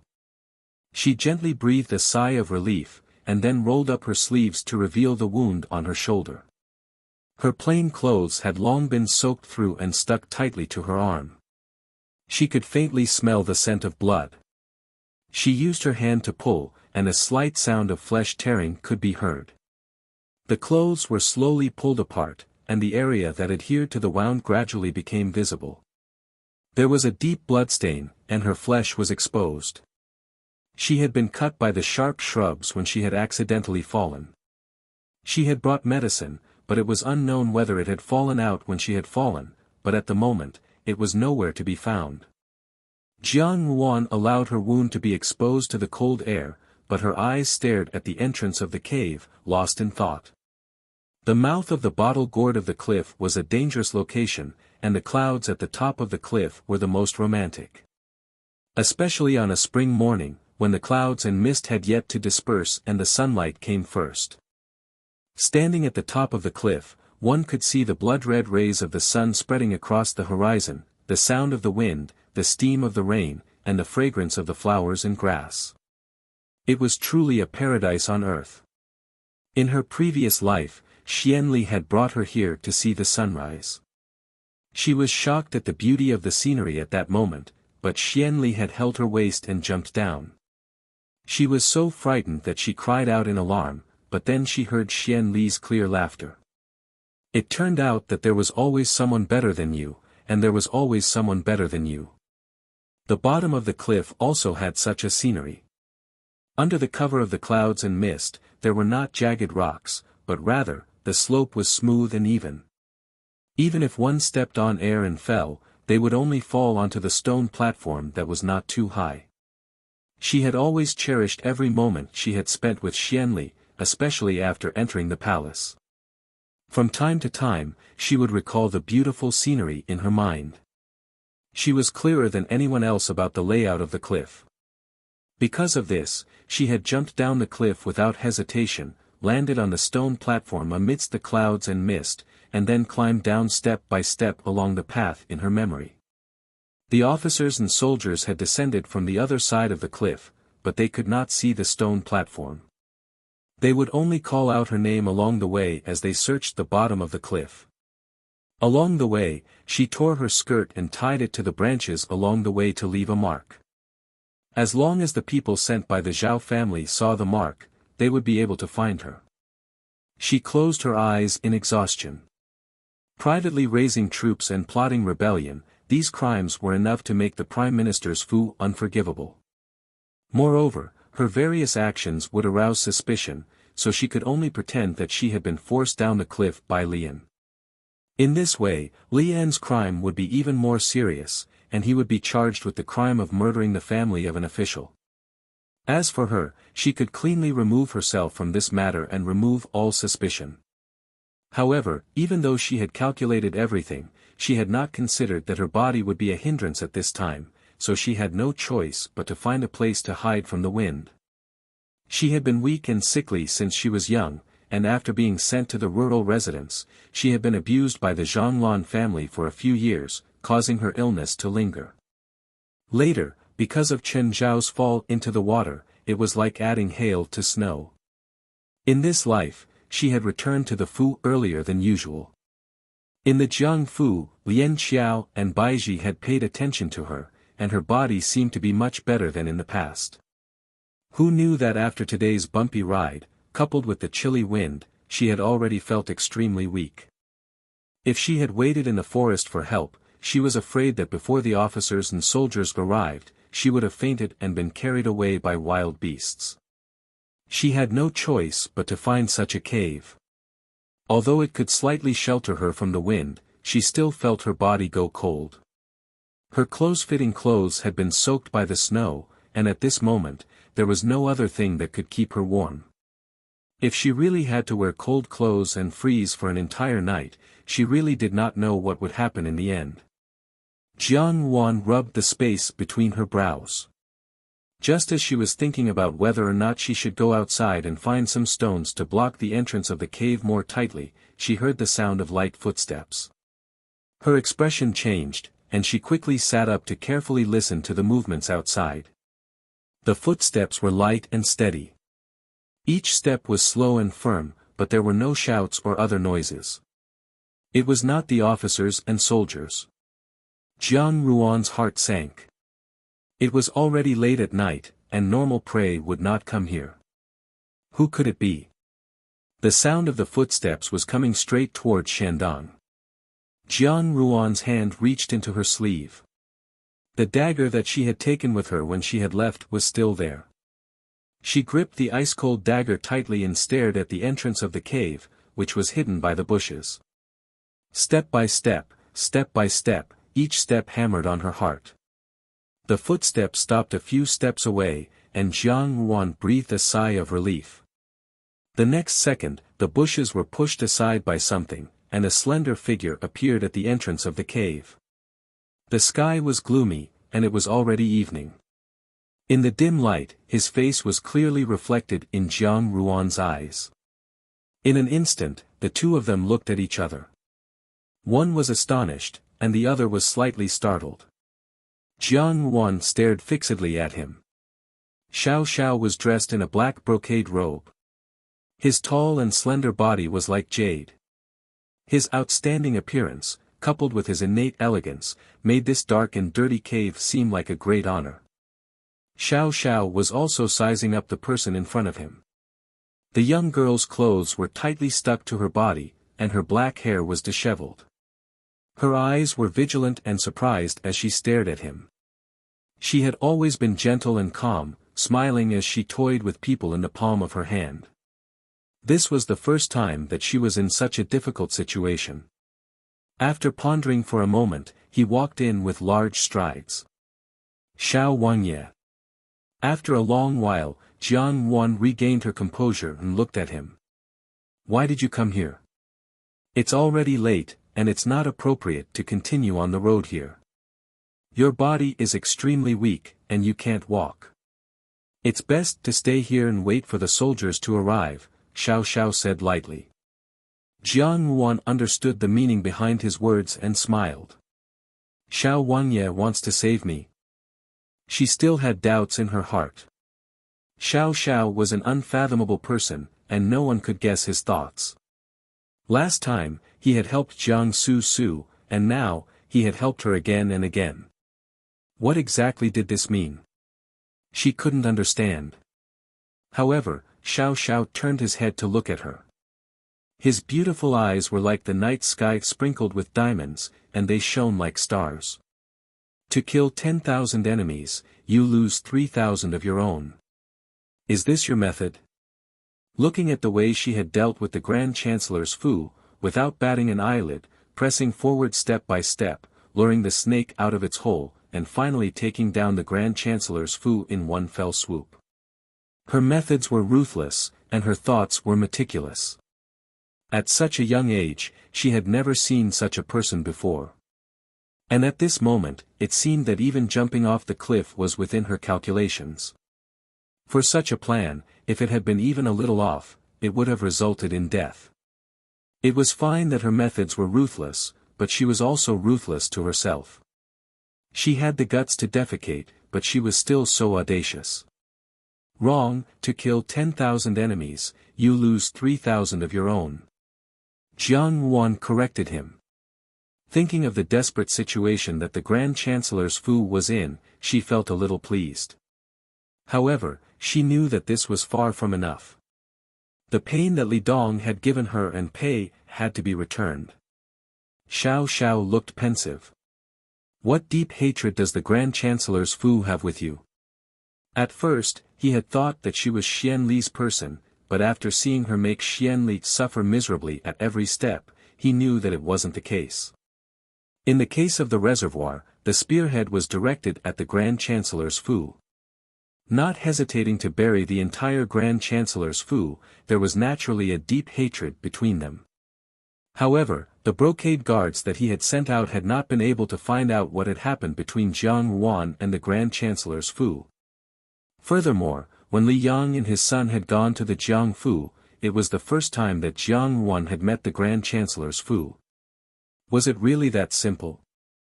Jiang Ruan smiled faintly. No comment. With regards to Xiao Xiao, it was really difficult for her to feel at ease. However, just as she finished speaking, she suddenly coughed. Her body was unusually cold, and her mind felt dizzy. Xiao Xiao stood up. Before Jiang Ruan could clearly see what he was going to do, she felt her body warm up. Xiao Xiao's black gold rain silk crane cloak lightly fell on her body. This crane cloak was obviously extremely warm, but it was light without a trace of weight. Because it had just been taken off Xiao Xiao's body, it still carried his warmth. Jiang Ruan was startled. Xiao Xiao walked out. Jiang Ruan hugged his crane cloak. This crane cloak was like charcoal in snowy weather. Just now, her ice-cold body finally had a trace of warmth. But after a moment, Xiao Xiao walked back. She didn't know where he had picked up some dry firewood. The rain on the cliff had not stopped, and the accumulated snow had not melted. Finding firewood that did not get wet was harder than ascending to heaven.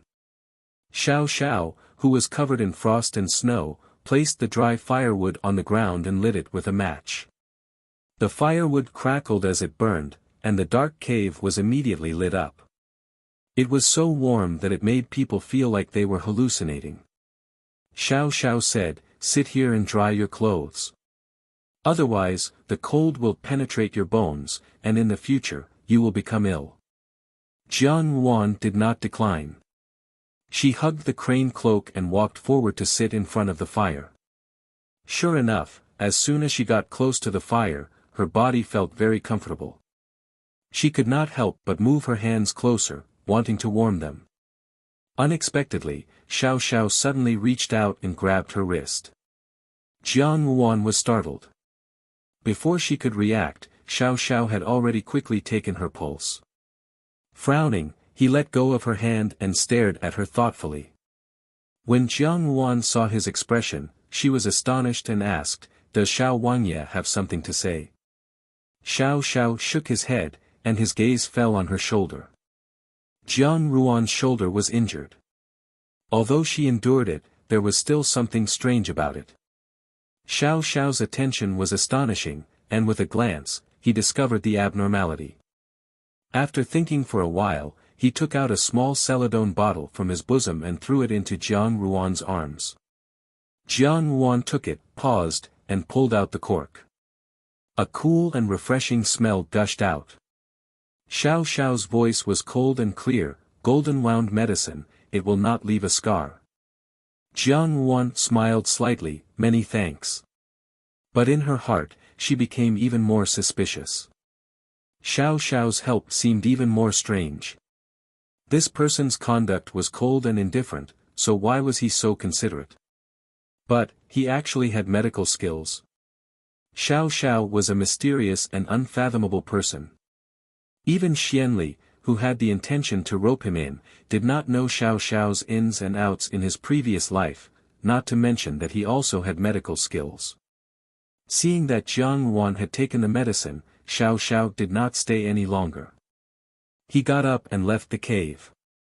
When Jiang Ruan changed the dressing, in order to avoid suspicion, Jiang Ruan quickly sprinkled the medicine in a celadone bottle on her wound and roughly bandaged it. She did not know what kind of miracle medicine it was, but the effect was surprisingly good. The wound no longer hurt, and there was a cool and comfortable feeling. Jiang Ruan was relieved. After a while, Xiao Xiao walked in again, holding the newly found firewood and a skinned hare in his hands. He threw the firewood on the ground, picked 2 branches, and tore the hare meat, and roasted it on the fire. Jiang Ruan stared at his actions in a daze. Xiao Xiao roasted very seriously. His appearance was originally very good, and at this moment, he happened to be in front of the fire. The firelight reflected on the side of his face, and she only felt that he was beautiful beyond compare, but also incomparably heroic. His eyes were like dots of paint, his eyebrows were like ink, and his thin lips were tightly pursed. Even at this moment, the appearance of him roasting a hare in the wilderness of Jianghu was as graceful as floating clouds and flowing water. The black embroidered clothes outlined his tall and slender figure.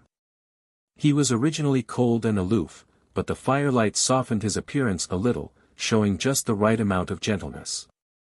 This youth's appearance was really peerless, and his style was unparalleled.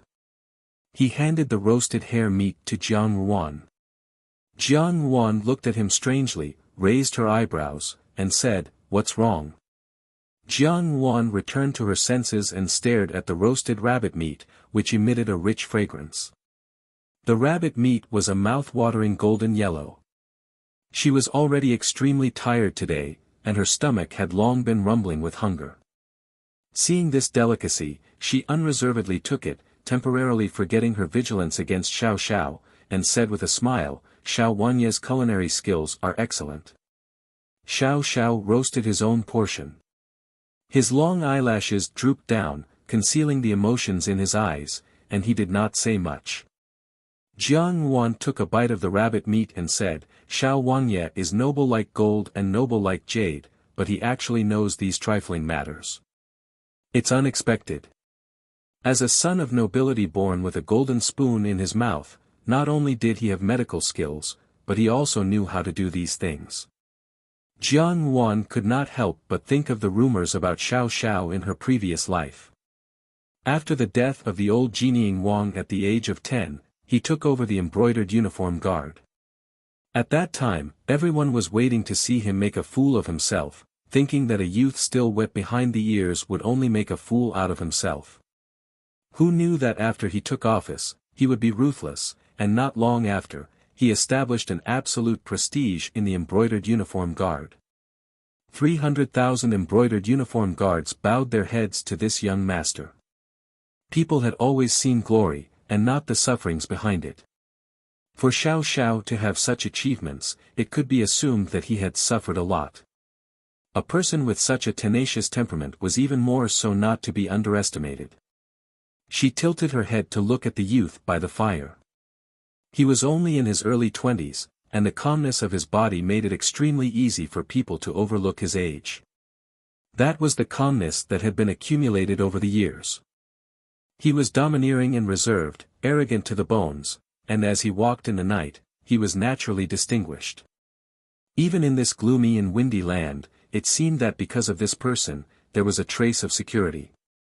However, in the end, it was difficult to distinguish between friend and foe.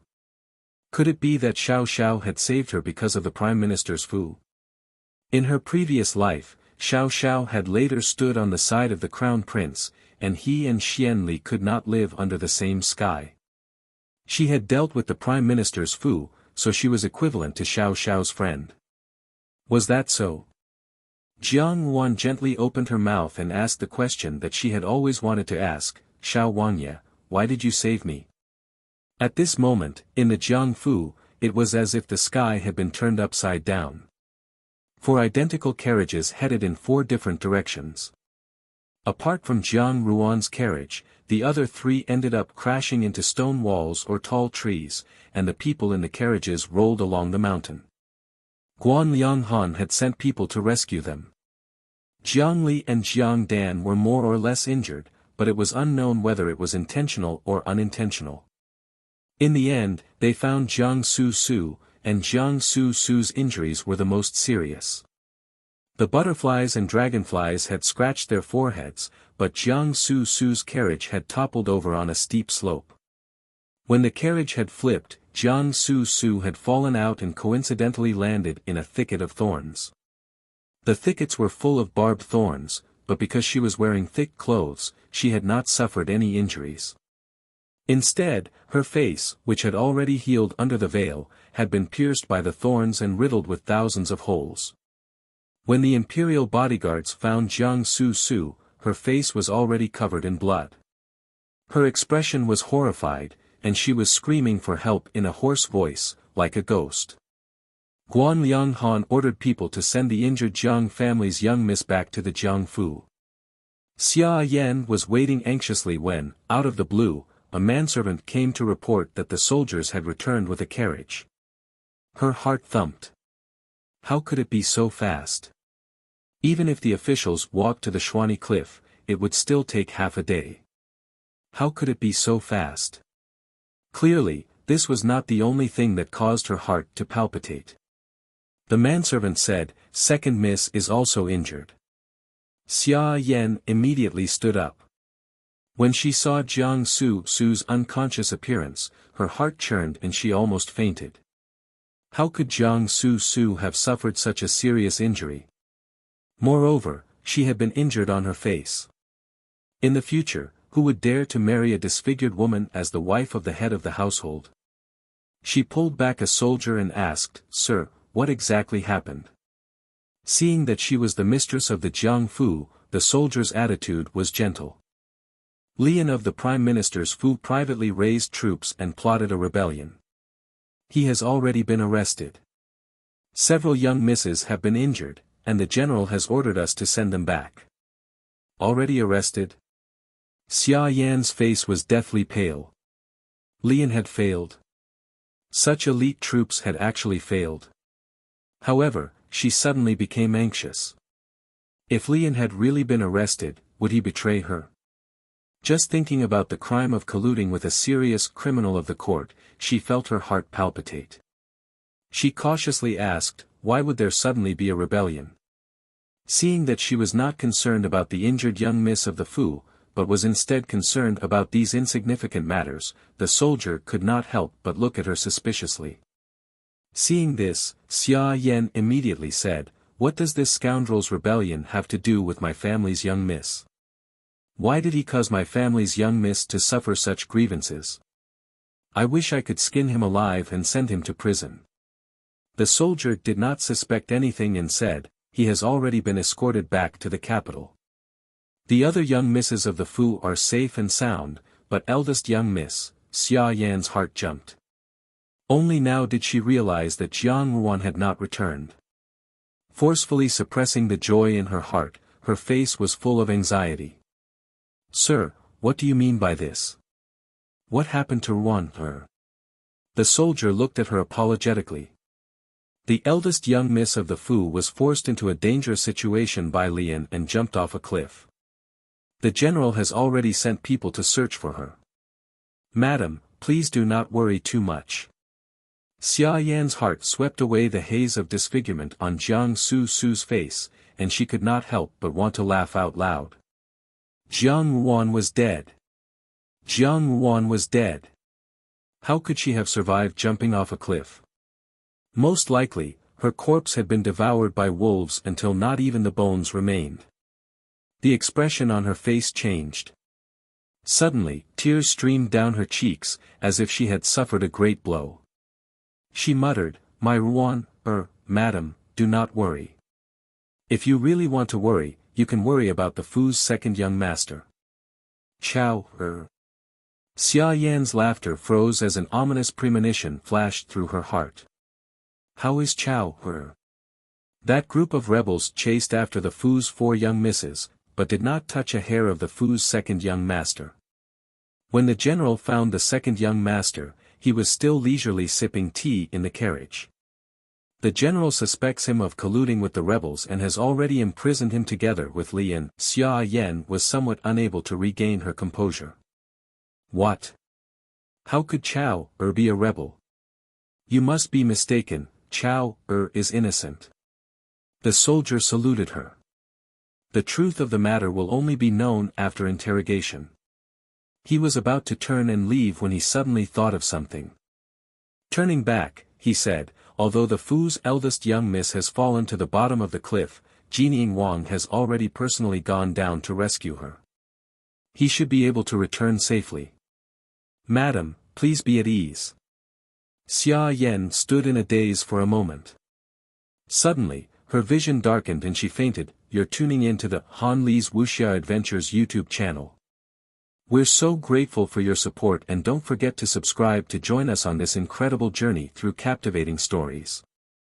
Your generosity through donations truly makes a world of difference, as it's the primary source of revenue that allows me to expand and enhance this channel for you.